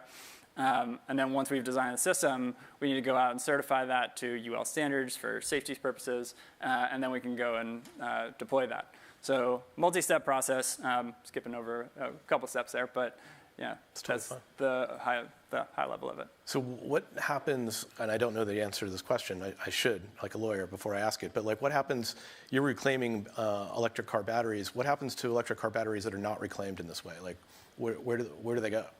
Yeah, so the lithium-ion battery recycling market in the U.S. has really taken off. And the Department of Energy Loan Programs Office has been a huge supporter of like Redwood Materials, American Battery Company, Lifecycle, Servo Solutions. There's a bunch of these providers that are building, typically they build recycling plants next to where new battery production is being built. There's two reasons for that. One, their customer is right there, so they can take the raw material from recycled batteries. And I should have said, what they do is they mechanically break the batteries down and salvage, copper, nickel, sometimes cobalt and lithium, and sell that to people manufacturing batteries. So they'll sell it back to the people producing it. The second reason they put themselves next to new battery production is when you start a new battery facility, lithium-ion batteries are extremely, extremely sensitive to defects. So in the first year of operation of a new battery plant, about the scrap percentage is over 50%. Nope. So over half the batteries actually go back to recyclers. So the recyclers today are really, most of their business is manufacturing scrap, and that's slowly changing over time to be more EV batteries. And we are basically a step in between the first life of the battery and the scrap or recycler is the second life application. Very cool. Yeah. So Tony, when you talk about, I think I take your point about transportation and hydrogen and how that's how people usually begin to think about it. But what are some of the other applications you think that you could move into? So firstly, even in transportation, we've been talking about cars and trucks, but transportation is everything also from rail, ships, and planes. And there's definitely many efforts to work on hydrogen for planes and shipping, all of which is hard, but there's really no good solution. Like if you do the calculation of trying to fly intercontinental with a Boeing 747 powered by electric batteries, like you'll never be able to do it. It's like it violates like chemistry and physics. So that's why there's these interesting applications for hydrogen or hydrogen-derived fuels. So you can make clean hydrogen and then use it to make what people call like e-fuels, sustainable aviation fuels. That could be a solution for these systems where you just need the 50 times larger energy density of a fuel instead of an electrochemical battery. But in addition, actually, my favorite example of hydrogen is actually making stuff. So we feed the planet with fertilizer. Fertilizer, key ingredient in this ammonia, NH3. That hydrogen is itself today made from natural gas, a fossil fuel, with an extremely polluting process, emits a bunch of CO2 into the atmosphere. But this hydrogen is used to literally make foods. Like you and I cannot swallow a clean electron from solar. If we stopped making that clean hydrogen in our car, if we stopped making that hydrogen, it's not clean today, but if we stop making that hydrogen in our economy today, given that half the nitrogen in your body right now is derived from that synthetic fertilizer, if we stop doing that, half of us will have to die.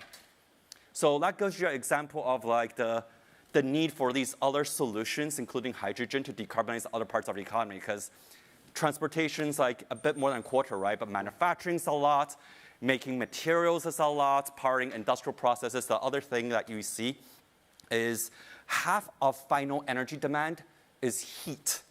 And about half of that is industrial heat, which is very high temperature. I won't get into the physics, but for low temperature heating, like if you're heating your house, there's something magical called the electric heat pump that can use renewable electricity. You have a leverage effect, and you can produce like low-grade heat that's perfect for heating a house. Great solution. It is physically impossible, violates laws of the universe, to try to create high-temperature heat with an electric heat pump. Like it's something called Carnot efficiency. It just won't work. Right, making concrete has a step that involves like 1,500 Celsius. You've probably seen pictures of metal and steel factories, molten vats of metals. These are over 1,000 Celsius. How do you decarbonize that? Electrification probably is going to really struggle there, and so people are exploring things, including burning like biofuels, but hydrogen is another one of those solutions. So what I've always heard about hydrogen is that it's a fantastic fuel, but it winds up costing more to create before you wind up using more energy to create it than you can get out of it eventually. What is it about your approach that bypasses that? Yeah, so our approach is an economic approach and not actually a thermodynamically efficient approach. Because again, I'm a physicist by background if you haven't figured that out yet. I think they're getting the idea. There's no free lunch, right? So our trick is, so natural gas is the cheapest fuel source in the United States and many countries. We use so much of it, so I'll give you a sense, right? We use as much natural gas as coal, plus nuclear, plus wind, plus solar, plus hydroelectricity. All that combined, same size of natural gas. So it's abundant, it's cheap, and when we burn it, it emits a ton of CO2. And there are 2 panels ago, like even getting natural gas, there's a lot of upstream emissions. So we do need to clean it up. But the trick is, natural gas is chemically CH4. So it's like 80% hydrogen atoms already. What you really don't like is the carbon atom. When you burn that creates CO2. So we have developed a technology to crack the molecule. And the key thing is when you do that, that's not free. You take some energy to do that, but more importantly, we don't burn the carbon. And that's actually the major energy loss in this process. So we are less efficient than just burning the fuel. So that's bad, right? The trick economically is we sell that carbon as a useful material for 10 times the value than what it would have been worth just burning it into high-value materials. For us, that is like making roads, like making asphalt. So really, yeah, thermodynamically, you can't win. But like you have to find some useful things to do with the byproducts and process to make this actually like economic benefit so that you don't have to rely on government subsidies to make this work. Yeah, and you can hear that theme has come up a couple of times today in terms of harnessing the waste stream. Yeah. But to end on policies, we just passed the IRA. We were here a year ago. Everybody was very excited about all the money that was going to be flowing through. As I was programming this conference, a little less enthusiasm today. It seems like the money may not be going to all the right places, particularly maybe not going to startups, which I think something we'll be talking about in the next session. But like, how do you see the policy framework today, and how have each of your companies benefited or not benefited by the current policy infrastructure? Sure. So the IRA has been a very interesting one for us. There's also state policies, which are very interesting. What we come across with the IRA, first of all, IRA has been huge for energy storage in general. The IRA took the 30% investment tax credit, which was available for solar projects, and in many cases, hybrid solar plus storage projects and made it so you can apply it to standalone energy storage. What's complicated for us is we're taking batteries that have been used in an electric vehicle, which hypothetically someone else has already taken a tax credit on. So the IRS is trying to figure out how exactly they treat our systems because they don't want people to double dip. So we're part of an industry group trying to figure that out. But part of being a startup is you're in new territory and you're going through use cases that policymakers haven't really thought about before. And there's a lot of senators and Congress people who come from districts where they're building new battery plants, and they would rather batteries go to the recyclers and get remanufactured as opposed to being used in a second life, right? Because it improves employment in their district. So it's a politically, I don't know, lack of a better word, tedious kind of process for us as far as the IRA goes. There's also like state level programs. So in California, a lot of batteries at the commercial industrial level get deployed through the Self-Generation Incentive Program, or SGIP. SGIP specifically prohibits second life batteries currently. I talked to the program. Why would that be? So the assumption was that you couldn't get enough lifetime out of second life batteries because SGIP wants to deploy systems that can support the power grid for 10 years. So again, because we focus on extending the lifetime of battery, our standard warranty is 10 years. We've done 15 or 20 year warranties with second life batteries. So I've gone to them and say, hey, why didn't you make the requirement 10 years of warranty? Because there's first life battery providers who only provide 5 or 7 year warranty, which is worse terms than what we do. And they said, oh, that's a good point. You should file a regulatory proceeding, and then we'll get to it. I'm like, SGIP's going to run out of funding in 18 months, and I've seen, so anyway, it's not worth it.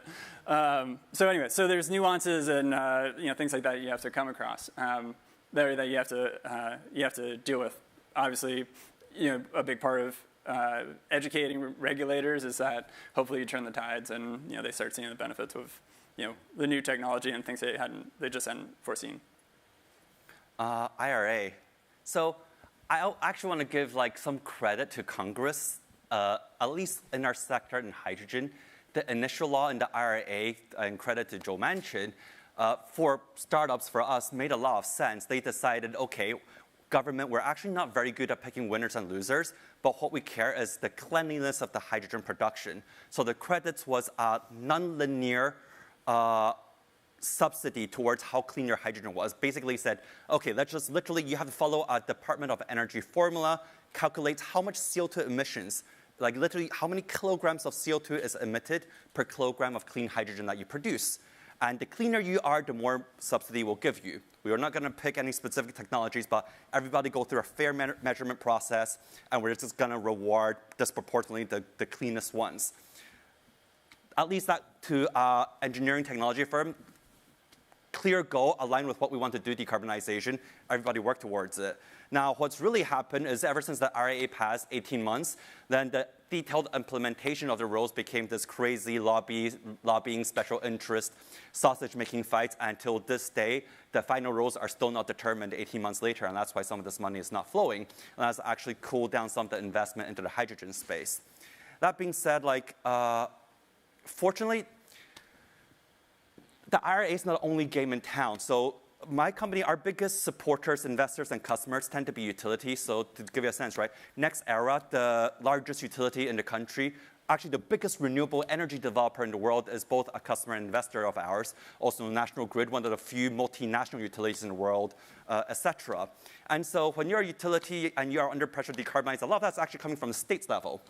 And so actually, for us, we already start getting traction for our solution to help the utilities decarbonize their hydrogen even before the IRA.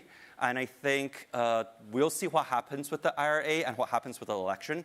But generally, I think we are doing business planning where we treat the IRA as a cherry on top, but that's not the main thing we rely on. Excellent. I think we've got time for a question, if there's a quick one. Oh, in the back over there. Hi, My name is Mrinalini. My question is towards Josh. Actually, when we talk about second life of a product, we always have to justify it with the help of like a techno-economic analysis. What was one of your main challenging factors in proving, I would say, cost-benefit impact of what your company is doing, and how did you guys overcome it? It's a great question, and it's an ongoing one. Or the answer is one that is going to evolve, and if you ask me a year from now, I will probably have a slightly different answer. But for what we're doing, our final product is a fully packaged energy storage system. So it's basically imagine a shipping container chock full of batteries with an inverter, fire systems, heating, cooling, and some other electrical components. So you drop it in place, and it's ready to go with the power grid. The reason I bring that up is that in the context of your question, the batteries are reused, all the other components are new, which, to go back to the IRA question, actually helps us in qualifying for domestic content, and there's some interesting nuance there. But what we need to figure out is, okay, if our cost advantage comes from having lower cost battery modules, how does that compare to first life battery modules, which in itself is a moving target. I was talking with some folks over lunch. Raw lithium prices at the beginning of 2023 were about $75,000 a ton. Right now they're about $15,000 a ton. So the cost of batteries, first life batteries, has gone down a lot in that reference point. Why is that? A few reasons. Mostly, I think the short version is that lithium production caught up to demand.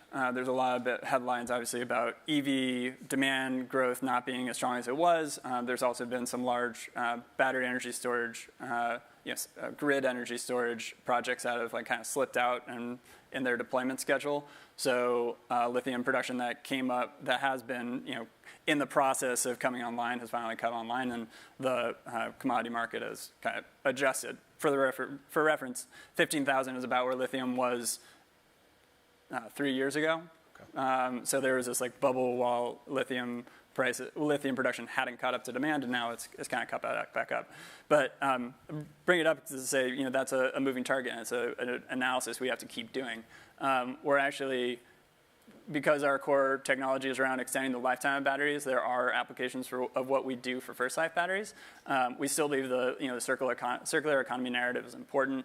We think there's benefits to it, and we still plan to do that. But it's something we have to continuously benchmark, and I've got probably more Excel models than I need to have, basically backtracking the numbers of publicly traded energy storage companies and what their margins are to figure out their costs and how the module costs factor into that and compare it to our module costs. So it's a very dynamic market, and the way we look at it, we really look at the module cost comparison and making sure that we're able to stay ahead given the lower cost modules we get versus the typical first life battery. Very cool. Well, guys, thanks so much for sharing your knowledge with us. I hope everybody took notes, because I wish I could take more while I was on stage with you. But I learned a lot. Thank you so much for the time. Great, Dan. Thanks a lot. Thank you. Thanks. Welcome to the stage, Miranda Wang, co-founder and CEO of Novoloop. Miranda. Great. Hi, Dan. Thanks for doing this. Thanks for having me. Have a seat. So it's interesting. There's a little theme developing in the afternoon sessions about waste streams and reprocessing and chemical transformation, and we're going to keep that theme going. So I think maybe before you talk a little bit about Novoloop, talk about the way most plastics are recycled that are not done by you, so we can sort of set the stage for what the baseline is, and then we can talk about what you're doing differently. Yeah, so the plastic problem is one that has been pretty much a sleeping problem for many decades. Before 2018, we didn't really even talk about or hear about it because we were exporting, California especially was exporting almost half of its plastic out, actually I think more than that, 60% or so out to China. because the shipping containers go back empty, right? So America, over the decades, have built itself up to be very good on focusing investments based on jurisdiction, local city level, to be good at separating materials. So we have material recovery facility technologies that separate cardboard, metals, glass, plastics, and then we offshore everything. So if you're in the East Coast, in the middle of the country, we do have some recycling, but most of the plastics, if you're looking at a lot of the commodity plastic waste like polyethylene, that material, the biggest takers of it is Trex, the company Trex. They make plastic lumber decking boards, and they're taking that material and they're grinding it up and using an outdoor kind of decking boards. So it depends on which waste stream we're talking about. Plastics are many waste streams. The highest recycling rate waste stream is PET plastic, which is used to make clear water bottles. That material can be used, you cannot turn it back into food grade, but you can use it in some other PET applications. But you have so many different plastic waste streams. You have the PETs, you have high-density polyethylene, low-density polyethylene. High-density is what makes milk jugs. Low-density polyethylene is what makes the shopping bags, which we've tried to ban, but it's not banned. We have bans on the ban. So, literally, this is a thing, and every state is different, but you still see them everywhere. You have polypropylene, which is all the food takeout containers, and it's full of grease, very hard to recycle. So the overall issue is, less than 9% of plastics globally is recycled. In the U.S., I would say, depending on which region you are, especially in the West Coast, recycling of plastic is even harder because we're kind of farther away from, places like Indianapolis, where a lot of the recycling kind of takes place. And so if you're looking at the waste stream that we focus on, which is the most abundant polyethylene, so that's low-density polyethylene and high-density polyethylene, makes up more than a third, or over 100 million metric tons of material globally every year. The U.S. recycling rate on things like low-density polyethylene film, so that's things like plastic bags, on a post-consumer level, which is after a consumer uses and throws it away, the recycling rate of that is less than 5%. It's around 3%, right? So most of it's just going straight to trash. And the main issue behind all of this is that, we're not even collecting this stuff or sorting it because the virgin prices are so cheap. It's so cheap to make this stuff directly from the ethylenes, and we have so many of these plants and so many projects, constantly being added. And so this is not just a U.S. problem, it's a global problem, but America has another issue on top of this, which is that it's cheap for us to landfill, which is kind of unique. Mm-hmm. In Europe and in Asia, they don't have enough land. They burn everything. It's kind of expensive to landfill. So they are naturally inclined to do more recycling, pay more. Even before, currently they have new legislation rolled out in November banning export of plastic waste beyond the EU boundaries.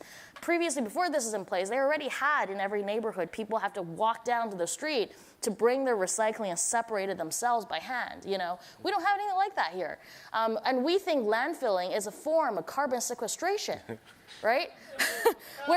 It's very hard. I mean, technically, yeah, but is that what we should be doing? Yeah. And how, then you come into this conceptual challenge, right? Because right now, things like the IRA are specifically targeted at hard-to-abate sectors. Bill Gates wants to invest in technology that will offset 500 megatons at least of CO2 per year, right? Or, by 2050, they can achieve that.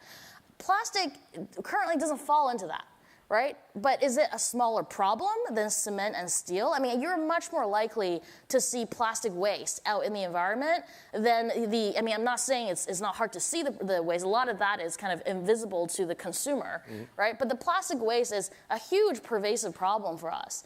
And so, it's kind of right now falling through the cracks if you look at how these current legislations in the U.S. are. In Europe, they're actually putting in legislation and they're enforcing you have to have certain percentage recycled content. So it's really interesting to see internationally the dynamics here. And as a startup company, so we're navigating through this and learning how to scale up. It's a particularly interesting time. Yeah, so we are going to get to what Novaloop does differently, but I think since you brought up the IRA and talked about a startup, and we talked about it earlier, you expressed some frustration that as a startup with a novel solution that can really scale, but you need the right resources, and that money doesn't seem to be flowing? Yeah, I think the challenge, the pain point in the plastic circular economy space is, especially in the U.S., but it's a global policy challenge, is that you don't really have people seeing eye to eye on the exact, how would I put it? The chemical recycling as a term is extremely controversial. It sounds controversial. It sounds very controversial because it's traditionally referred to plastic to oil technologies, where technologies that are taking plastics and heating it up to very high temperatures and turning it into a kind of bunker fuel, like low quality oil, which then you put through a refinery. This technology has been around, developed before World War II as a way to sort of cycle plastics and find some way to get some value back in the day out of. But nobody has been scaling that because you get such like bad quality products, waxes, these branched, oils, very hard to use this stuff, inconsistent. But recently, because, 2018 onward, there's been a lot of talk about, what about plastics? Everybody starts caring about plastics. Big chemical companies, oil and gas companies are also looking at how more and more of their income is going to come from plastics and not from energy, selling oil for energy, right? And they're looking at how to keep the steam crackers on. Right? And this technology is now being revitalized, right? Brought to the surface. And all these names, chemical recycling, advanced recycling, molecular recycling, all these names. And what they're doing is making these branch oils so they can feed them back into steam crackers at a small dilution to virgin oil to make plastics. And so this technology, I'm not saying here it has no place in the world, but it is what the big oil and gas companies are going for. And basically, they're still oil companies. They're just taking the plastic and turning it into more oil and running it through their system again, which is never going to be clean. Yes, and the issue with this is that it actually has a larger CO2 footprint if you take plastics and put it in high temperatures to make oil, and then you turn that into plastic, and that has a higher CO2 footprint than just taking oil out of the ground. So, right now, that's why it's controversial. But there's actually a whole lot of new innovation right now coming out. Sovolysis, using solvents to clean plastics. Technologies that are like us, we're actually breaking apart and decomposing the plastics by oxidation with very low temperatures. A lot of these technologies right now, there's a lot of textile recycling technologies using some combination of these, these methods. And we're kind of grouped in this whole bucket that policy feels kind of confused about. So talk about like what you're recycling and then how you're transforming it, and then we'll get to what you're doing with it at the end. But like, what types of plastics are you taking, and then how are you changing them? Yeah, so what we focus on is polyethylene plastic, I mentioned, is the most common one out there, very low recycling rates. And we invented a technology that oxidizes the polyethylene. So we take things like shopping bags, we put it in conditions below 150 degrees Celsius, low temperature, very short reaction time, and we break it down into short chain chemicals. So, polyethylene is a very long linear carbon chain, very boring. There's not a lot of reactivity to it because they don't have any other function groups really. And so what we do is we oxidize and we cut up this carbon chain into smaller oxidized species. So it's not oil, they're not a bunch of long oil structures, is oxygenated, which means that they can be purified and directly used as building blocks. So what we do is we make these monomers, and then we purify them and we build them into performance materials. So that's the key point, is we're not making the same plastic that was used in that shopping bag. We're not making polyethylene again, but we're making polyurethanes, for example, as a category of products. And so the materials we make are worth up to 30 times more. And so by naturally upcycling, you're upgrading, we call this process life cycling, you're able to build technology scale-ups that are much smaller, like at 5% the scale of today's fossil fuel-based processes. We're at 5 times scale, but we have similar unit costs. And so, because we're leapfrogging about 5 or 6 steps of synthesis. We're not taking the plastic, going to oil, and going through the supply chain. We're going straight to an intermediate compound and building from there to higher end materials. And so that's what we do. And we have been working on scaling up this technology. And this is something that you and I were talking about. As an American startup based in Menlo Park, developing this from the laboratory research stage for 9 years, it's always been my dream to be able to build this scale up in the US.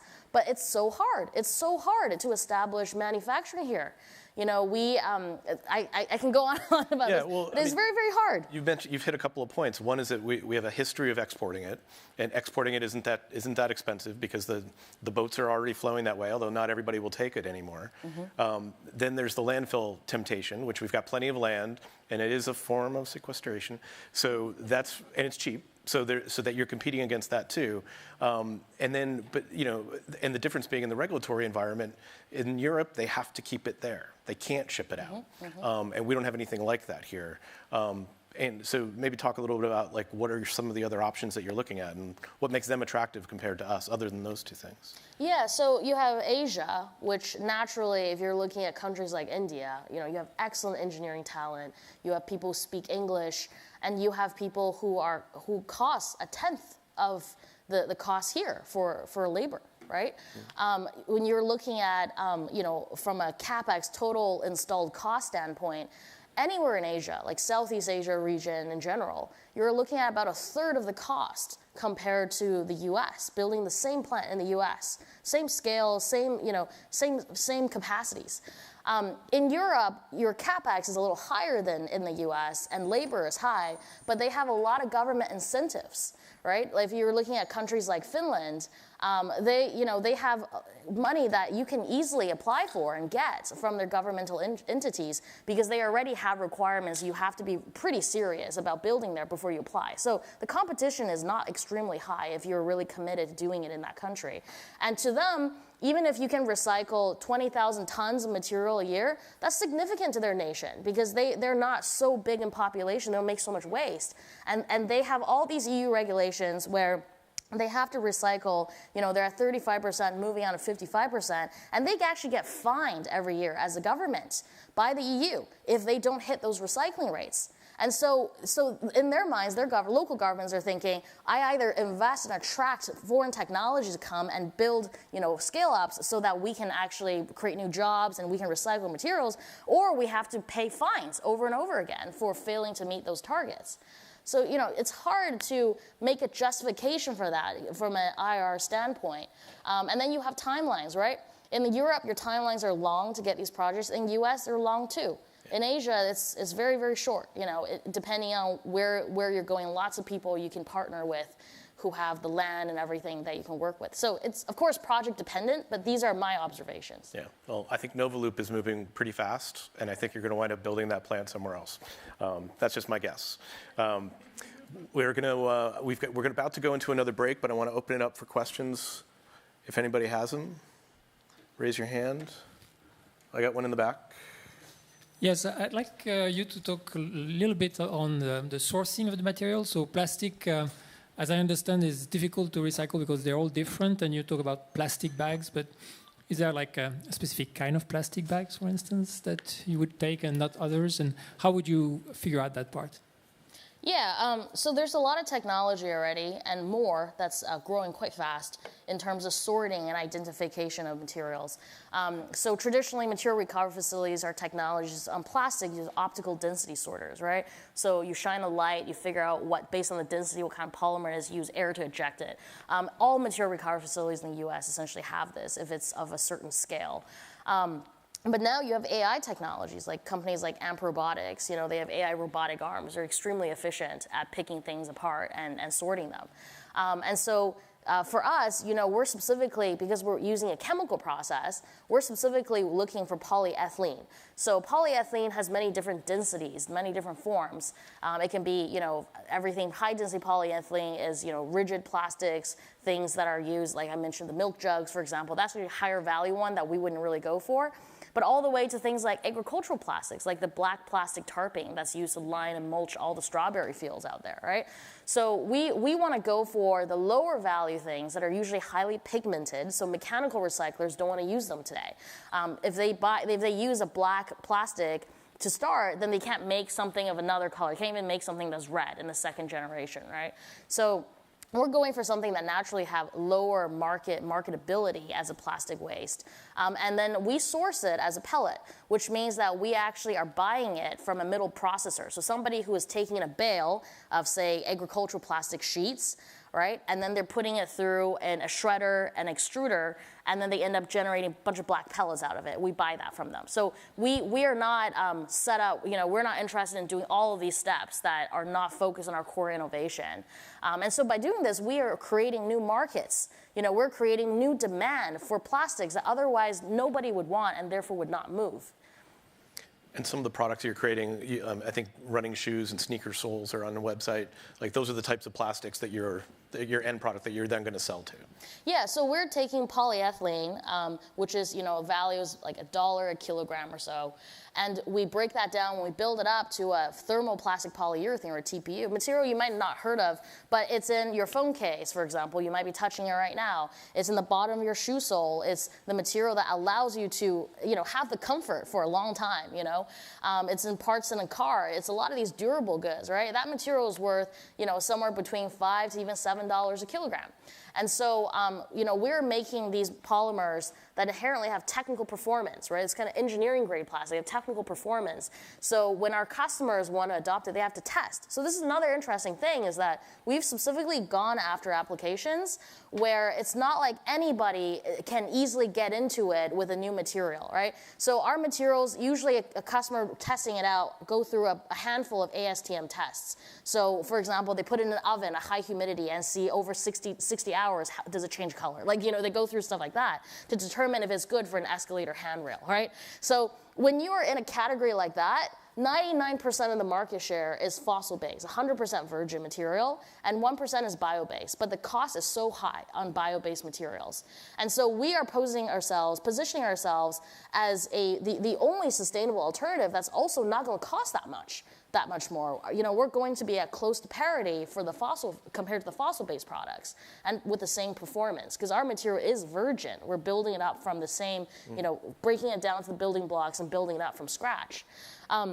So these are the kinds of new approaches I'm talking about, in my category, which I think a lot of the times is hard to notice it. Because if you look at, for example, what the IRA most recently, last week, they announced the Industrial Demonstration Program projects. $6 billion was deployed and attracted overall between public and private funding $20 billion, somewhere around 40 to 60 projects may be identified across many different hard-to-abate areas. In the petrochemical area, all the funding went to public companies, public and oil and gas companies, and all of them were carbon capture related. So you have an ethylene plant, you bolt on something that captures, the emissions. Basically, all of that was that, and except for one, which was Eastman Chemical's PET recycling glycolysis. They've had that for many years already, right? And it's not really like startup level kind of new innovation. And they also, you can say they have funding. They should have the funding to build that themselves, because it should be a profitable process, right? So. Well, I think you've got, you may not have gotten the government's attention with the IRA, but you certainly got the attention of the people in the room here. And I think you've made a very strong case. Thanks so much for talking to us today. Yeah. Thank you. Thank you, Dan. Thanks. Thank you.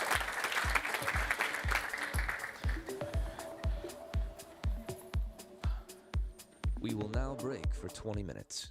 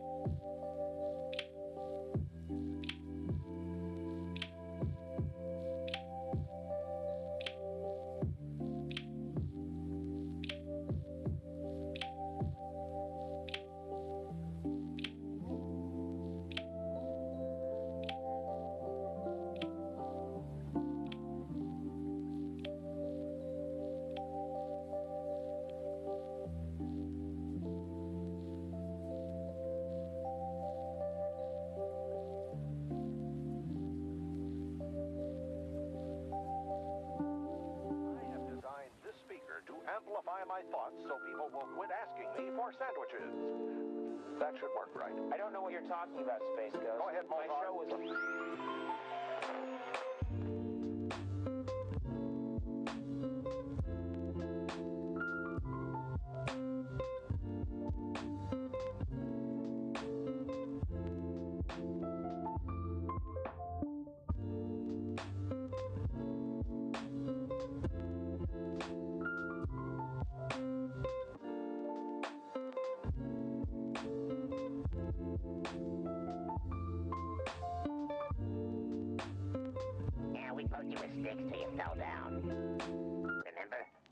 sure I didn't harness the power of the sun? No, it's definitely sticks. Beaten with sticks. All right, go get 'em.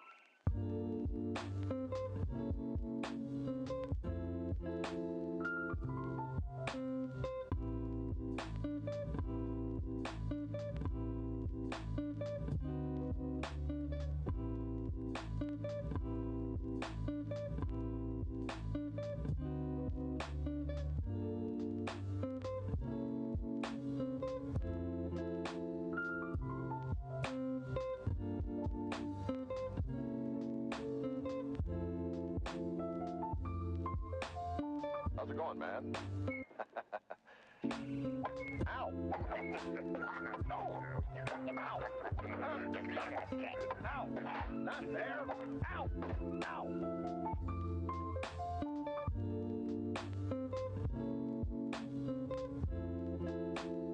Are you still here?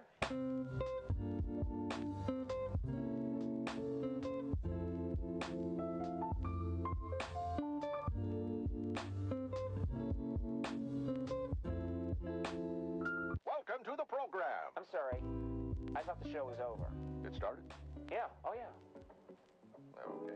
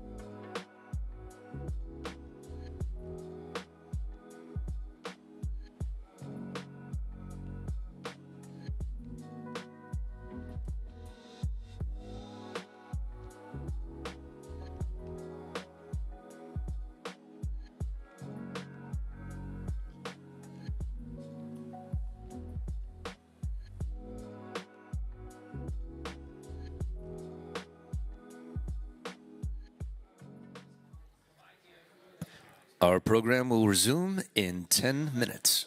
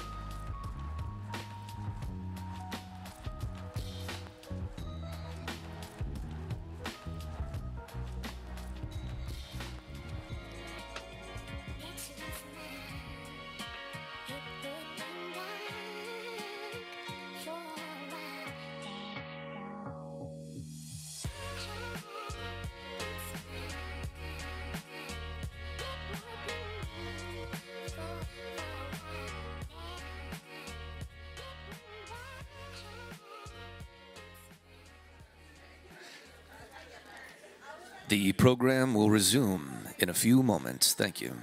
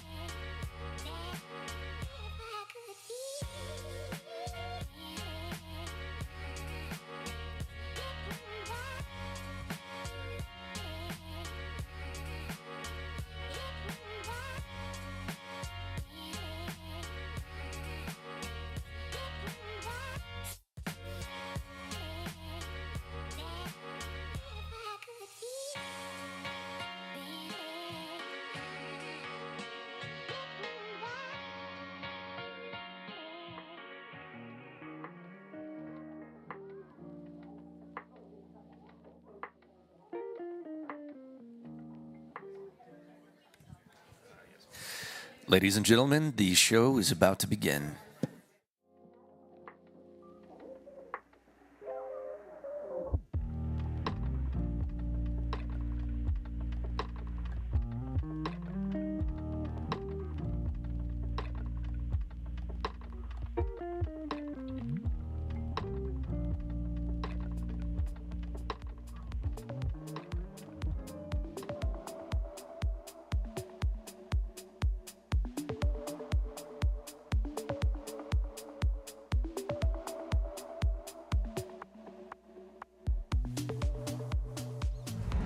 This engine has been around since my grandfather worked at U.S. Steel. Things are different now.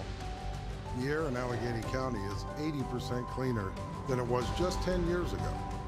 And it's about to get even cleaner. U.S. Steel is replacing 2 of our diesel engines with electric ones. That's like taking 7,000 cars off the road. I'm proud to help create a more sustainable future for them.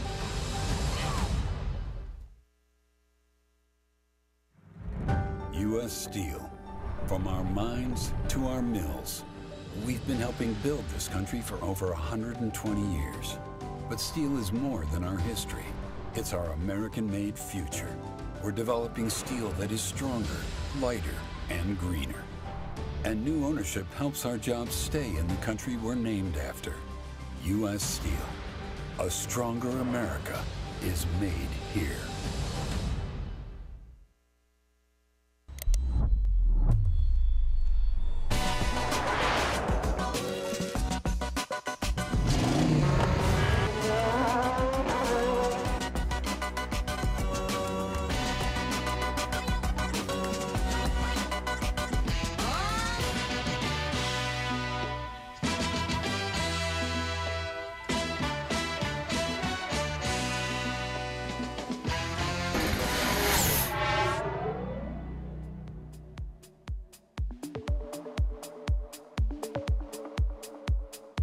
Please welcome back to the stage Dan Costa, joined by Karthik Balakrishnan, president and co-founder of Actual, and Brandon Hermelin, founder and CEO of Thallo Labs.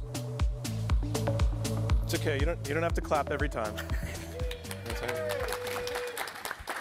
But we appreciate it when you do. Guys, thanks so much for joining me on stage today. Sure. So as we were doing our prep calls, we were talking about both of your backgrounds, and you have you work for very different companies, but it turns out both of you have a history in the aerospace industry.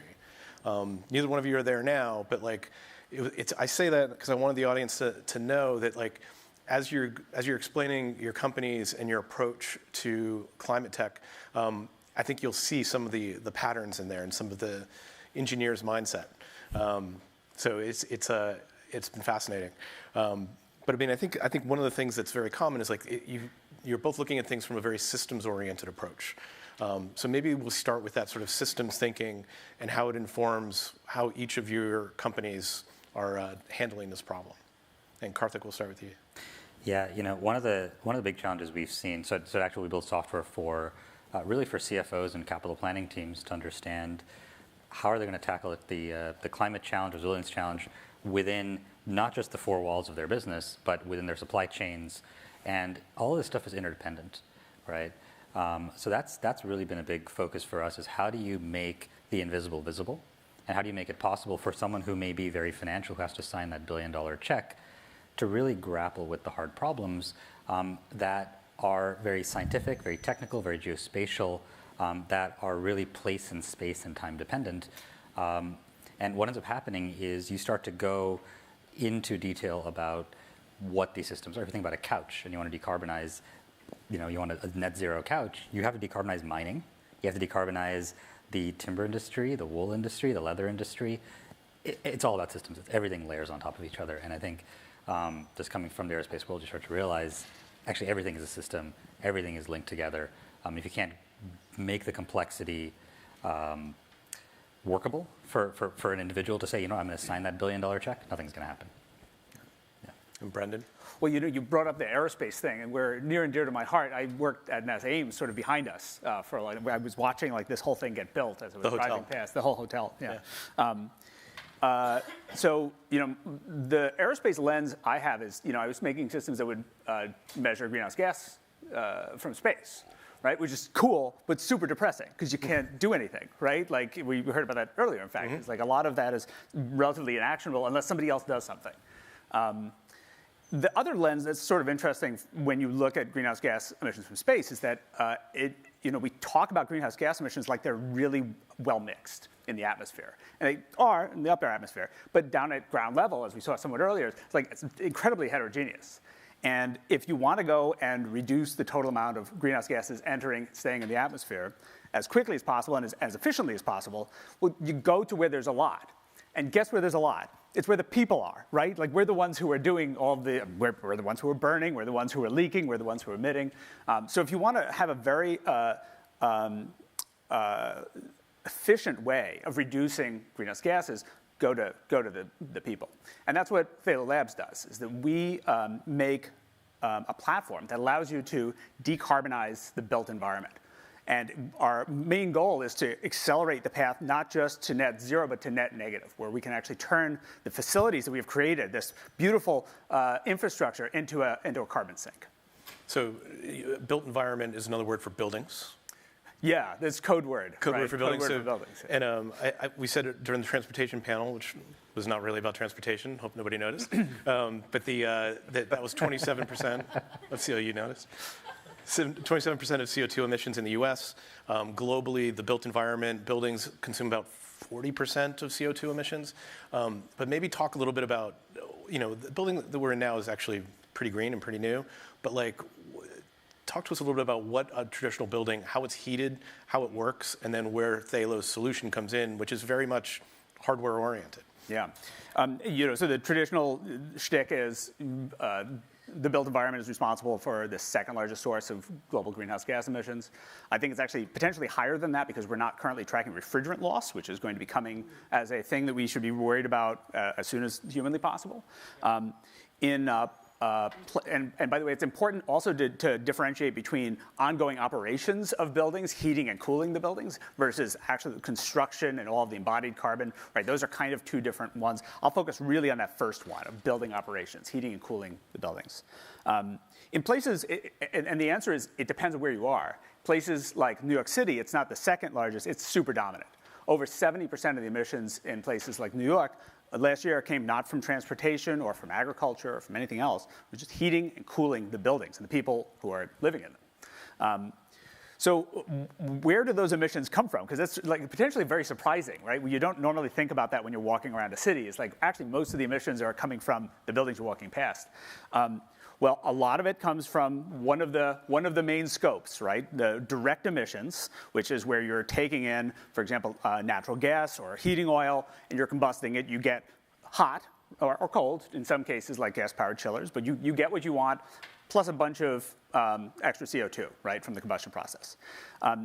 However, you could also be leaking. That's a scope 1 emission. That's a direct emission that's coming out of your building. That can be everywhere from combustion products like a natural gas all the way through refrigerant, right? So even if you have a fully electric building, you may well have considerable amounts of scope 1 emissions, which we need to deal with.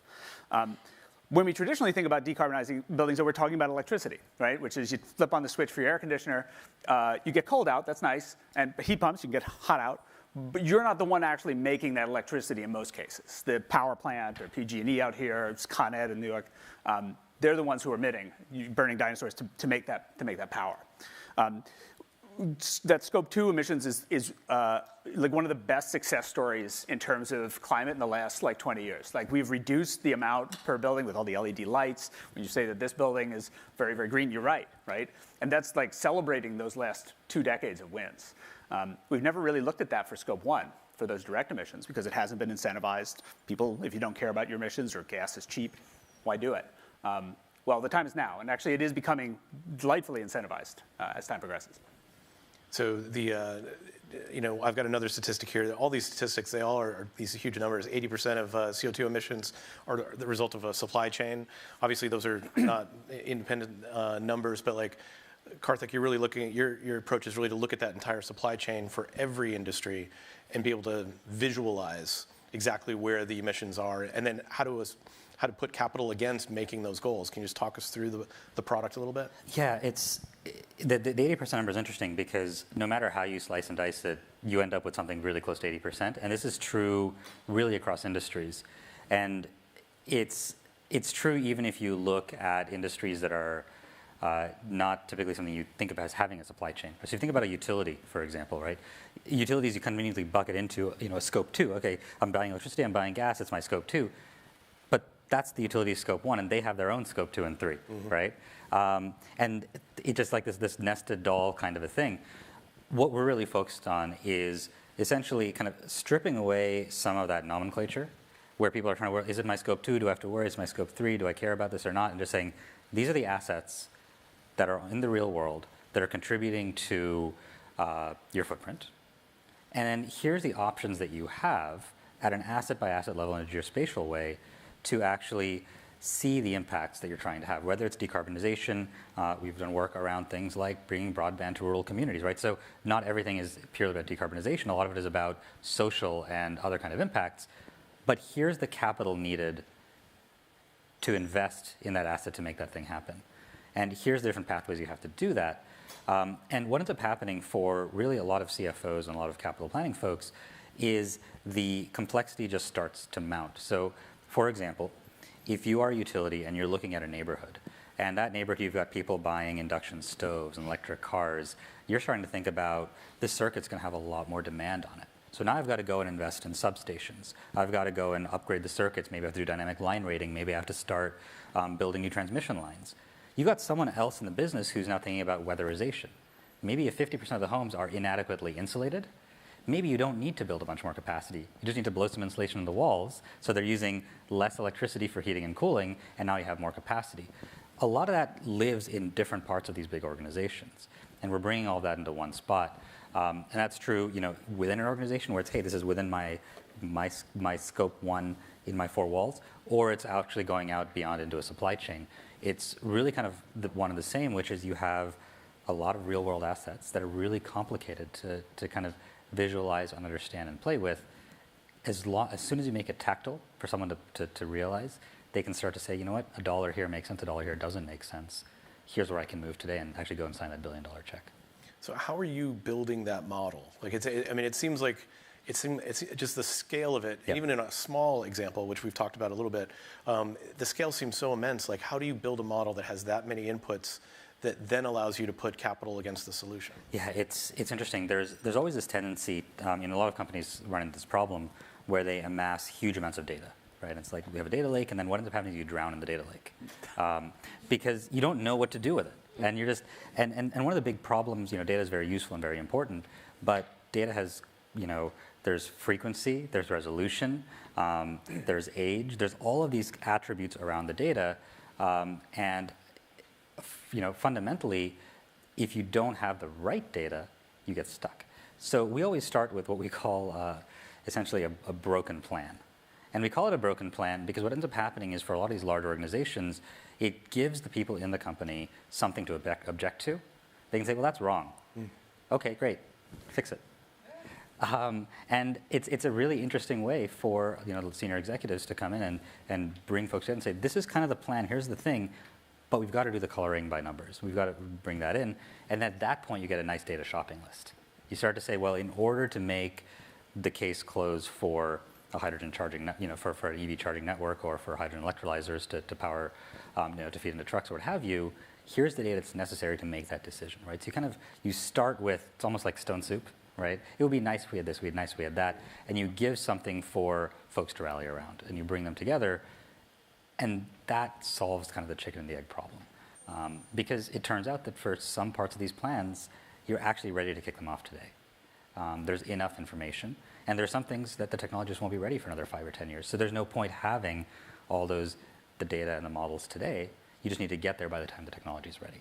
So it's a bit of kind of playing with the typical organizational pattern of, that's wrong.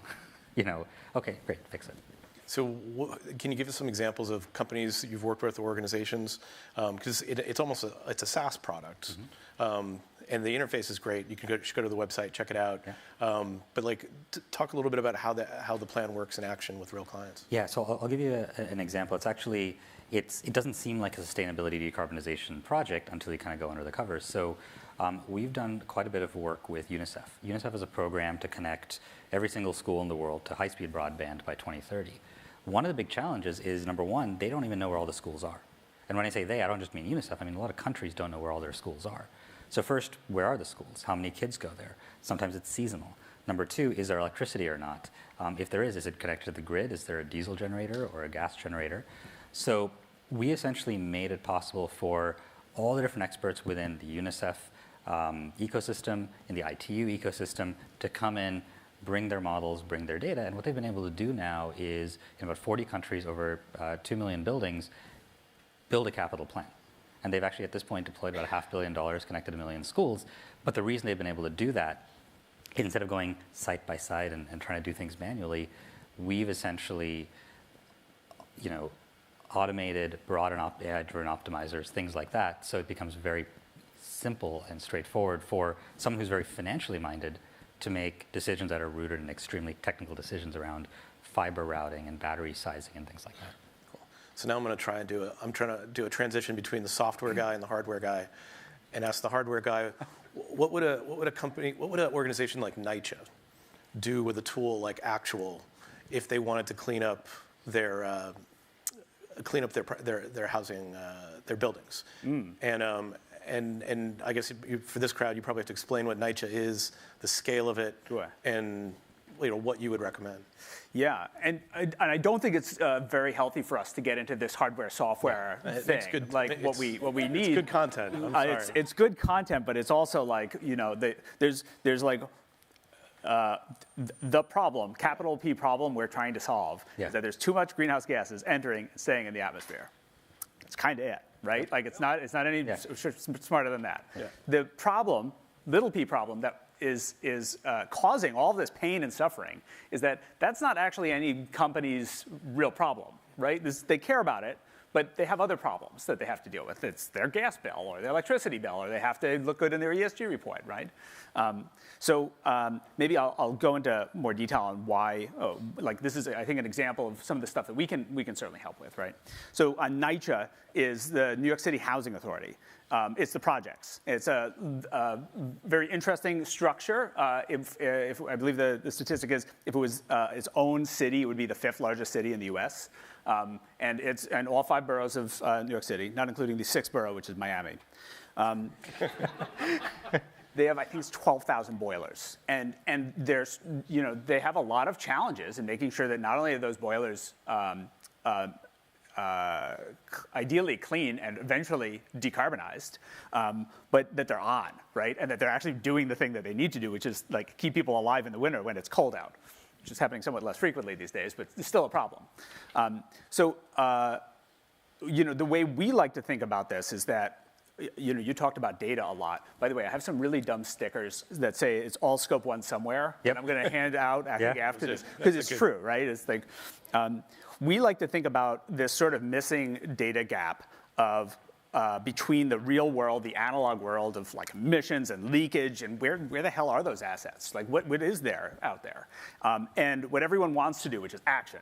Mm-hmm. And a lot of what we do at Thalo is really solve that middle gap. And a lot of it is about this data gap of greenhouse gas flux, but it of course includes some other components of just what assets and how are they operating. Because without solving that, you end up saying, well, some CEO stands up and says, I'm going to cut emissions by 50% by 2030, or we're going to be net zero by, and then you say, okay, great, you have 100 boilers, what are you going to do? Which one do you rip out now? And I think a lot of these next generations of decarbonization technologies, whether they're hardware or software or whatever, right? A lot of what we do is software. It's enabled by hardware. This next generation of the companies is trying to solve exactly that problem. So now we're trying to get incredibly tactical and say, if we're going to be surgical with decarbonization dollars, how do we do that? So to the extent that both of you are also operating in the software space, like how are you deploying AI? Like you can sort of specifically, how are you using it today and how do you expect to use it in the future? So we think about AI very much like power steering, not autopilot. Again, the capital P problem, it's a real world problem. We're burning stuff and putting CO2 in the atmosphere. Just using AI by itself doesn't solve that. But what it does is it takes fundamentally AI is really good at cutting through noise, finding correlations where correlations may not be immediately visible, stitching data sets together, filling in gaps, doing all this kind of stuff. And so where we use AI especially is around large-scale optimization, where you have your toolbox of options, you have thousands or millions of sites. There's no way that an organization is going to be able to figure out, to your point about you have 100 boilers, which one are you going to rip out? Well, which one are you going to rip out, right? That tends to be, when people talk about, techno-economic analysis that lasts for months and months and years, that's what they're doing, is going through one by one and saying, well, what if we did this? What if we did that? What's the IRR? What's the this and that? A lot of that human process can be simplified to get to the point where you say, of the 100 boilers, these 5 are probably good ones.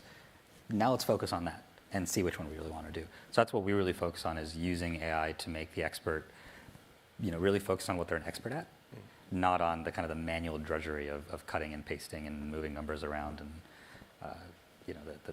the fun part of Excel.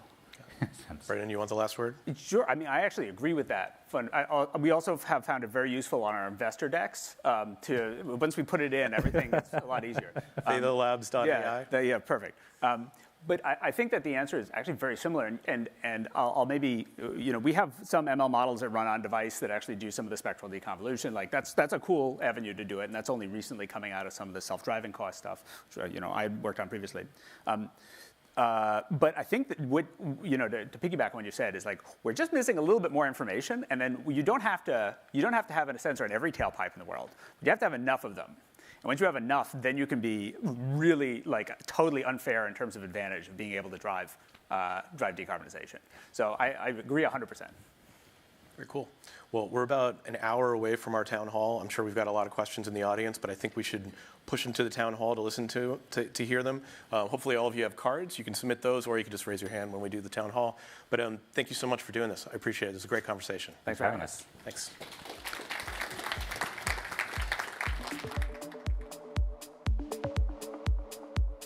Welcome back to the stage, Josh Campbell, joined by Raj Kapoor, co-founder and managing partner of Climactic.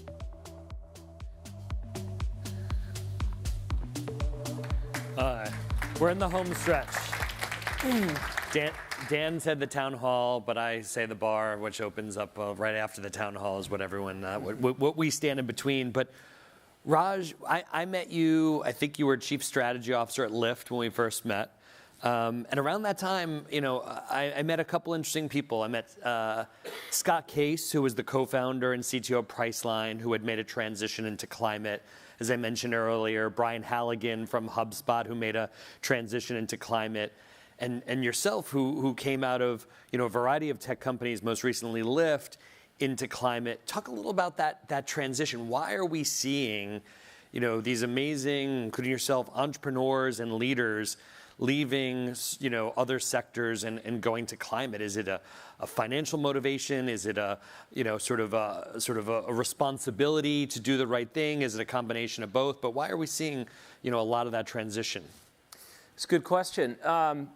It first started out to be around purpose. So I was sitting, I think it was 2008 at TED, and I saw John Doerr, who some of you may know. He's a famous venture capitalist from Kleiner Perkins. I worked at one of his companies. And this other guy, Al Gore, no one knows that guy. And they were up on stage, and Al gave the data, he gave the case. And for me, I've always wanted to have some purpose, that's I thought outside of business. That was the initial theory, that it has to be outside of business. And then I saw John Doerr get up on stage with his daughter. And he started crying, and it wasn't bullshit. He was really crying. And he was saying, I cannot leave the world in this place. And as I really thought about it, I was like, oh my God, this is like the most difficult problem that everyone has to do, and there's no clear solution. I got to work on it. This is amazing. And so for me, it started that way, and I first thought I could do something on the nonprofit side. I started some crazy social game on Facebook back in those days, and got $500,000 from the EPA. I don't know why they gave me money to do that. And it didn't work. And I was like scratching my head, said maybe I should invest in this. And so looked at kind of different ways. This was back in the days of clean tech and doing it. And back then there were limited opportunities because where we were was around basically the disruption of the energy industry back in the mid-2000s and early 2010.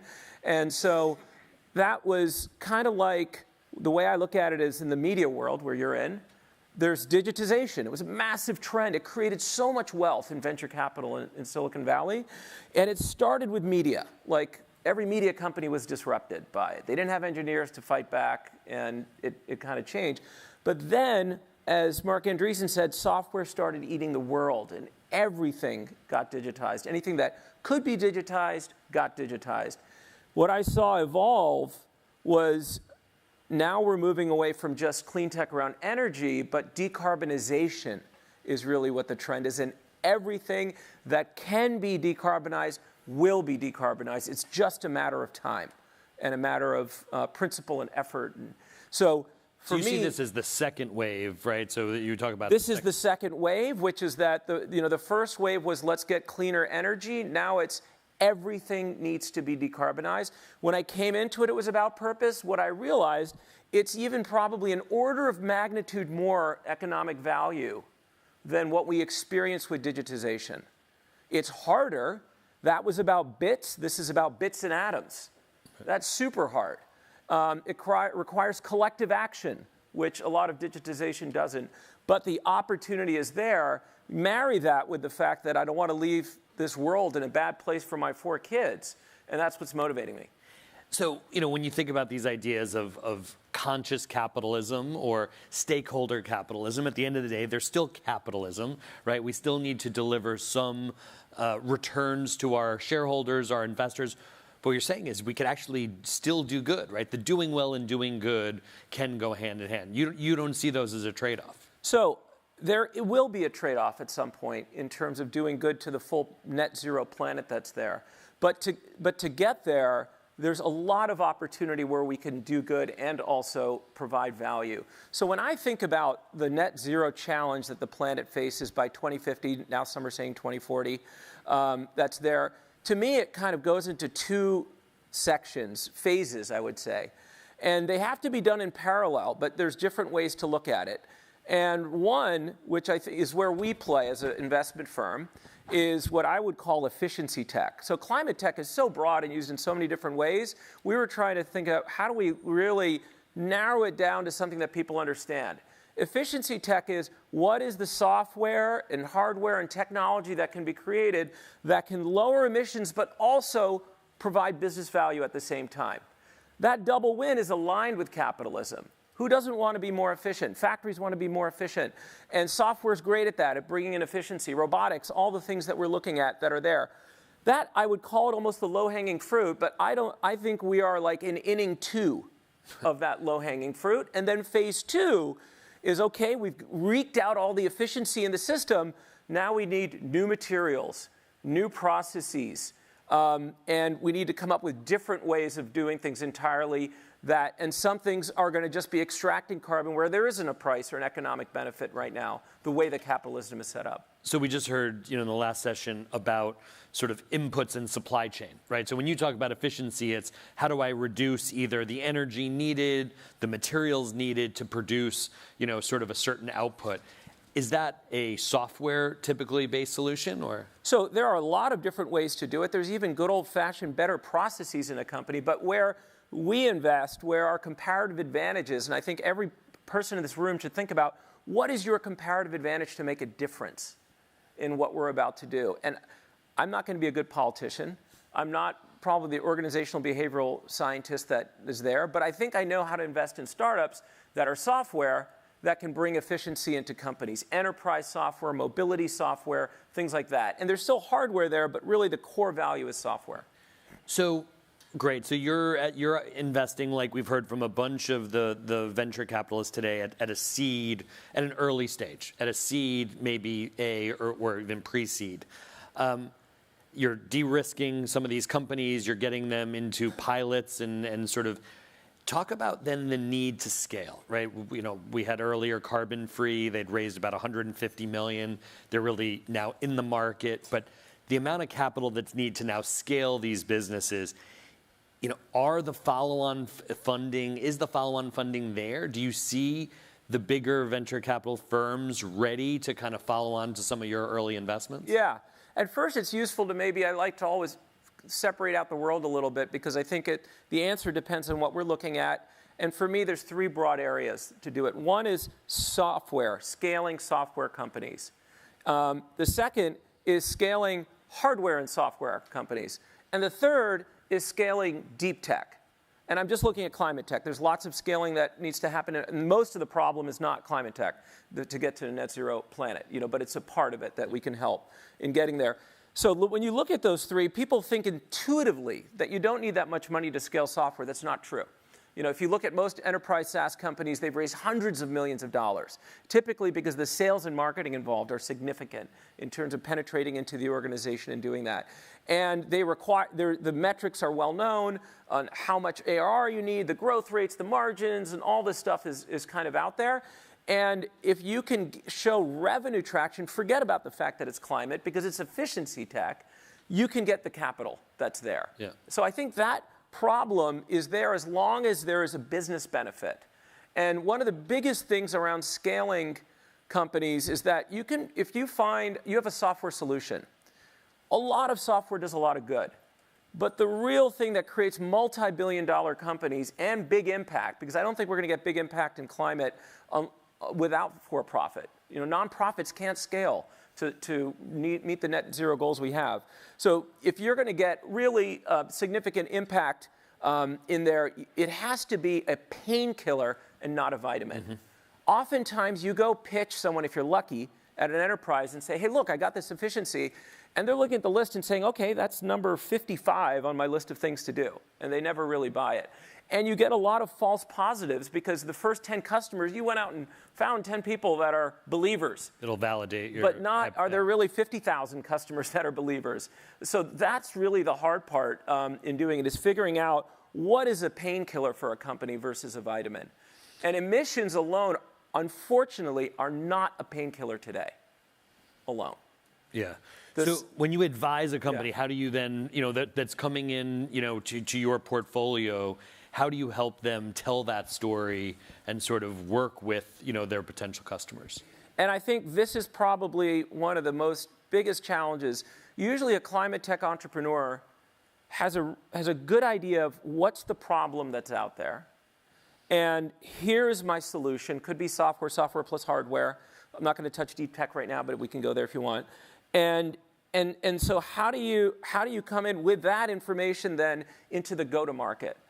Now that's what's aha here, is that the aha is that a lot of that go-to-market motion is the same as what we've seen in general tech.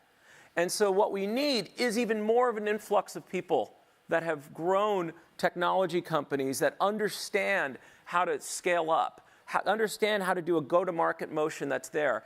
They're typically being sold into a very similar person, whether it's the CFO or someone that's there, if it's facilities. There may be a sustainability person, but the reality is very few, no offense to the sustainability heads that are here, very few of you have any money. Right? So you can make some sort of direction about what to do, but at the end of the day, someone who has the budget is making the decision. So the good news is that in this zip code, we have a lot of people that have done this before at hyperscale. And I think that's what we need, is to connect and bridge these entrepreneurs and bring them in and really act as if it's a general enterprise company. So the Sequoias, the Andreessens, the larger VCs, all the entrepreneurs that have scaled this will start to look at these other types of companies and be advisors, join them to help them. So I'm seeing, here's another example that's really exciting. So I used to invest when I was at Mayfield, VC firm in Silicon Valley, in programmatic advertising. So what happened in the online advertising world is that it went, you know this, it went from salespeople selling and putting pitch decks to it being basically all electronic, a bidding system, buyers and sellers going into programmatic buying and selling. So that bought a breed of all these interesting engineers and people that knew how to build real-time auctioning systems that were there, and they even apply to like AdWords is a great example of that for Google. And some of those entrepreneurs, 2 of them, in fact, have come out to me in the last 30 to 60 days and said, I see something that's happening in energy, which is that energy is going to be bought and sold on a discrete level, almost real time. And it's starting to happen in Australia. It's starting to happen in the UK, a little bit in Texas and California. And once we get into that, you'll have the programmatic buying and selling of energy. You couple that in, for example, I'm looking at a company right now that does induction stove and oven that is being mandated to replace gas because, like we were talking about NYSA, New York Housing Authority, like they're shutting off gas in buildings. You have no choice. So it's a painkiller, not a vitamin. You need something. But what it is the appliance has a battery. Every appliance is going to have a battery. And appliances are going to have to be buying and selling, knowing when to pull and take electricity and potentially selling electricity back, just like an EV car battery will as well. So we get into this interesting world where we can transfer the skills that we had in general tech and bring it to the energy industry, which is going to be necessary to drive efficiency. One other point was that batteries up till now have not been cost effective to scale, especially at large scale. Put them in grids, microgrids, wherever. When the battery can actually store energy and not just put it back into the network as necessary, but actually go sell it back when the prices are higher, all of a sudden the ROI is penciling out on batteries. And you're seeing almost every renewable project now includes large-scale batteries. So in your programmatic example, relies on heavy, automation. Automation is something that you're really interested in, automating systems, processes, all the way through even hardware, robotics. Talk a little about why you see that as a big opportunity. So, this goes at a super high level. I think we are at an unbelievable point in time that I would venture to say 2 to 3 years from now, almost everything that we're doing is going to look so foreign to where we are. And it's a confluence of AI, robotics, and synthetic biology. And they're all happening at the same time, and they're all impacting each other. And I'll give you an example. I did field robotics at Carnegie Mellon back in the 1990s, so that dates me a little bit. And manipulation seems like such an easy problem, right? Like I pick this up, and I can touch this, and I can touch this, and it just seems so easy. But when you take manipulation and figuring out there's probably 2,000 actuators that need to be there to pick up almost anything in a human hand, and they need to act in a really fast frequency to do that. And they need to understand that I don't put too much pressure here and break this glass versus not, and what's the right amount of grip strength. That problem in the past has been so difficult for roboticists because it's using algorithms that are very brittle, and there's just too many variables, like what Karthik was talking about. There's like thousands and thousands of variables. So what we're using now is deep learning, where we don't really need to understand what it is, but there's thousands and thousands of variables that a deep learning neural network is figuring out, and it's happening. Like there's a company Figure that started, and they started, I think it was like 6 months into starting. They used some deep learning algorithms. They used some of the capabilities of OpenAI, and they were able to do like clean dishes, do things, talk at the same time, pick up all sorts of flimsy objects, everything, after starting the company 6 months in doing it. We invested in the barriers to entry. Barriers to entry. There's going to be a Cambrian explosion of startups. Software, we saw this. Like when I started a photo company, there were 100 other photo companies that started within a month in doing it. Now we're going to see in robots. So I'm looking at the solar robotics field where we have utility scale solar. We have to install like 10 or 20x the amount of solar to meet the needs, especially of AI, all the data centers that we talked about earlier in the day. And there's just no way that humans can do it fast enough. And one of the biggest issues that they have is picking up the panels and putting them on, and in wind, and it's outdoors, and there's all sorts of variables that are there. It was a hard robotics problem that is finally being solved. But it's being solved so quickly that there's a dozen startups, and they're all showing progress on less than $1 million. So like we are moving at such a rapid clip. And then when you combine that with, if you need to create something organic, you'll use a $25,000 DNA synthesizer, which you can buy right now in doing it. And then so everything is feeding it onto each other. You can replicate the robots. When the humanoid knows manipulation that was just built in 6 months, the other million humanoids get updated automatically to do it.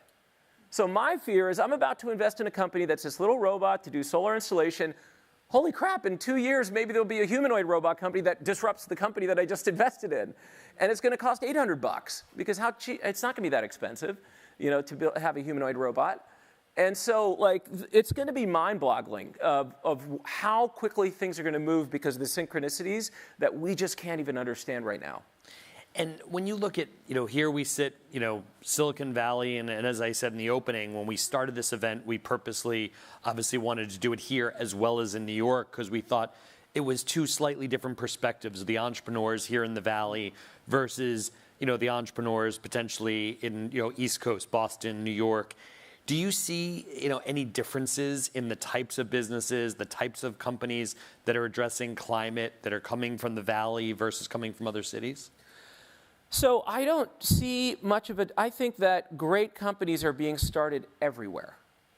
And I think that technology, ideas, and the initial ingredients to start a company is democratized. I'm seeing incredible ideas in the EU. I'm seeing incredible entrepreneurs in Australia with just as good solid ideas as they are in Silicon Valley. However, what we talked about earlier, scaling up.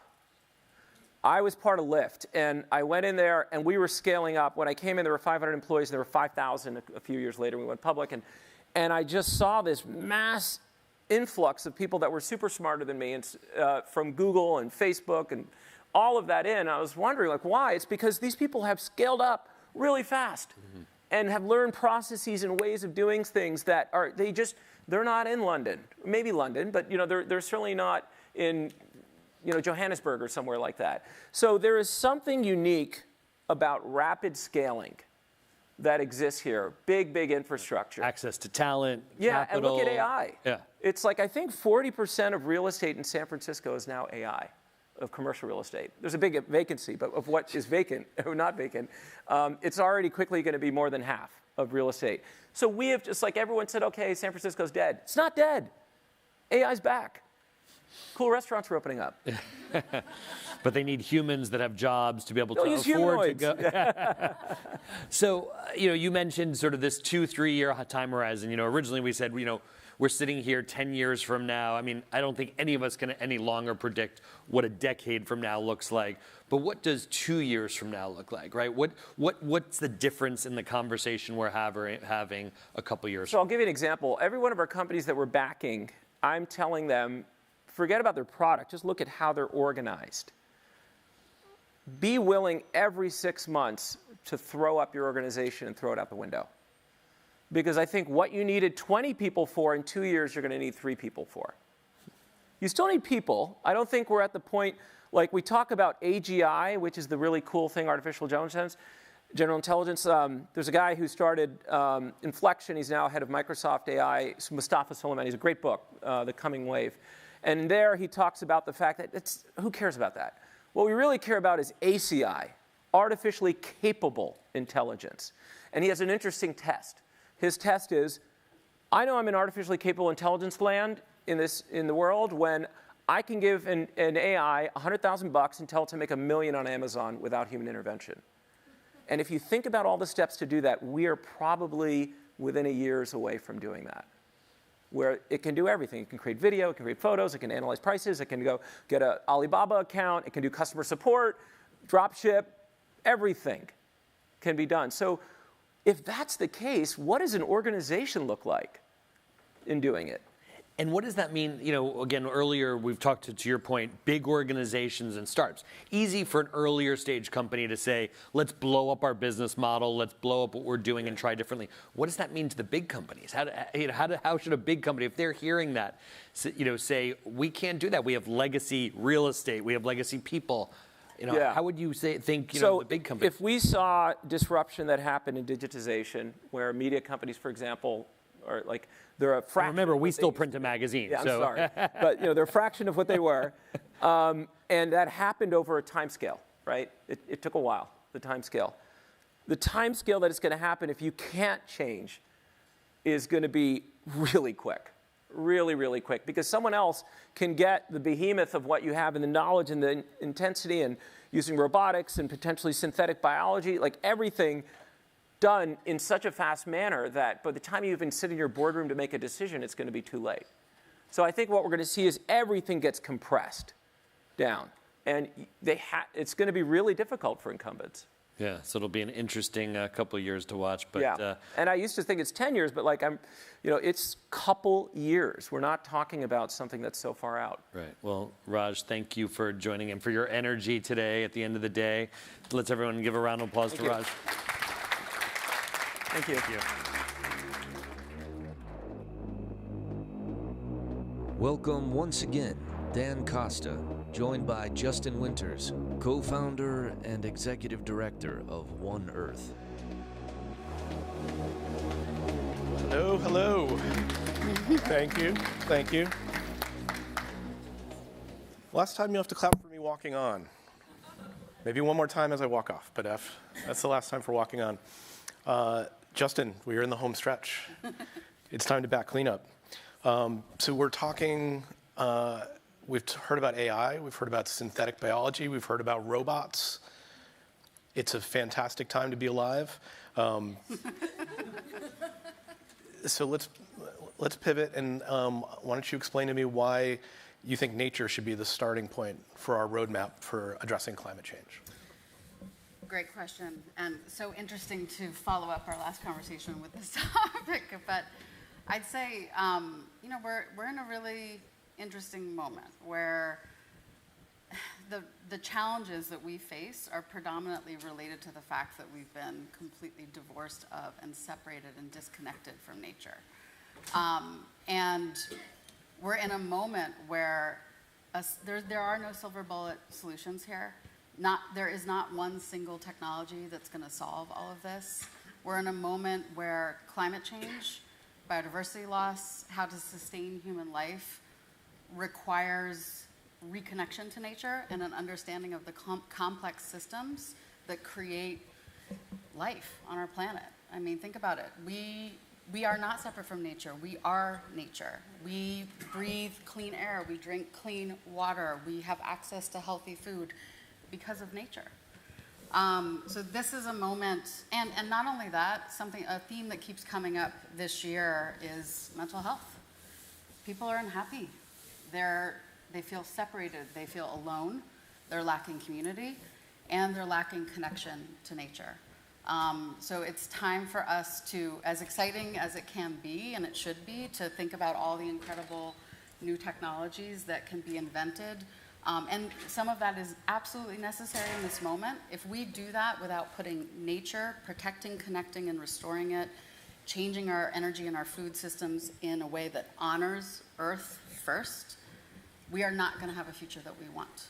Think about it. Do you want a future that is all robots and, carbon capture happening, and meanwhile we've raised all the trees, there's no biodiversity left, all the things that make life on this planet special and inspiring and invigorating gone?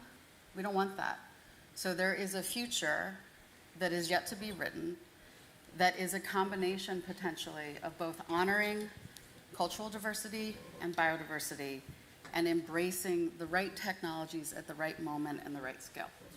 So in order to do that, it seems like one would have to have some kind of framework to sort of structure that investment and that strategy. Do you have one of those? Yeah, and I'm going to flip through a couple of these slides first. So at One Earth, we've had an existential question that we've been seeking to answer since early days, even before we were our own nonprofit. The question was, can we actually solve the twin crises of climate change and biodiversity loss? Can we do that? And so this started the One Earth project, which was initially a research project, but always a research project that was intended to enable, facilitate, and facilitate action at the scale that we need, the scale and the speed that we need. So we embarked on a crazy quest to get an answer. We worked with over 50 leading scientists and experts, and in particular to University of Technology Sydney and German Aerospace, and we ended up producing a climate model.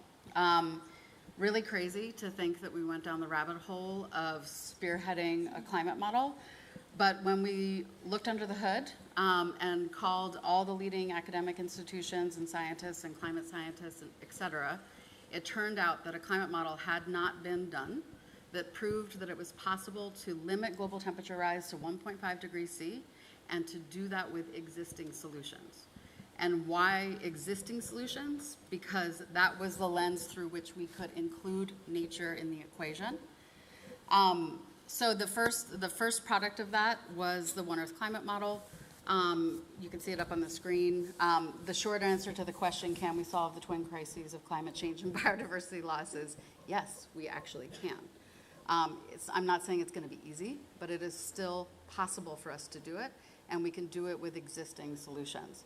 So this was published by Springer Nature originally in 2019. Updated versions have come out since then. In fact, more recently, just a couple of years ago, the financial sector ended up funding the updated version of this because they were really intrigued in what the science was proving and showing that it could do. Where should I go with this? Let's see. They funded it presumably because they understood that there was huge financial consequences to how this model was being built. Yeah, I mean, I think that this climate model was ahead of its time, and I think it took a little bit of time for it to kind of make the rounds and for people to understand what it was saying. And we certainly went deep in unpacking this 500-page book and understanding what it had to tell us. And top line, what it had to tell us was that there are 3 core solutions pathways to solving the climate crisis. First, we have to transition to 100% clean, renewable energy, which is obvious to everybody in this room. The second piece is that we need to protect, connect, and restore 50% of the world's lands and oceans, not just 30. 30 is a really critical stepping stone. The ultimate goal is 50, and that is a global goal. It's different in every region and every country, and every state has a different roadmap of nature that needs to be protected and restored. And then the third pillar is shifting our food and our fiber systems to regenerative agriculture. And that gave birth, over a couple of years of analysis and working again with our networks of scientists and experts, to the One Earth Climate Solutions Framework. And don't worry, you can access this all on our website. It's, we very much believe in getting this knowledge and making it accessible to everybody. But essentially what you're seeing on this slide is those 3 core solutions pillars. And then each of them breaks down the specific solutions that reside within renewable energy, within nature conservation, and within regenerative agriculture. I call it the what. This is what we need to invest in, what we need to support and scale. And this is prioritized by a global climate model. So there is some very deep, credible science to back this up. At the bottom, we ended up adding intersectional themes and levers of change, which ended up being a really interesting addition to the solutions framework. I call it the how. How are we going to get there? People who are incredibly smart and experienced, but are so focused on one particular area of work or one solution set, start to forget about the many different levers of change that we have. Of course, we are not going to simply drive global transformation through an international policy framework. That is one mechanism for driving change. There are all these other things that need to be deployed at the same time: climate finance, philanthropy, community action, legal empowerment, education and awareness. So this really kind of represents, in an architectural framework, a solution set that is backed by science, accessible, and also represents the complexity and the diversity of solutions and methodologies that we need to deploy right now. So this is it's amazing work. It's voluminous. You can see how many different rabbit holes there are to fall down there. But what are the examples of it actually being put into action? In investments being made, policies being changed? Do you have anything you can share? Sure. I'd say it's early days. We had no idea when we started this what a sweater we were unraveling. And we've spent the last couple of years not only doing the hard work of assessing and building the science, and then breaking it down into educational, accessible, material for everybody, but also talking to people, presenting it, sharing it, getting feedback. And I'm pretty blown away by the lack of knowledge about what this moment is going to require. There's Among who? everybody, whether it's investors, philanthropists, activists, everyday citizens, decision makers, government leaders. Climate change is complicated, and because we are so deeply divorced and disconnected from nature, and there are people that really genuinely don't understand where their food comes from. So we're so far apart from a baseline understanding of this earth and how it supports life that we're in a moment where this is an opportunity to kind of re-educate ourselves about what this moment requires of us. But not to say that we haven't figured out, we're not developing ways in which to deploy this and move it into action. I'll speak about kind of the finance piece of it in a little bit. We're very committed to making this accessible to everybody. So we create really generous, robust content that defines all these different solution sets in video content and also in written form. We are partnering with different types of partners who want to apply this framework. So we have initial conversations with investors who are like, how can we adopt this framework into our investment strategy? So these are early conversations. Same thing with philanthropists. They want to know, okay, how could I use this strategy to influence my philanthropy to make it more strategic? How can I deploy dollars and capital more strategically? More recently, we actually partnered with a fellowship program who wanted us to assess fellows that were applying for, and these were new startups, leaders of new startups. They wanted us to help them assess their kind of group of fellows that had applied according to our solutions framework. And you know what was the leading kind of takeaway of that effort? Do tell. How many brilliant, amazing, incredibly talented people were starting companies and technologies that aren't really what our planet needs right now. Really? Mm-hmm. That are the opposite of what the planet needs right now. Yeah. And I think that's because we've just kind of embraced, there are so many people that are well-intentioned in this moment. They want to be part of driving change. They want to apply solutions. They want to give of their time and their talent to be part of this. Climate tech is the buzzword. We're all going to jump in and make tons of money and save the planet at the same time. Or, I legitimately want to apply my talents to this. But it requires us taking a moment to step back and understand what the planet needs, how we can facilitate regeneration and healing of our climate, and that needs to be strategically thought through. We have a very limited window. Do you want to? There is not much time. Can I get you to throw any particular businesses under the bus? No, I'm These are all new startups, and interestingly, we had a chance to do an educational seminar with them, and they were pretty blown away. And I think empowering folks like that who are excited about putting their time and talent and energy into climate, educating them so that they can put their energies towards a strategic solution set that is really needed and necessary is a huge opportunity ahead. So it's really early days for us in kind of figuring out how we're going to apply this. Yeah, it's actually something Worth has been covering a lot. It's like the inefficiencies in philanthropy. The same thing happens with startups, in that they're just because it may not be a good idea, it may not be the most efficient use of money.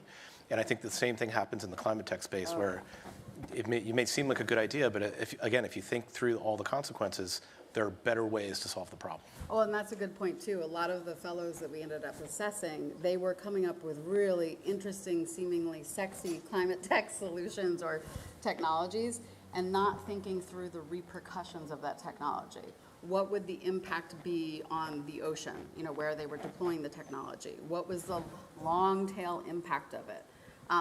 We cannot continue to kind of operate through this singular, humans know best, we're the brightest and the smartest, and technology is going to get us out of this problem. We really have to think much more holistically, long term, and we've got to put our egos in check.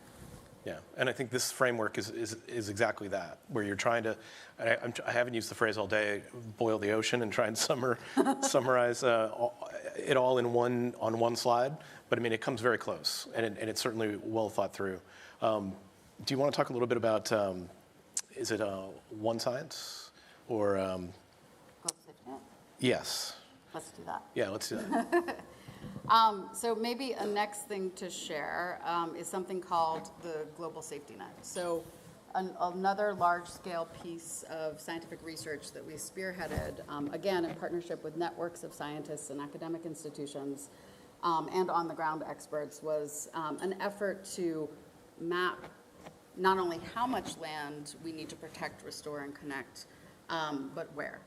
And so the initial mapping effort, which is an amalgamation of several central critical pieces, layers of information, and mapping around the world.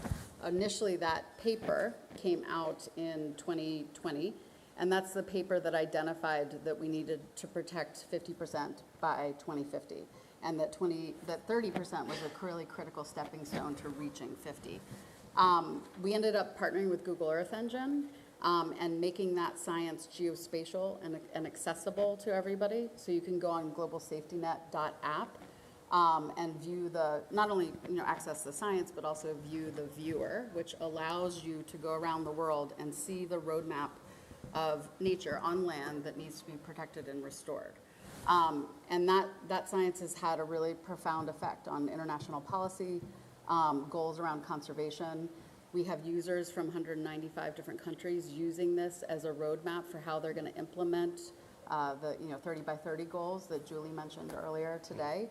And we have bigger plans about what we'd like how we'd like to scale this platform and this science in the next couple of years.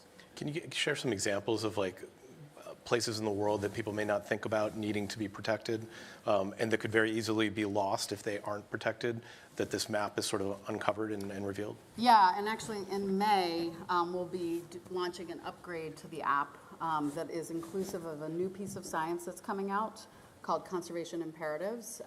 It's peer-reviewed science that will be published, hopefully, we think, in May.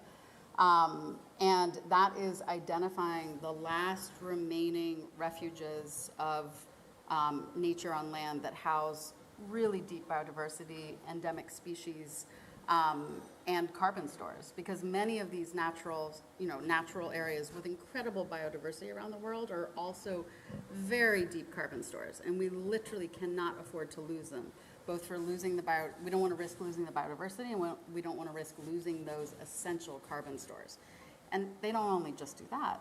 These are also, the refuges of nature that are also producing clean air, producing clean water, making for a stable climate.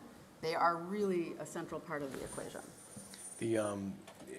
And again, I think that the beautiful thing about it is the global solution, where we tend to think about, we're very U.S. centric, and we don't think about the fact that all these natural preserves or all these natural resources across the globe are really benefiting all of us. Yeah. And the problem with resource extraction is that the nature is not priced properly. And this doesn't put a price on it per se, but at least shows where the value is. And eventually we could put a price on it. Yep. So, this is obviously a room full of people who are involved and care about these issues. Is there anything they can do to participate other than read the material and sort of educate themselves about the nature of these relationships?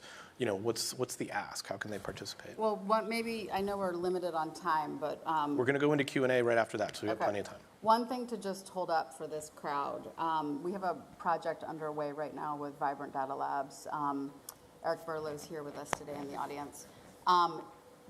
He is a data scientist who's using machine learning to really assess where resources are flowing and where they're not flowing, and created something called the Climate Finance Tracker. We are partnering with him and overlapping the climate solutions framework that One Earth has created, combining it with Eric's approach to assessing data and resource flow. So what you're seeing up on the screen is the very initial findings that he has illuminated for us. And this shows you, according to the 3 pillars of One Earth, and we have much more detailed, data and information in the works. But very top line, this shows you how much money is going into the energy transition, which is great, that we need that. But it's also showing you just how little capital is flowing into nature conservation and regenerative agriculture. I mean, it is astounding when you look at that. I mean, look at the green. Like, that is Earth. That is the very thing that sustains life that we are raising down on the regular. And it is getting absolutely no resources for protection, for restoration, for creating connectivity. It is astounding, actually. And so we hope that these kind of projects that we're taking on help to illuminate where resource flow needs to be heading, how to prioritize climate finance, philanthropy. It could really change the game and also elevate, how little resources equitable solutions are also getting. Got it. So I want to open it up to the audience. So we're going to go from a Q&A from your session to the overall town hall, probably pretty seamlessly, but let's start with some questions for Justin, right here up front.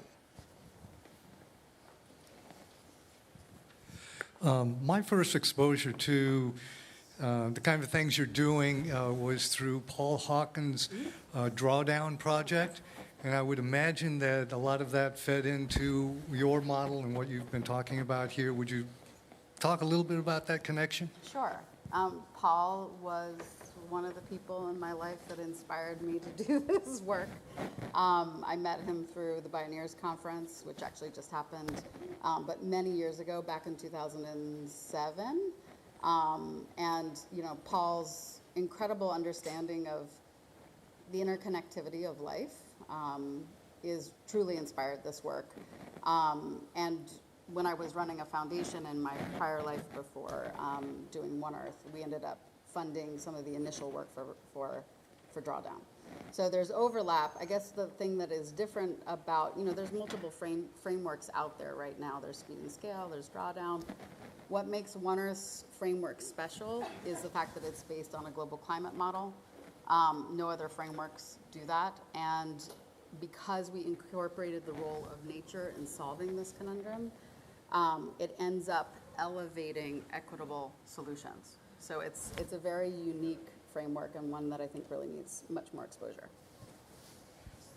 Another question for Justin over here on the right, your left. So, sounds like you're introducing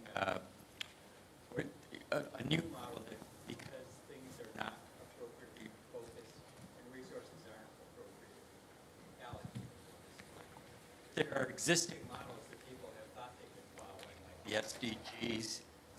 Just hold it a little closer, man.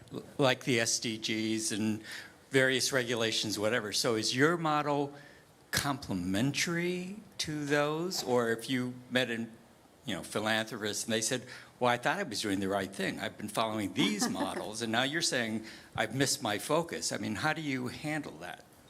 Great question, and one that we have grappled with because we didn't know what we were going to land on exactly. I guess my answer to that is, the ESG served a very important, critical, purpose, and we're one of the first attempts to really show interconnectivity between different issues.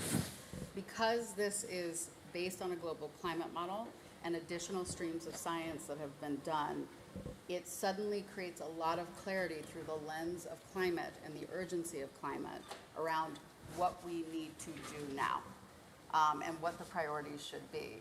So I see it as additive. There's no reason I would never want to take down these issues. You wouldn't want there to be like a model competition that we'd put on TV?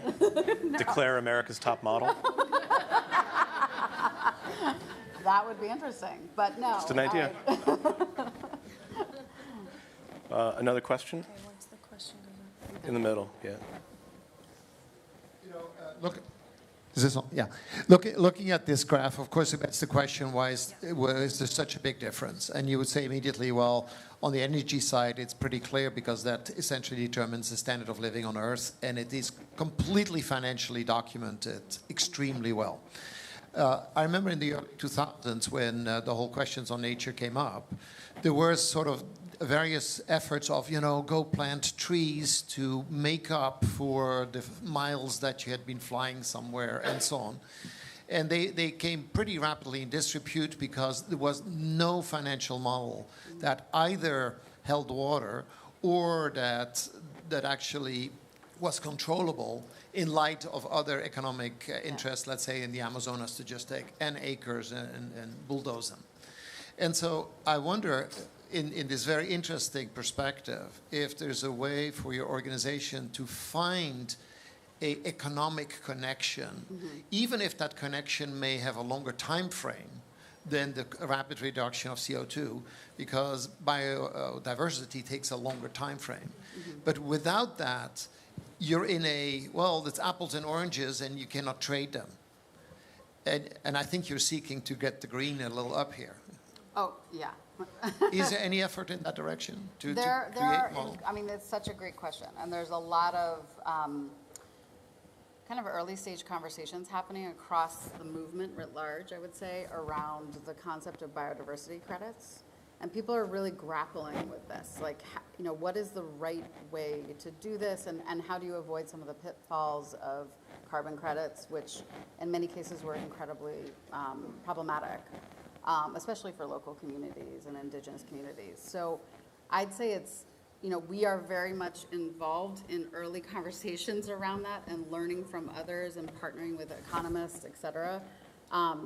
There isn't a perfect solution yet. We're kind of keeping apprised of it, weighing in when it makes sense. But I think that, one thing to think about when you're looking at these three pillars and noticing how small nature conservation is, it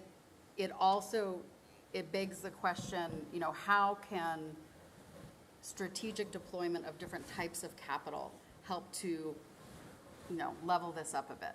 So for example, philanthropy can and already does, but needs to be radically scaled around nature conservation and regenerative agriculture. Less than 2% of all philanthropic capital goes to climate and environment. I mean, that is absolutely insane in this moment. Philanthropy could be playing a radical role in helping us solve this, but people really have to embrace it as a leading strategy. It is an imperfect path forward, but I think by illuminating, having illuminating science, data, knowing what the planet needs, knowing what it means in a geospatial context, like what country, what regions, we've got to be really smart in this moment, and I think that we can challenge everybody to think about how they deploy their capital and their types of capital in a different, more strategic way. So I'm going to keep asking questions of the audience. I want to go through a couple of the questions that we got throughout the day. They're not specifically designed for you, but actually I think you have opinions about most of these. And this one's an interesting one. What policies and incentives schemes would you recommend for EU countries to implement to keep up with U.S. regulations concerning IRA and 450 or 45Q? It's very interesting because usually we're thinking about how we're going to keep up with Europe. But now that maybe the U.S. is moving a little faster, this is someone asking what Europe can do to keep up with the U.S.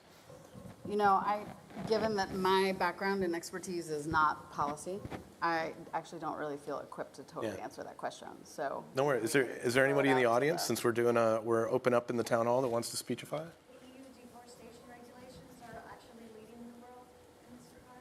Yeah. I mean, my understanding and my standard spiel is that in this case, the EU is usually ahead of the U.S., and California is usually ahead of the U.S. Yeah. And then as California goes, the rest of the country inevitably follows. So I don't think that even the progress that the United States has made in the last 2 years is really systematically in a lot of different areas. The EU's just been inherently more progressive in a lot of these issues. I would agree with that, especially on deforestation, especially on pesticide use. And we heard chemicals, plastics, and not exporting plastics. Like it's a pretty long list. But here we go. There's a question on the future of climate tech. What would you say? And again, your focus is on nature, not climate tech. But is there anything in the climate tech space, anything you heard today that you're like, that actually could have some legs and could scale and could do some good? Well, it's interesting as we kind of came out with the solutions framework, and we're challenged with questions like this, and in thoughtful discussions with partners. I kept wondering, how do I answer this climate technology conversation? But the truth is that all of the solutions within the solutions framework, there are infinite technology opportunities across those solutions. You know, whether it's energy efficiency or scaling geothermal, or technology has a massive role to play across many of those solution sets. And even, just to give an interesting one, you know, from a conservation lens, supporting indigenous-led, community-led conservation efforts across the board, across the world, is a critical solutions pathway. And I have seen some amazing technologies that have been developed in partnership with indigenous communities and deployed with indigenous communities for mapping their lands and supporting indigenous land tenure rights. So there's some really, and you know, if you want to check it out, Digital Democracy, they're going to have a new name soon, but they have done some phenomenal work, you know, building technology from the ground up in partnership with indigenous communities to support their indigenous land tenure efforts. And what came out of that is not only brilliant, but really astounding, because it starts to show how different things can look when they're led from a different cultural perspective. Yeah, in the agricultural space too. Yeah. Just up and down, there's tremendous innovations. And I think maybe, I don't want to critique the program, we're still in the middle of the program, but for when we do this again in New York in September, I may lean into the agricultural space a little more heavily, just because there's so much work being done there. And again, it's a huge part of the problem, and it can be part of the solution as well. More questions? Over here, yeah. Thanks for your talk today. My name's Ihi Heke. I'm native from New Zealand. It's drawn on my face. This didn't happen when I was Not of San Francisco. Yeah. There was an interesting thing happened during one of the breaks. I spoke to the conference convener outside and said I was interested in the amount of AI that didn't include indigenous knowledge, because the oldest form of knowledge that we have is their relationship with nature. And there was another chap standing next to us and said, but surely that's just anecdotal, that's not data. Oh. Okay, who was it? Is the chap still in the room? Well, I was invited by someone else, but if I was here and paid my own way, I would have knocked his head off for him. So, what I've noticed in your models there as well is that there is a great deal of information that sits amongst Indigenous people, and I don't think it's necessarily non-Indigenous that are the barrier to that being flowing into models like this. But have you found some opportunities that you can tell us about where those barriers can be broken down more easily? Because when I sit in the room here, I only found one person today that looked like me-ish, that had a brown face, and then I found another one, and that's a difficult place to come into. And I would have thought that your talk would have been first today. Is the question, do you want to be first or do you want to be last? Last is pretty good. Last is pretty good. But do you want to address that? Sure. You know, a lot of I didn't have a chance to kind of expressively share this, but we work with networks not only of scientists and experts, but also on-the-ground knowledge holders. And they have had input into all of the models that we've developed. And we have much more ahead in how we can do that. Interestingly, in the Global Safety Network, at least a third of the lands that we illuminated in the Global Safety Net are indigenous lands. And so achieving the 50% goal for nature is literally not possible without elevating and in fact supporting 100% indigenous land tenure, 100%. So and I think that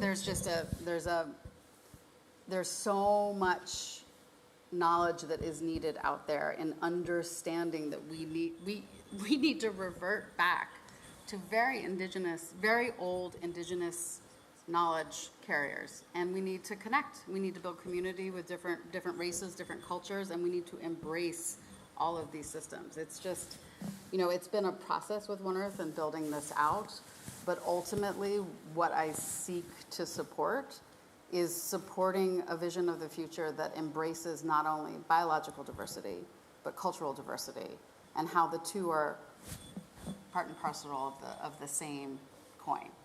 And that's certainly a world that I want to fight for. So I've got another question that was written down from the day, and I think it'd actually be a good place to end, and I think you've got a good answer for it. With all the headlines now, how can we stay inspired? So part of the reason that we built this out is that I had the honor and the privilege of building a foundation. I ran the Leonardo DiCaprio Foundation for 13 years and built it from the ground up. And we raised and deployed over $100 million to 200 projects around the world, most of them community-led, grassroots-led, indigenous-led.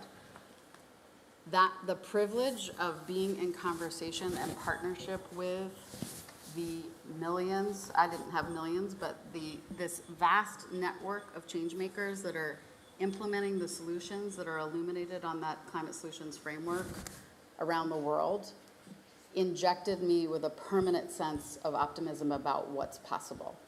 And so a lot of the work that we do at One Earth is to hold up and elevate what we think is a central solution in this moment, and that is bottom-up, grassroots, community-led solutions. And on our website and across all of our media channels, we're in partnership with hundreds of local nonprofits, local communities. We help elevate the stories of the solutions that they're holding, the knowledge that they're holding, and we do that because everybody deserves to tap into the movement of people that are alive and well, doing the work, and they need the resources and the support to scale their work. And when you tap into that, you know what's possible. It is not game over. It is not. We just need to move quickly to support the people doing the work on the ground. Well, I thank you for the work that you're doing. I hope that Techonomy and Worth can help play a small part in that. And I want to thank all of you for taking time out of your busy schedules to come here and spend a day with us and hopefully be inspired, maybe learn something. I'm going to invite Josh Campbell back on stage to do last remarks, but thank you so much. I really appreciate it. Big round of applause for Justin.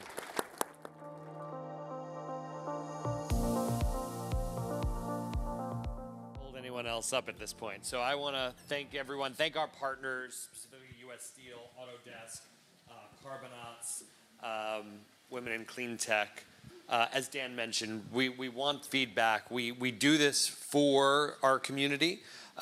We want you to contribute, write for us, really continue to engage with us. Spend the next hour or so with us out there, have a drink, meet each other, meet us, but we really appreciate you giving us your time, and thank you again.